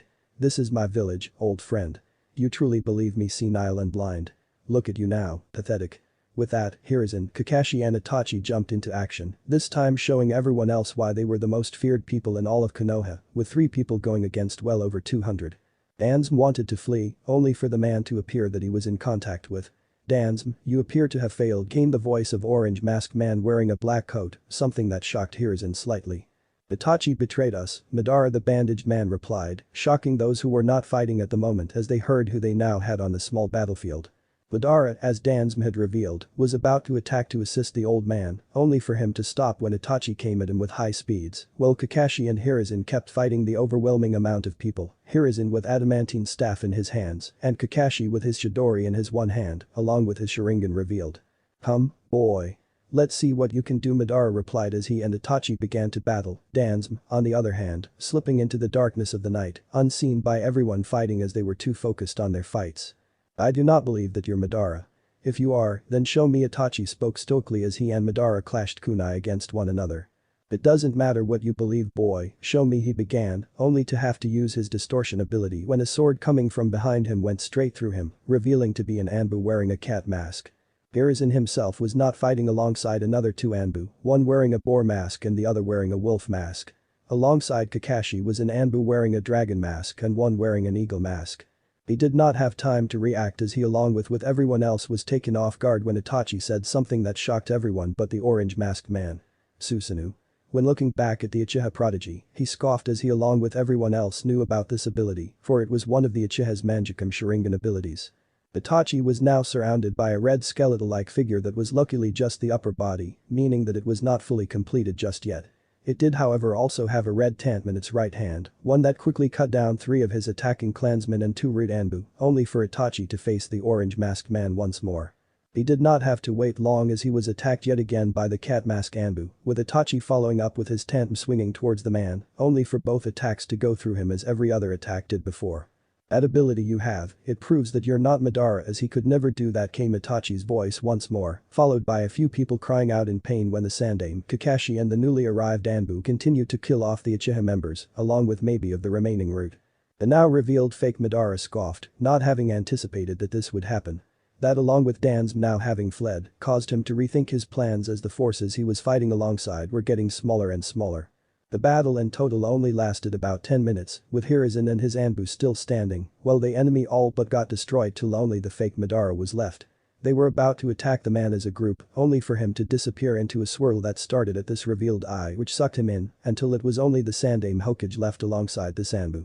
They were all relieved about the outcome of what had happened, glad that none of the people they were fighting fled towards the village, which would have caused an even bigger ruckus than it already has. Itachi, Kakashi, find and kill Danzma. Nico, or, come with me. We're going to visit some old friends, the Hokage ordered, and they were all about to do as they were told, the last two Anbu, knowing that they would have to clean up the mess that was left behind. Don't worry Hokage-sama, we will take care of the mess, came the calm voice of one Uchiha Mikoto, while the woman that spoke turned her gaze to Itachi. Itachi-kun, be careful, the woman said while a small smile as she spoke the younger Uchiha, who nodded slightly and spoke softly before he left. Hi, Kachan. With that, everyone left to do what they were ordered to do, only for Hiruzen to thank the now widowed Uchiha woman before he left to head towards the people he also knew that had betrayed him. That left the two Anbu behind that the Hokage had not given orders to, who began helping the Uchiha woman clean her home from all the dead bodies and blood.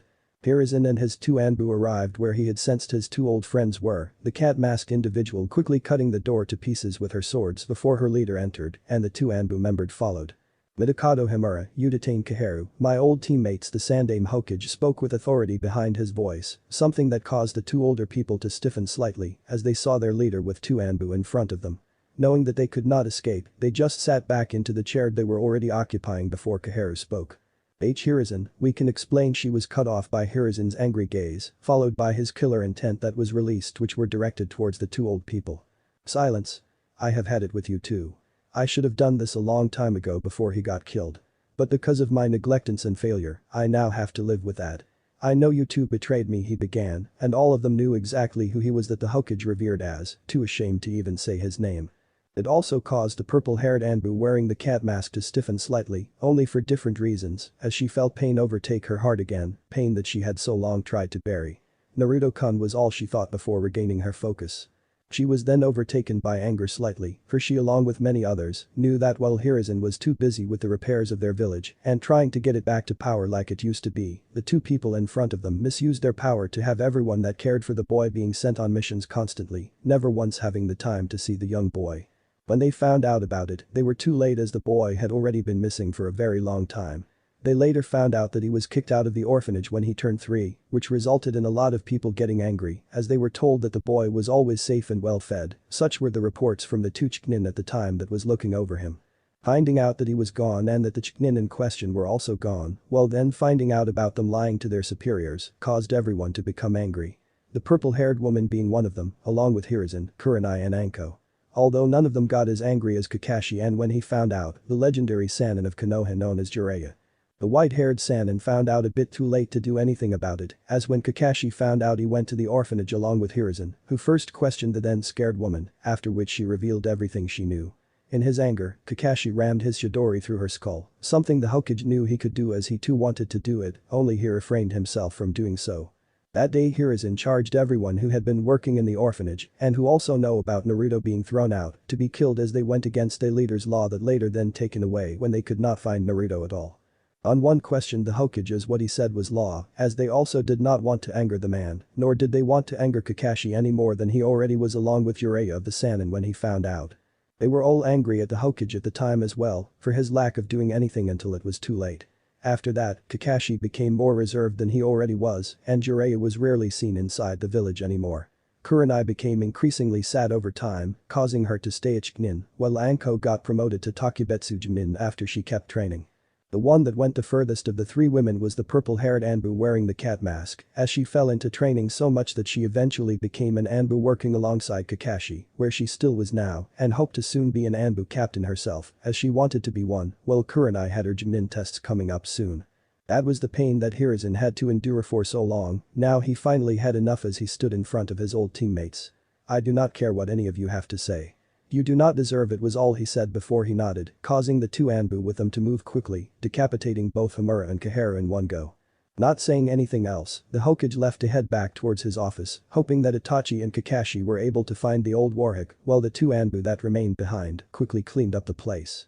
They knew that their leader was very angry at the moment, he was just good at hiding it. Kakashi and Itachi on the other hand, when they had arrived at the base that belonged to Dansm, found it to be empty along with everything else. They then searched the entirety of Konoha, not finding anything even after 3 hours of searching. "I believe he has fled while we were killing his route," came the cold voice of Kakashi, who then covered his Sharingan to stop using chakra as it was taxing on him, something that Itachi knew. Agreeing with the Anbu captain, both men left and headed towards their leader to reveal that Dansm was not within the village anymore. When they revealed it to Hiruzen, the old Kage could only groan in frustration before he called in for another one of his Anbu. Put Dansm in the bingo books with a bounty of 5 million rim he ordered the newcomer to do, which the person quickly went to do after bowing to his leader. He then told Kakashi and Itachi to go home and rest, as he also knew that the next few days were going to be tough, for the entire village was bound to know of what had happened. The remaining Uchiha were also going to have to bury their dead, along with doing whatever they wanted with the eyes of those who had the Sharingan. Bidding their leader a good night, Itachi and Kakashi left, one in a swirl of leaves and the other in a flock of crows. "I am so sorry, Naruto-kun.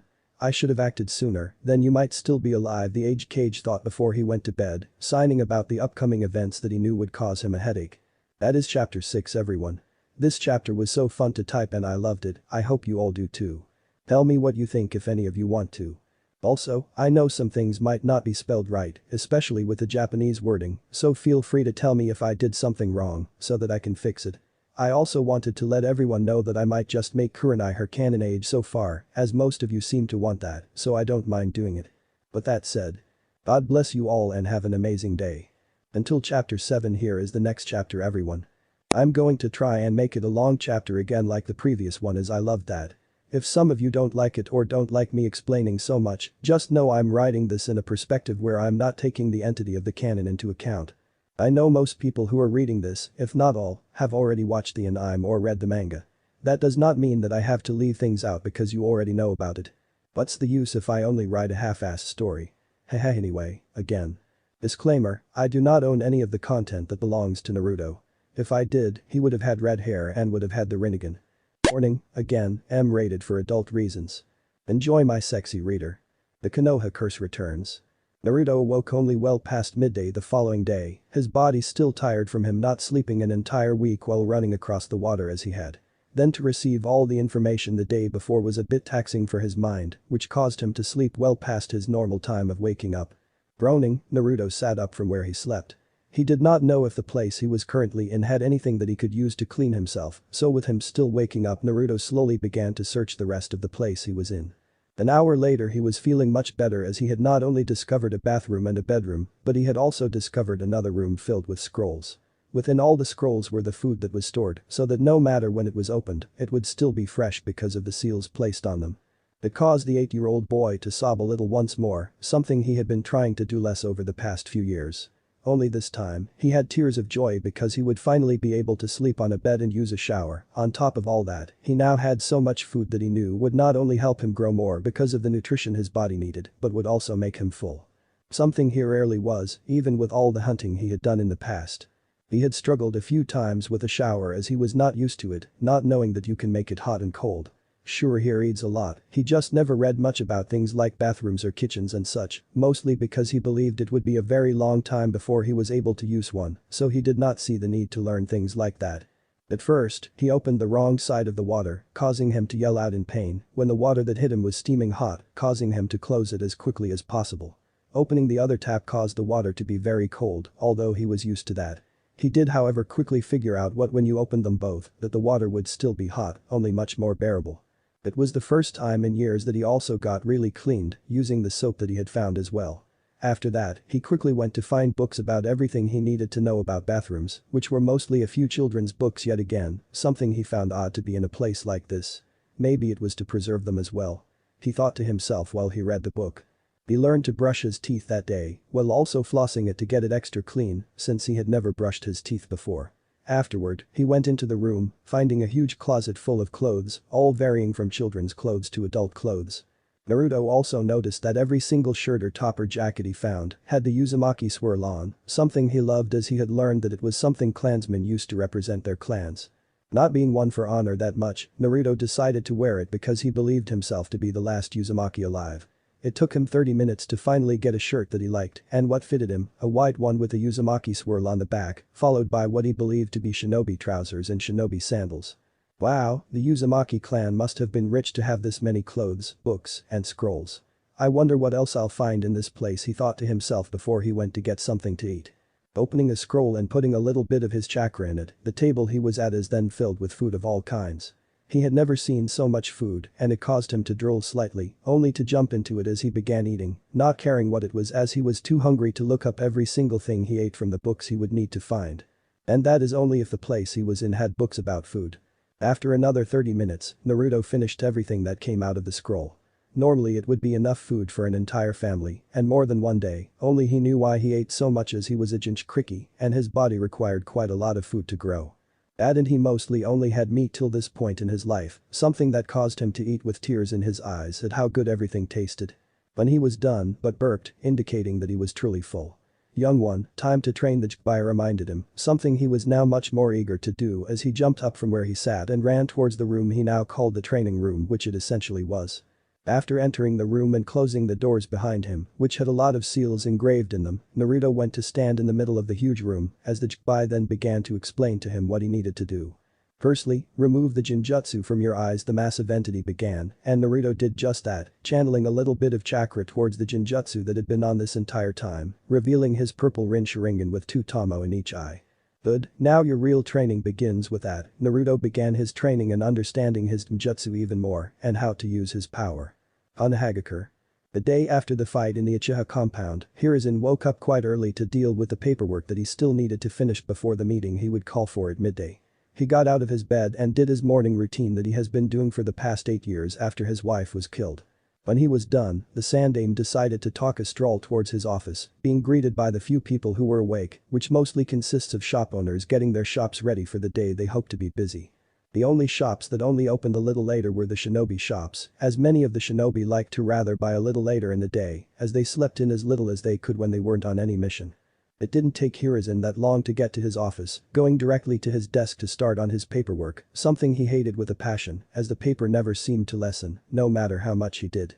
2 hours later he called out one of the hidden Anbu, and the one wearing the eagle mask, appeared in front of Hiruzen, while kneeling in to show the respect the old cage deserved. Washi, Eagle, please go tell all the clan heads along with Uchiha Mikoto and Uchiha Itachi that there will be a meeting at midday. You can also inform the civilian council of this, the old cage said, to which the Anbu only replied with an "Hi, Hokage-sama," before disappearing in a swirl of feathers, leaving Hiruzen behind, who started coughing afterward. I have to tell him to use that shunshin outside instead of inside, he mumbled to himself before he continued with his work, knowing that it was still 2 hours till noon. Time passed and midday came faster than what Hiruzen had anticipated, doing only paperwork the entire time while cursing the paper for still not being done. Paperwork is going to be the death of me. The Hokage said in his mind while he was talking towards the meeting room. When he got there, 2 of his Anbu stood to watch at the doors, who bowed to greet him while then quickly opening the door for their leader. Stepping into the room, Hiruzen was pleased to see that everyone was already seated what he requested to be there, along with those he did not want there. Taking his seat on the Hokage chair, everyone looked to their leader, only to see that more chairs were empty than usual, while the Uchiha clan chair was now being occupied by Uchiha Mikoto instead of her husband, something that most of the people within the room found strange. Before anyone could voice what was going on, Hiruzen spoke up. Thank you all for being here. There is a lot to discuss, most of which I'll begin with shortly, the age cage began as he then turned towards the civilian council, which consisted of 3 women and 4 men. I called the civilian council here for only one reason, and that is to disband you all from the council. As of today, there will never be a civilian council anymore. As soon as he finished, an uproar began as one of the men jumped out of his chair. Okage-sama, you can't do that. He began, followed by one of the other men also jumping out of his chair to stand up. Where are Kaharu-sama and Hamura-sama? He asked, only to feel very familiar feeling coming down on them as the Hokage released some of his killer intent on the group of people to get to close their mouths, which they instantly did. Kaharu and Hamura are dead, killed for treason against Konoha. Secondly, I am the Hokage and what I say goes. Now get out of here before I have you removed by force. He spoke in a calm yet commanding voice, something that made most of the shinobi side of the council smile slightly as they finally saw the day where their leader grew a backbone, while still a bit shocked by what Hiruzen had just revealed about his former teammates. Doing as they were told, the civilian council disbanded without anyone losing their heads this time. When they were gone, Hiruzen turned towards the clan heads.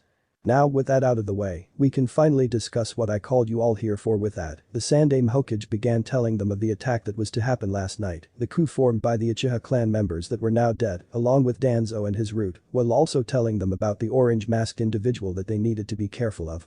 To say everyone was shocked was an understatement, as the Hyuga clan head spoke up first. What about the rest of them, Hokage-sama? How sure are you that they won't attack next? He asked, causing Mikoto to scoff before Hiruzen replied. Because most of the ones that were killed sided alongside Fugaku and had done so from the beginning. The rest never showed any interest in joining the coup as they did not want to cause any harm to the village. With that said, I can also say that I trust Uchiha Mikoto and Uchiha Itachi, and I know that they will look over their clansmen for the time being, if that would make you all the more sure that the rest of the Uchiha clan does not want to start a coup. After that, Mikoto nodded, albeit slightly as she accepted it for her, along with everyone else had some ideas to how strong Uchiha Itachi was. That and Hiruzen had also revealed to them during his explanation of the attack of the night before that it was Itachi that had come to the Hokage in the first place to tell him about what his father had started to plan. Now then about Danzo, I have placed a bounty on his head of 5 million rim.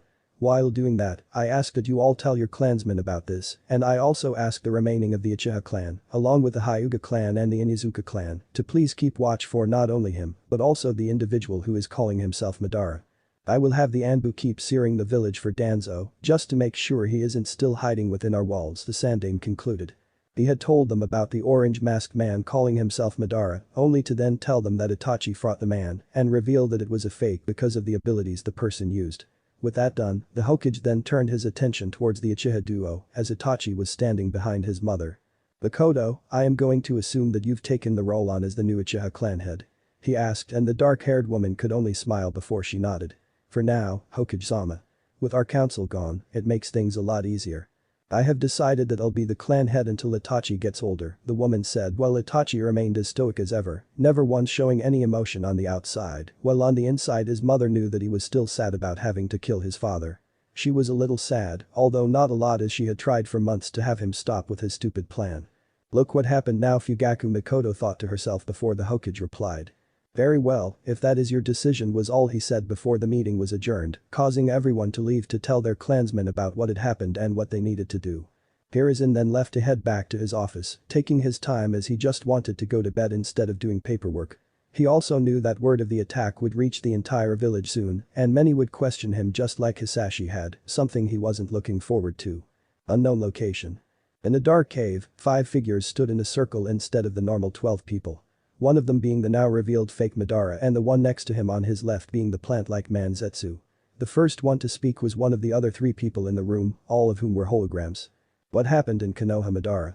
I thought you would get Itachi to join us and that Konoha would lose power. The man with long straight hair spoke as he directed his gaze towards the Uchiha.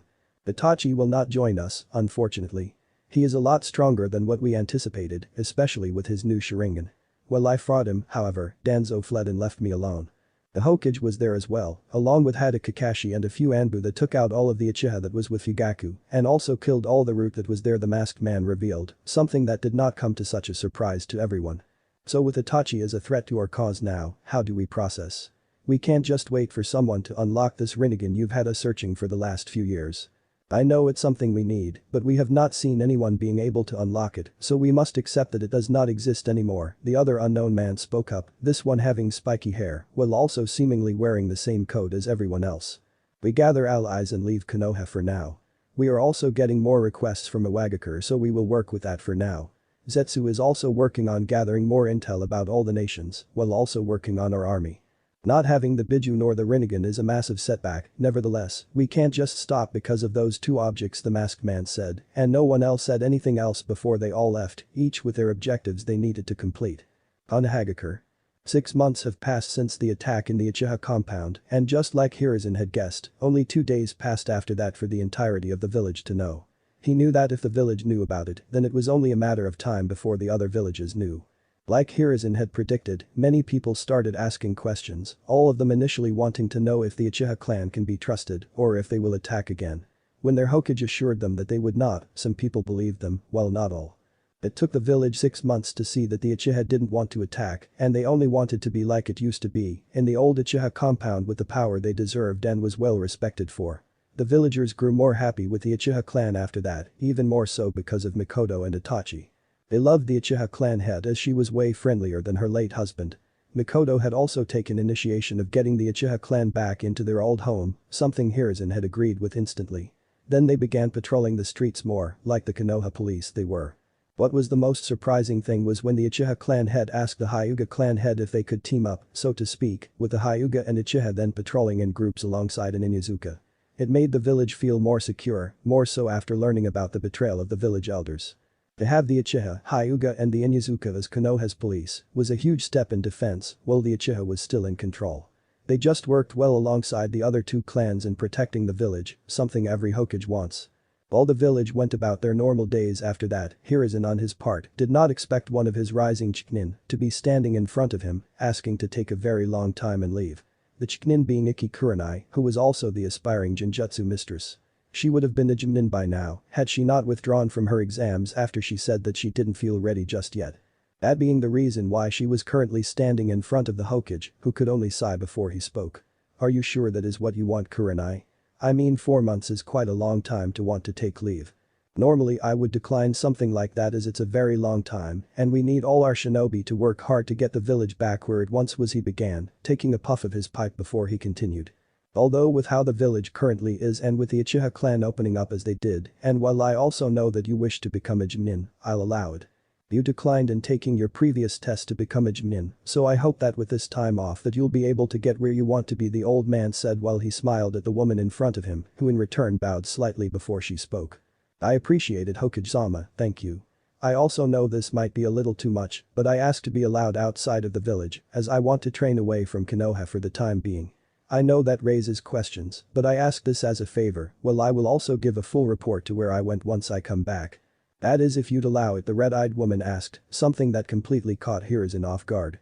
He stayed quiet for a minute, only to smile afterward as he then took out a piece of paper from his drawer and signed it, handing it over to the red-eyed woman afterward. I'll allow that as well, Kurenai. Just please, be careful out there. You know how it can be, he told her before she bowed to him and thanked the old man, leaving afterward in a swirl of leaves. Kurenai then went to her apartment to get ready for her trip, something she hoped to be a success. When she got home, she quickly entered it and began packing her things into a scroll, not wanting to carry heavy like most shinobi that's Chunin and above did. While packing, 2 individuals appeared within her house as they had opened the door and walked in, something Kurenai did not mind as she knew who they were, and she had asked them to meet her in her apartment while she was busy getting ready for her trip. Enko, Yugao, in here. Kurenai called from her bedroom while she was busy putting away another set of clothes for herself. Normally one would think that this sort of behavior was normal, as many people had taken leave to go train, only her friends knew her better than that, which made it very strange for the Ice Queen of Konoha to suddenly want to take a 4-month vacation outside of the village. Nai-chan, what did you want to talk about? You've been acting strangely for the past few months, the purple-haired woman that wore a green coat over her shinobi wear asked, as she was worried about her friend. The same went for the other purple-haired woman, Yasuki Yugao, who was currently wearing standard Konoha Anbu attire with her mask off. The woman in front of her were her best friends, and they knew about her being the cat mask Anbu, while many others didn't. I am worried about you as well, Kurenai-chan. Are you going to tell us what's going on with you? The other purple-haired woman asked as she looked at her friend, only for her become even more worried as Anko saw tears in the red-eyed woman's eyes, something only they ever rarely saw. I have to go. Well, I know this is sudden, I trust you two more than anyone.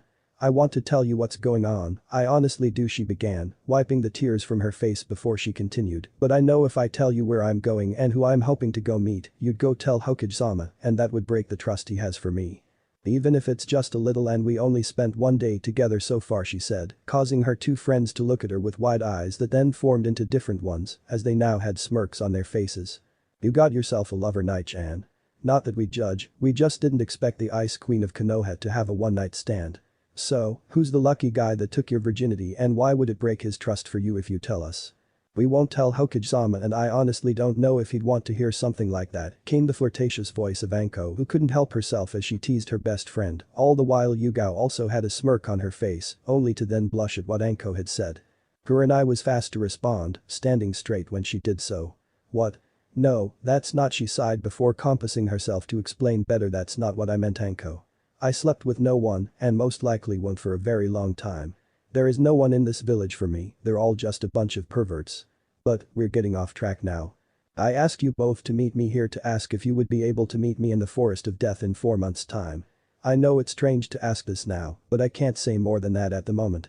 Just please, trust me.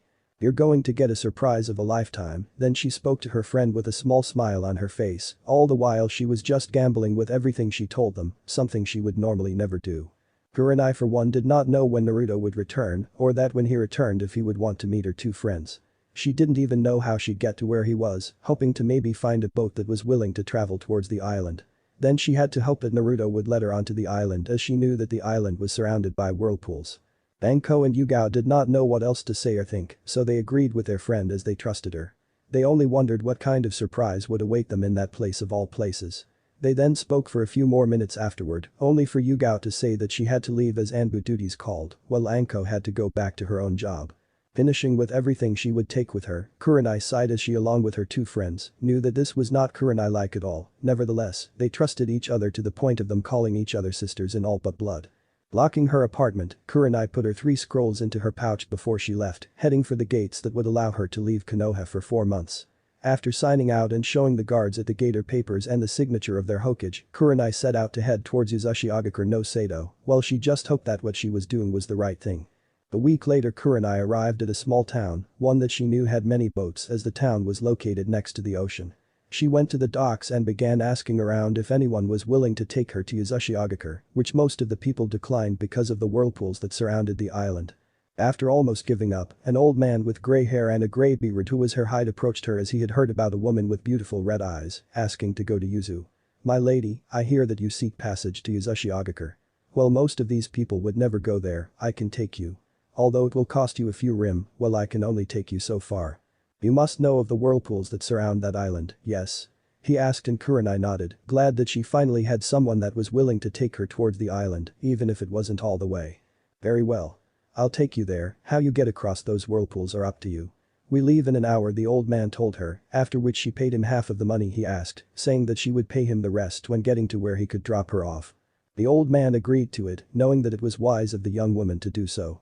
They did not know that she was a shinobi as Kurenai had taken her hit I-8 off while along with her chiknin flak jacket. An hour later, just like the old man had said, Kurenai was on the boat that would take her towards Uzushiogakure, all the while she just hoped Naruto was still there, or else she would have waited a lot of time and money. She was acting very unlike herself. She knew that Kurenai just knew that this is what she wanted to do as she wanted to help Naruto in any way she could while trying to build a better friendship with the young boy. She took initiation into her own hands at making right with the young boy, for she had promised his mother so long ago that she would be his friend. His mother had done so much for her, and she failed her son, something that caused her to cry herself to sleep many nights the past few months. Now she was heading towards the island. Naruto had told her that he would go to train, something that was still a bit confusing for the red-eyed woman, as she thought that the entirety of the island was in ruins. With Naruto being away for so long, she could only hope that some part of it had managed to survive, and that Naruto was okay. Uzushiogakure. While the rest of the world went about, Uzumaki Naruto trained each day for the past 6 months till he dropped. He would wake up each morning to first eat, then shower, followed by him brushing his teeth, then he would get dressed and went to the training room where he has spent countless hours each day to train. His sensei had him started with the Diva Path and its derived jutsu, the first one being the exact ability that he had used all those years ago where he had his first kill, the Shinra Tensei. Naruto loved the ability, although it took him a week before he was able to use it. At first, he put a little too much chakra in it and blew the crates he had stacked for himself within the training room to pieces, along with a part of the floor and the roof. It was then that the seals within the training room activated, which caused the damaged parts of the room to repair itself, something that fascinated Naruto to no end. It then took him another week to master the Shinra Tensei, as the Jibai had explained to him that it was because of his eyes and the Tomo in them that he was such a fast learner. The massive entity had also told him that while the Sage of Six Paths was able to use the ability, his version of it was much weaker than Naruto's, while it also took the Sage years to find out about the abilities of the Rinnegan, something he knew because of the Kyuubi's memories. After mastering the first jutsu of the Diva Path, the Jibai began to teach him how to use the Banshim universal pull, which he took 2 weeks to master. Those were the first 2 abilities, where the first one was a defensive jutsu, able to not only push anything away from him, but also destroy anything depending on how much chakra Naruto put behind the ability. The Banshim could pull anything towards him while he had his hand stretched out, just like with the Shinra Tensei. No one and nothing could escape his universal pull, well that also depended on how much chakra he used on the ability. The more chakra he used, the less chance for whatever or whoever he pulled to have a chance to escape. Then came the ability that Naruto took a lot longer to master, for the Jibai told him that because he has yet to learn anything about the elements, he would have a harder time to master the Chibaku Tensei. He also advised Naruto that as soon as the black sphere appeared, that he should dissipate it as soon as possible, or he would risk destroying the entire island. Only when he mastered the jutsu, which took him an entire month with the help of the Jibai, was he able to get it right. He learned that the more chakra he put into the small sphere, the more it could pull towards it, as the Chibaku Tensei was an ability that created a sphere in between his hands that then hurls into the sky. Naruto learned over the month when mastering the ability that he could create the black sphere without pulling anything towards him as he did before, as the Jibai said that in the beginning, he unconsciously activated the sphere while it was in his hands. It was only because it's Naruto's ability that it did not pull him, or else he would have been dead. After mastering it and after the sphere was where he wanted it to be, he could then activate it with his chakra, which would cause the sphere to start acting like another source of gravity, one that pulled anything and everything to it. Naruto also learned that he could increase the spheres he created, although the more spheres he created the more dangerous the ability became. It also costs a great deal of chakra to make one sphere, let alone 10 or even more if he wanted to. Nevertheless, Naruto had too much chakra for him to even feel that he used something, which made the Jibai glad as Naruto would never fall into chakra exhaustion, while his chakra just kept on growing and becoming more the older he got. Red, whose hair had also grown much over the past 6 months to reach just below his shoulder blades, also learned that at the moment his diva path had one drawback. When he used an ability, he would have to wait 10 seconds before he could use either the same ability again or a different one from the diva path.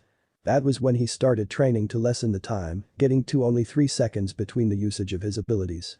He wanted to get more seconds off, only for the Jibai to tell him that for him to get to even 0 seconds, he would require all 9 Tomo in his eye.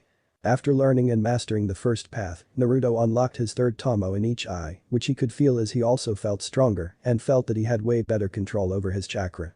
The Jibai had told him that it was true, because of him still growing and his chakra still growing with him and become much more, he would need all 18 Tomo to have the absolute perfect control over his chakra. It was a little disheartening for the Red at first, only for the Jibai to then tell him that at the moment, he had better chakra control than even a Kage could hope to have. The only reason why it was different for him was because of his chakra's density, something that made Naruto smile. He didn't care that he was becoming stronger than everyone else on the planet, for he was not one to boast about strength, then to use it in a bad way like taking over the entire planet. He wanted to get stronger for himself and to protect anyone close to him, which at the moment was only Kurenai, albeit slightly as they only spent one day together over 6 months ago. After the first path came the second one the Jibai wanted him to learn, the pre-top path. Luckily for them, the training room had another system and that Naruto discovered after 3 months. It was a seal that once someone pours a little chakra in the training room, would then be filled with various forms of objects that Naruto could use to train with. One such object was a seal that could, once pouring a little bit of chakra into it, emit fire after 30 seconds. The seal also worked with how much chakra the user put in, for it would then turn the chakra given into fire. The more chakra put into the seal, the stronger and bigger the fire would be, that would then fire towards the user. Naruto used that to learn how to absorb the fire, as the pre-top path conjured a see-through barrier around the Red. It took him only 2 weeks to master the ability to the point that he only needed to put on hand up to absorb chakra instead of using both hands. After the second path being mastered, Naruto was then told that he would need another person, one that is still alive for him to train in using his human path. Being alone on the island and sensing no one close to him that wanted to attack him, Naruto left that one for a later day and rather chose to learn the Naraka path. When Naruto chose that one, the Jibai told him that while he will be able to summon the King of Hell, he would eventually be able to summon the Shinigami. Only they both had different abilities, and the Shinigami's ones were mostly unknown to mankind, except for the sealing ability the Yondaime Hokage had used on Naruto, which was a genjutsu created by the Uzumaki clan. It took Naruto only a mere 2 days for him to be able to summon the King of Hell, which he was able to do with ease once he got the hang of it and with his now even better chakra control. Summoning the King of Hell, a large head entity that sprouts out from the ground and is also surrounded by purple flames, made Naruto aware of the 2 abilities that came along with it. One being interrogation, where Naruto would then be able to do just that, interrogate the person he was holding, which would be paralyzed because of the head figure. The King of Hell would then unzip its mouth to release tendril-like arms that would draw out an apparition from the victim's life force energy in the form of a large tongue. Naruto would then be able to question the victim and the King of Hell would pass its judgment. If the person lied or refuses to answer, the King of Hell would rip the large tongue from the victim and consume it, which would then kill the person. If the person told the truth, his or her life would then be spared as the king of hell would let the large tongue go, freeing the victim from its hold, while also causing the victim to become exhausted.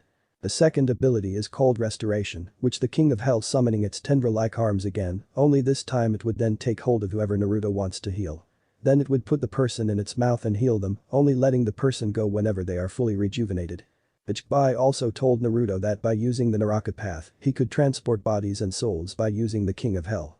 Something that Naruto also saw when he summoned said entity was that it also had the Rinnegan, albeit without the Tomo. That is because it's your summoning and exclusive to someone having the Rinnegan was what the Ichibai had told him only for Naruto to realize when he summoned the kind of hell that he could see through the eyes of the head entity, something he was completely unused to even though he knew about that little ability since the Ichibai had told him about it. With the Naraka path out of the way and mastered, Naruto moved on to the next path that he was currently busy with, the Asura path. He found it very odd when after 2 days of him focusing for more than 6 hours each day by meditation that he was able to form mechanical limbs. At first, he was only able to form 2 additional mechanical arms, which could then fire missiles, only to increase that ability by twofold. It allowed Naruto to form 4 arms from his own body, all of which could then fire missiles if he so wished.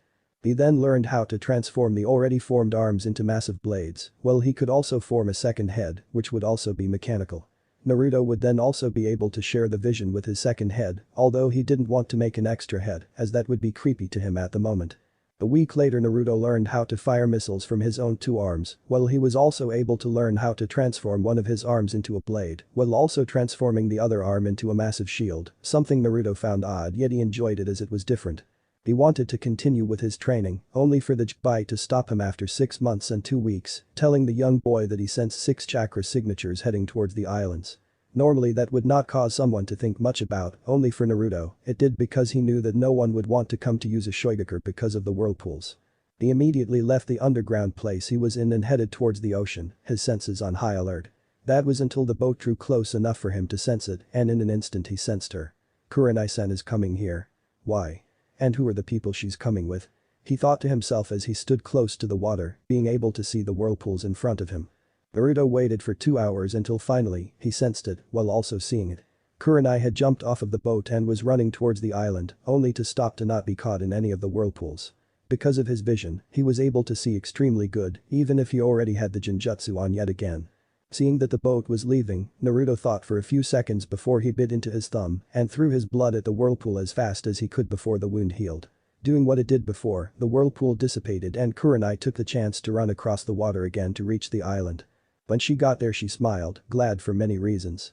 The first being that Naruto was okay, the second being that he allowed her passage onto the island without even talking for over 6 months now, as she was not sure if he would want her with him while he trained. Stopping in front of the reed, Kurenai spoke before the whirlpool reappeared. Thank you for that Naruto. I know this is sudden, I just didn't have any way to talk to you, so I thought I'd come here to see if you're okay, she told him in all honesty, something that shocked the young boy. You came all this way, just to see if I'm alright. He had to make sure as no one has ever been this kind to him, all aside from him his father. He could also not feel any negative feelings coming from her which made him happy, as he was worried that she might have told the Hokage about him, then sent her to get him back. That is correct Naruto. Well, that and I also came here to see if you wanted some help with the training you're doing. I do apologize if my sudden appearance startled you or made you uncomfortable, the red-eyed woman said, to which Naruto could only shake his head slightly. No, it's okay. I am surprised that you came all this way just for that, and I appreciate it. You are also more than welcome to stay here, seeing that the boat you came with left. That is if you came here to stay for a while. He asked, not knowing if she just came to check up on him to then leave or not, as he doubted she could run back across the water to find land again. I did if that is okay. This is really unlike me I must admit. I guess I just came on instinct and on a gamble that you'd let me stay here since this is your clan's home, which by the way I don't know much about, she revealed to him while smiling a little and looking at the young boy in front of her. Naruto accepted it and welcomed her to Uzashigakure after that, as he was also a little excited to spend some time with his only friend. Sure, it would mean that he wouldn't be able to train in his ninjutsu for as long as she stayed, something he knew he would have to talk about with the Ichibai. It's okay young one, you needed the company, and you do need the friendship which I believe could become a strong one in time. For training, I was planning on having you start practicing calligraphy so that you can learn Genjutsu, the Ichibai had told him, since the massive entity could hear his thoughts. Agreeing with that and happy with the idea of finally beginning to learn the art that made his clan so dangerous all those years ago, Naruto led Kurenai to where he had been living for more than 6 months now. To say that Kurenai was shocked when she saw the place was an understatement, as she had never in her life seen so many books before. She also knew that Naruto was taking a chance with her for even letting her into such an amazing yet dangerous place. All the knowledge that resided within the vault that Naruto lived in would drive many shinobi crazy just to get into the place to take everything for themselves. She knew, however, that Naruto would most likely kill anyone if they did try to steal what now rightfully belonged to him. Kurenai could just hope that he didn't have to kill anyone anytime soon, although she still had a lot to learn from the young boy as they weren't exactly close friends, which Kurenai hoped she could change in time. After entering the vault and the doors closed on themselves once more, Naruto showed her to where he slept, and Kurenai was glad that the place not only had a bathroom and a bedroom, but also had more than one bed. She didn't plan for anything and was thankful that her gamble turned out alright, something she promised herself she would never do again without proper planning, as it was not shinobi-like at all, and even more unlike her. Getting herself settled in, Naruto showed her to where the food was afterward and how much he had. He also asked her how long she wanted to stay, which caused her to smile at him before she replied. "If it's okay with you, I'd like to stay for maybe 4 months. I know it's a very long time and that you don't trust me a lot, and I also know it was stupid of me to just come here like this. I just didn't want to fail you again. Your mother did so much for me and taught me so much that I, in all honesty, wouldn't be able to face her when I die one day," she revealed to him, still feeling ashamed of how much she had failed not only him, but also his mother. That was when Naruto did something he thought he wouldn't do in a very long time. He went to her and hugged her, although she was taller than him, which caused his head to rest against her stomach. Kurenai for one was caught completely off guard, only to return the hug after a few seconds. "It's okay, Kurenai-san, you don't have to feel like that anymore. There are many things that I still don't know, even if I know I'm more mature than most children my age, but I know that I can at least give you a chance. It's just a little difficult for me is all, since I've never had anyone to be close to, so I don't really know what to do or if someone would betray me again and try to kill me," he revealed to her, wanting to be honest with her about that. It shocked the red-eyed woman slightly again, although not much. Since that day over 6 months ago that they spent together, she couldn't be happier that he was alive and that she was willing to give her a chance to gain his trust. "Then okay, how about we both learn in this time how to trust one another? That is if you'd allow me to stay here for that long," she told him, and he happily agreed that she could stay with him if it also meant that he could learn how to trust his only friend as well as the other way around. Naruto would try as best he could and Kurenai would do so as well, only the Redi didn't know how long it would take for him to trust someone to the point where he would reveal his ninjutsu to said person. Only time could tell, and at that moment both red-eyed woman and red-headed boy were willing to start building a friendship. 4 months passed rather fast for both Naruto and Kurenai, who had gotten closer than what they thought was possible in such a short time. Each day Naruto would practice with his calligraphy, continuing to improve it as much as he could, all the while he took to it as a fish takes to water. He became fluent in it to the point that he could do it with his eyes closed, something he wanted to achieve, and was glad that he did so in only 2 weeks. All the while Kurenai offered to help him as well, and since she's a jinjutsu specialist, she began training Naruto in the arts of jinjutsu, while the young boy was very happy about it. Kurenai also quickly learned that Naruto had amazing chakra control, something that was a little shocking to the older woman since she remembered his mother telling her that in Uzumaki had a lot of chakra and because of that, they kinda sucked at chakra control and had to spend more time than any other clan to become good at it. While they started to train together, they also learned more about each other. Naruto learned that her parents, Ikki Hiromi and Ikki Kenzu, had died when she just became a genin at the age of 7. Fortunately for Naruto, he did not have to ask the older woman her age. She told him that she was 21 at the moment and that her birthday was on June 11th. Naruto learned that on her birthday, which he then took the time to go into the bookshelves to get her a few scrolls regarding jinjutsu. Kurenai did not expect it at all and was even a little reluctant to accept it since it belonged to his almost extinct clan. Having none of that, Naruto told her that he didn't have anything else and that as her friend, he would like for her to at least learn them since she didn't want to have them. Accepting that, she was surprised to see what he had gotten her as the jinjutsu varied between 2A rank jutsu, 3B rank jutsu, and 1C rank jutsu. She was very happy with what he gave her and even hugged him to show it, something the young Redeed was warming up to more and more as the months passed. The young boy concluded in his head that she was only 12 years and almost 4 months older than Hid, as he was turning 9 soon, which he found out that she already knew because of his mother. He also learned that she was only in the academy for 2 years, then became a Chunin at the age of 13. She was at the moment still a Chunin, having not done the Chunin exams as she didn't feel that she was ready. Jinjutsu being one of the most difficult arts to master, especially if one chose it as their field of expertise. She was also the aspiring Jinjutsu mistress, something she took great pride in as not a lot of people believed that women could be just as great shinobi as men. The more Naruto learned about her, the more he liked her and began to trust her a little more as the months passed. Kurenai being the same, and she found that he was not only the most talented boy she had ever met, Naruto was also extremely strong and very fast. The red-eyed woman called him a genius this world has never seen before, that coming from someone who had learned about all the past Hokage and how great they were was saying something. Naruto didn't have any way to respond to that when she called him as such, as he could only blush in embarrassment. Naruto was able to also start learning the arts of Genjutsu, something he found that he loved even more than how much he loved Jinjutsu when Kurenai began training him in it. He knew that it would take him some time to master both arts, and Kurenai believed that from seeing him go about like he did each day he trained, that he would master them faster than what was humanly possible. Only, she had no idea how close she to the truth about that since Naruto's Ren Sharingan made him learn things extremely fast. Kurenai also learned most of the things that had happened to Naruto in his past, of all the pain he had to suffer and how he was forced to live. It caused a woman to not only cry and hug him, but also to become angry at the people of Konoha, and she felt ashamed of them. She would have told him that she would protect him from now of as much as she could, if not for the fact that he only seemed to become faster each time they spared in the training room. In the 4 months that they stayed together, Kurenai herself had also begun to train even more and become better in her Jinjutsu, while also learning the techniques Naruto had given her. She became better into jutsu, albeit not nearly as much Naruto, all the while she lived each day with a smile on her face, as she and the red-headed boy continued to grow closer, while also helping each other in any way they could. Naruto now trusted Kurenai quite a lot, although he has yet to tell her about his Genjutsu or his body Kekkei Genkai. He did, however, reveal something to the red-eyed woman about a month ago. It was a normal day for both of them, and they had just finished their spar for the day when Naruto felt that he needed and wanted to tell her about his chakra.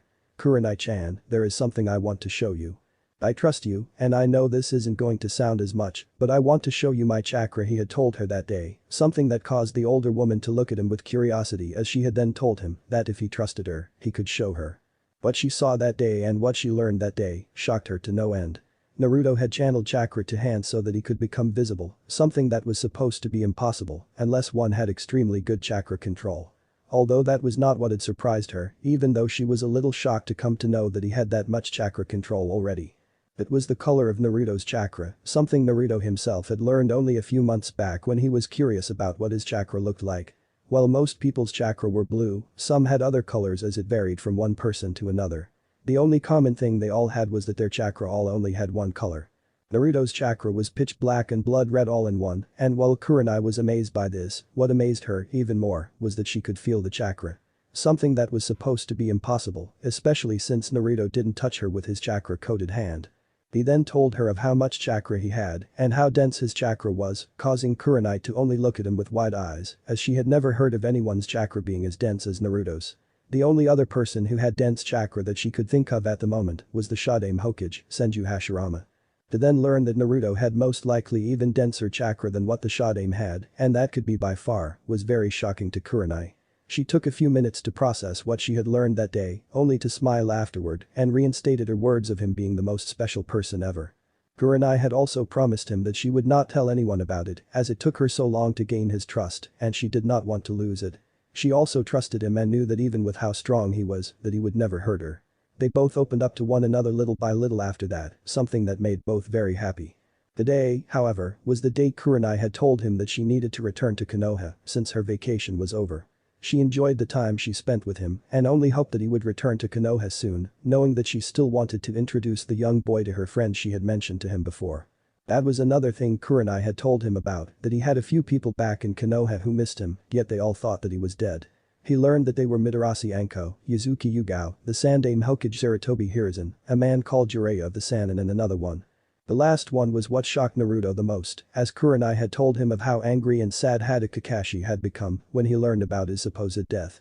The silver-haired Anbu captain had even gone to kill the woman who threw him out of the orphanage in a fit of rage, something that made Naruto want to meet the man. It was also because of that Naruto had decided to go back to Konoha with the Kurenai. She was happy at that, only she did ask what he was going to do with everything within the vault. I'm going to leave it all here, Kurenai-chan, well I'm also going to start with rebuilding this village. It's going to be a side project of mine, as I have a lot planned. I still want to become a shinobi of Konoha. I'm just going to make this like my base of operation, if that makes sense, he told her, shocking the red-eyed woman, yet also made her happy. She even told him that if he needed any help, that she was more than willing to do so. Afterward, both Kurenai and Naruto left the vault with Kurenai taking all of her belongings, and Naruto took nothing since he knew that back in Konoha, he had a home that belonged to his parents, and he hoped that he could move into it soon. When they left, Naruto made sure to lock the vault as he didn't want anyone to enter it, not that anyone could get past the whirlpools in the first place, only he didn't want to bet on only that as the village being destroyed showed that somehow people did get past them.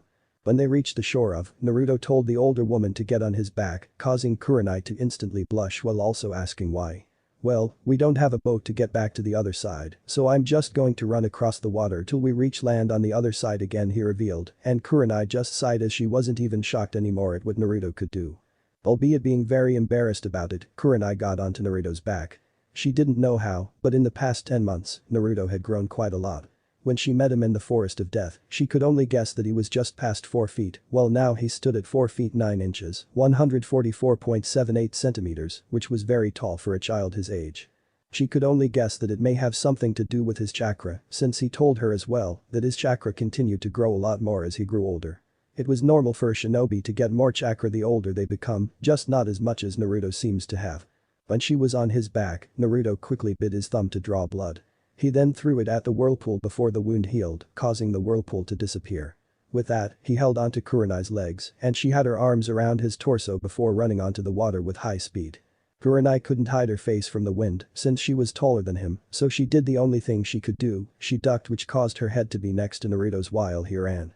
The whirlpool came back a few seconds later, only for Naruto to speed up while carrying the red-eyed woman who still couldn't believe what was happening. 3 days later Naruto reached the shore, as while he ran across the water, he also jumped from time to time to reach land faster, knowing that Kurenai was most likely uncomfortable in her position. She did, however, fall asleep on his back while he never closed an eye, showing that he was tired. She was still asleep when he reached the land, only he did not stop then, as he wanted her to get as much rest as she needed. With that, he simply took to the trees, jumping from one branch to another as fast as he could while heading towards Konoha. Not knowing that they had reached land, Kurenai was quite surprised to be woken up surrounded by tries. Finally understanding that they were on land again, she spoke to Naruto, who was still carrying her as he continued onwards. "Naruto-kun, why did you not wake me up when we reached land?" she asked him while he didn't stop, only to respond a few seconds later. "Well, I didn't want to wake you up as I thought that you needed the rest. I know I'm not as tall as you, so it must be uncomfortable on my back, so I'm trying to get you to Konoha as fast as possible," he told her, while keeping his focus on the road ahead, only to stop a few seconds later, as he knew that she might want to get off of his back now, which she did once they stopped on top of a branch.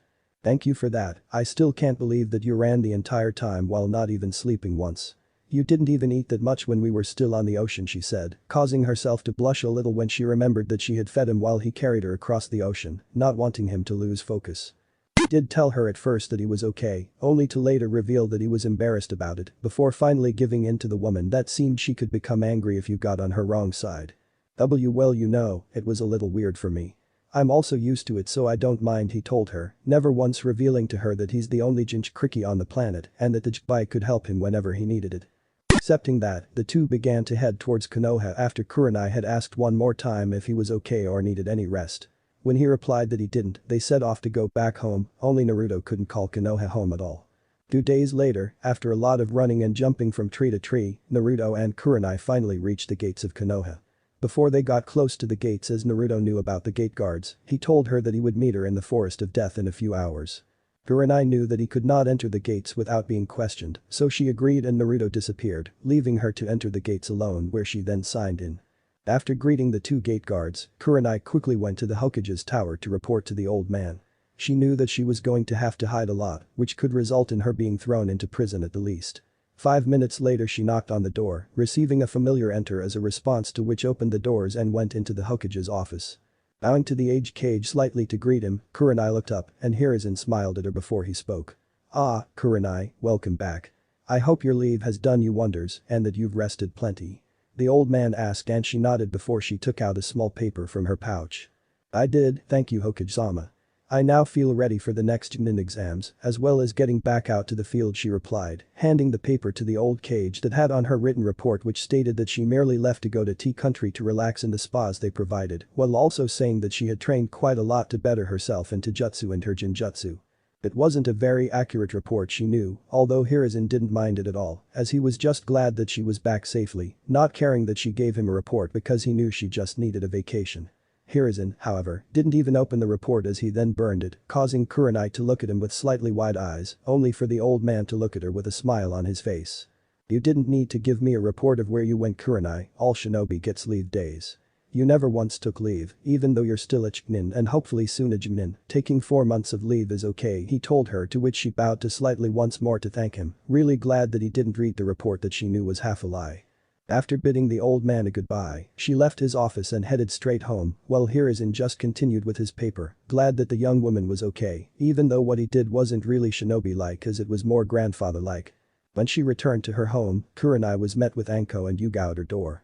Wow, I barely get home, and you two are already here, the red-eyed woman said, and her friends welcomed her home, telling her that they also just got back to Konoha from a separate mission and heard from the gate guards that aspiring Jinjutsu mistress was back. Well, I guess it's to be expected, she told her 2 friends before she opened the door to her apartment and headed inside, followed by her 2 friends as Yugao then closed the door behind her. When they were all inside with the door closed, Anko smirked and stared at a red-eyed friend. So, when do we get to meet his surprise you told us about before you left? And don't think we've forgotten I-chan, came the luscious voice of Anko as she loved to tease her friends, something they knew quite well. Sighing, Kurenai spoke. I know what I asked you to before, and I do still have a surprise for both of you. I just want a few other people there now as well, so I think it would be best if we met in Hokage-sama's office in an hour if that's okay. She asked, which caused both Anko and Yugao giving her strange looks. Well, as long as I get to see what the surprise is, then I don't care where we meet. Although, what does Hokage-sama have to do with this?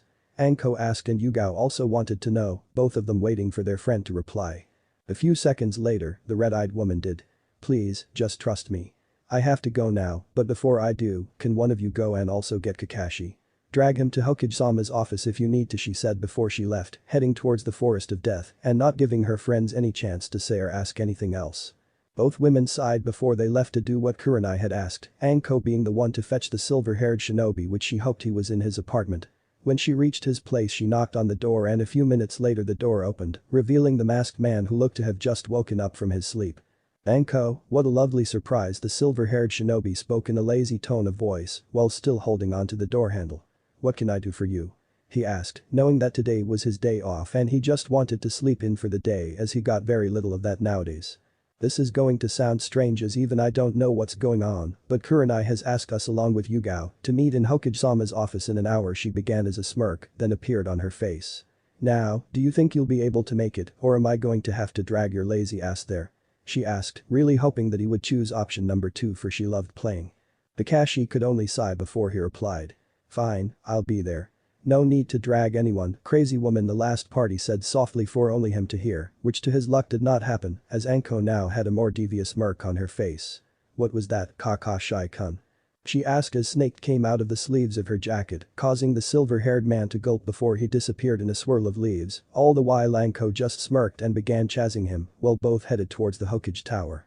Yugao for her part, after Kurenai and Anko left, went straight to the Hokage to inform him of the meeting that Kurenai had called for between the few of them, saying that she had a surprise for them. Hiruzen was surprised, to say the least, nevertheless, he was never one to say no for surprises, as long as they were good and didn't give him more paperwork. Kurenai arrived in front of the gates of the Forest of Death only 10 minutes later, heading straight into the forest without a second thought. She was then about to search for Naruto, hoping that she wouldn't need to search the entire forest as that would take weeks. Luckily for her, the second she entered the forest she heard the familiar voice from beside her. Looking for me, Kurenai-chan? Came the voice of Naruto, who was sitting on a tree branch next to the tree Kurenai was on. Looking over, the red-eyed woman smiled, knowing how hard it could actually be to find the Redeed, since they had stayed together for 4 months, in which Kurenai also discovered how good Naruto was at stealth. I didn't expect to find you this close to the gates, Naruto-kun. Something tells me you were waiting for me, the black-haired woman replied while standing on the branch across from Naruto, who then stood up before he responded. Well, I did say that I would meet you here in this forest soon, did I not? He asked a rhetorical question as Kurenai just giggled at his response. That you did, Naruto-kun.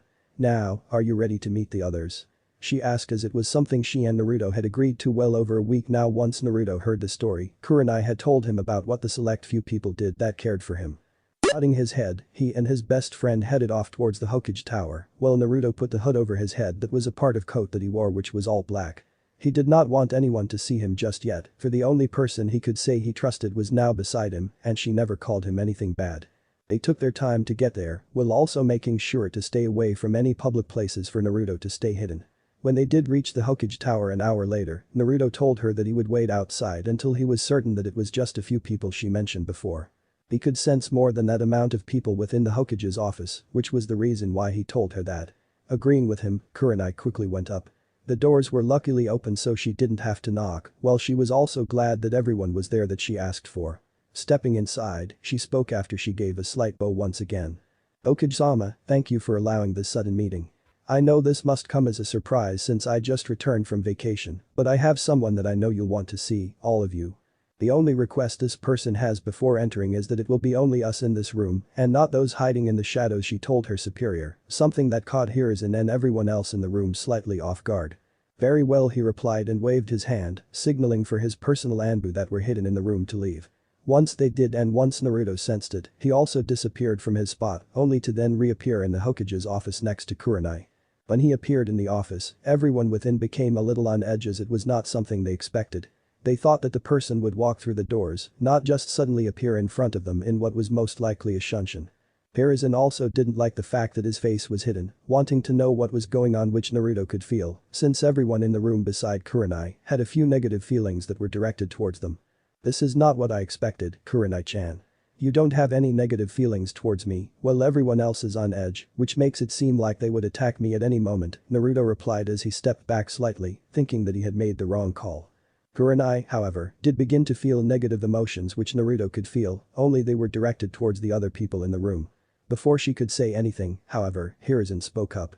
What do you mean you can feel the negative feelings in this room? Can you also please reveal yourself?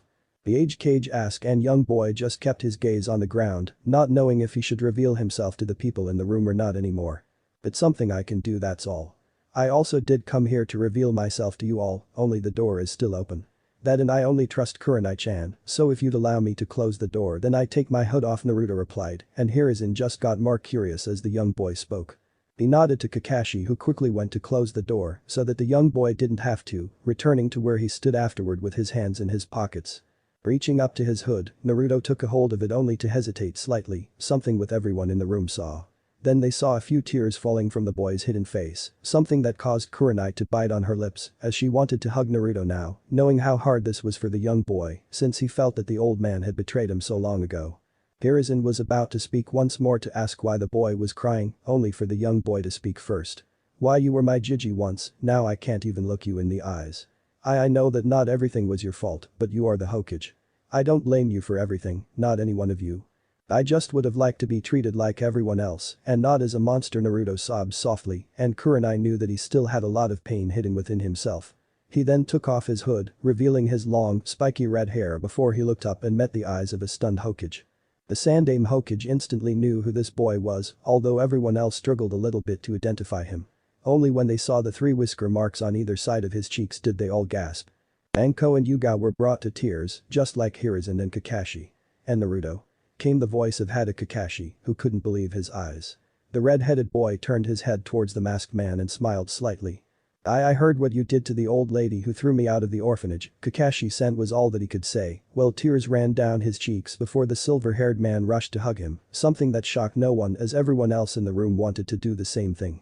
Taken off guard by the sudden action, Naruto sobbed while Kakashi hugged him, still not believing his eyes that the boy they all thought to be dead was right in front of them. After a few minutes, the silver-haired man led him while wiping the tears from his face. How are you still alive and where were you? The half-masked man questioned, still in shock like everyone else except Kurenai. Naruto then told them that he was chased into the forest of death, where he then had to learn how to survive on his own. To say that all of them were angry at the villagers was an understatement, as Kakashi felt the need to bring a few certain people back to live somehow, just to be able to kill them himself. Wiping the tears off his face, the Hokage looked at Naruto with a sad smile. I know that an apology is way too late, Naruto-kun, and I know that I've failed you. I truly am sorry for acting so late and for being so blind, came the sad tone of voice of Hiruzen, while Anko and Yugao couldn't hold it anymore as both women went to hug him, Naruto allowing it while they hugged him together. It really is you, came the still sobbing voice of Yugao before she let go of him, not certain how comfortable he was with hugging people or being hugged. Anko, however, did not stop until a few minutes later, only for her and everyone else then to look at Kurenai to explain to them how and when she met Naruto. That was until Anko remembered that she and her red-eyed friend had run into him months ago in the Forest of Death, while she grew a little angry at her friend for hiding this biggest secret all this time. Nai-chan. How could you? We ran into him together and it seems that you two know each other actually. Anko said while wiping the tears off of her face. The red-eyed woman looked at Naruto, who in return just gave her a small smile. I went back afterward to make sure that he was okay, as it's very uncommon for another to even go into the Forest of Death, let alone live there. That is where we met, and when he revealed his identity to me, I couldn't just do nothing. So, I asked to be his friend. She gave Kakashi a small smile at that, who in return had his attention on Naruto while also listening to Kurenai. He gave me a chance and I took it. She paused for a second and looked at Naruto again, not sure if she should tell them or not since it was his secrets and not hers. When he just kept smiling at her, she knew that she could continue, and she did. I already failed Kushina-sama so much, Naruto-kun even more. I am just really glad that he's the forgiving type. She finished speaking, not revealing anything else as Naruto began to talk only a few seconds later. I know what I know because I snuck into the library a couple of times to learn something. So, I taught myself what I know. He lied for the most part, as he was not about to reveal to anyone just yet about his status or father figure. That caused Hiruzen and Kakashi to smile, believing the boy to be just as smart as his father, if not more. Hiruzen has also, at the time, gotten reports of the windows being broken in at the library. Back then he just figured that it was kids playing around as there were rocks on the inside of the library that they had found, only now did he learn the truth. I can't begin to know what you've been through, Naruto-kun. Again, I am so very sorry for being a blind old man. Can I ask, however, if there is anything I can do for you now? I can get you an apartment if you'd like, or anything, the old man responded, as he wanted to help Naruto in any way he could and in any way Naruto would like. A few seconds passed before the young boy responded. I only trust Kurenai-chan, so I don't think I'd like living in an apartment, as the villagers might try something again once they see that I'm not dead. However, Hokage-sama, I know it's a bit later and all, but is it possible that I can enter the Shinobi Academy? He asked, catching the aged Kage as well as the other three people off guard. Kurenai, however, was in thought about what Naruto had said and about his living arrangements. To be honest, the children you age have already been in the academy for almost 2 years now. However, I do believe that you can join them, as it's not every day that someone comes out alive from the Forest of Death while living in that place for who knows how long, the Hokage said, and Naruto quickly replied. I've been living in that forest since I was 5, he revealed, shocking everyone minus Kurenai in the room once more. Quickly getting a paper out from his drawer, the Hokage signed on it and handed it to Naruto, who began reading through it. Written on the top was Shinobi Academy registration, meaning that he was about to start on his path in becoming a shinobi. He signed on the bottom and gave the paper back to the Hokage, who just put it on top of his desk, as he would inform the academy the following day of Naruto joining them. Now, about your living arrangements, the Hokage began, only to be interrupted by Kurenai. Hokage-sama, if I may? She asked, not wanting to go any further without her leader saying that she could. Seeing this, the old man nodded and she continued. If Naruto-kun agrees to it, that is, then he can stay with me for as long as he'd like. She revealed what she had been thinking of for the past few minutes. Hiruzen then thought about the proposal for a few minutes, nodding his head afterward before he returned his gaze towards the young boy, who almost looked like an 11-year-old because of his height. Why, you'd really want that, Kurenai-chan? The young boy of almost 9 asked, and Kurenai smiled at him, telling him that she would like it if he lived with her for as long as he wanted. Smiling back at the older woman, he nodded and accepted the proposal. After that, everyone just surrounded Naruto and began talking to him. Anko asked how he had managed to live in the forest for so long since such a young age, to which he replied that it was difficult at first and he was only lucky that nothing attacked him. That was until he started learning more and began to take an interest in shinobi stuff, then he began fighting the creatures that lived there. Yugao and Kakashi just wanted to know how he was doing, while also asking if there was anything that they could do to help him. The silver-haired Anbu revealed to him that he was an ninjutsu specialist, and Yugao told him that she was a kenjutsu specialist and that they were willing to teach him if he was willing to accept it. It was a little much at first, although he was smiling at everyone else after a few minutes and even accepted Kakashi's offer along with Yugao. All the while the Jibai just looked through Naruto's eyes at everything that was going on. What will they think of you when you finally show your true self to them, young one? That is when you'll know who your true friends are, the massive entity thought before closing its one eye. Every one of them even told Kurenai that they were willing to help in any way they could, be that buying clothes for Naruto and even food for them. The red-eyed woman was grateful at that and thanked them, while the Hokage also told Naruto that because of his mother, since he knew who she was because of Kurenai, he believed he would also be getting a stipend each week as it was money that belonged to her, which she had said now belongs to him. After that, everyone left one by one until only the Hokage was left in his office with a very happy look on his face, while also feeling the sadness within himself because of how everything turned out. Kakashi went to buy some food for the young boy, eager to get to know him better if he would allowed.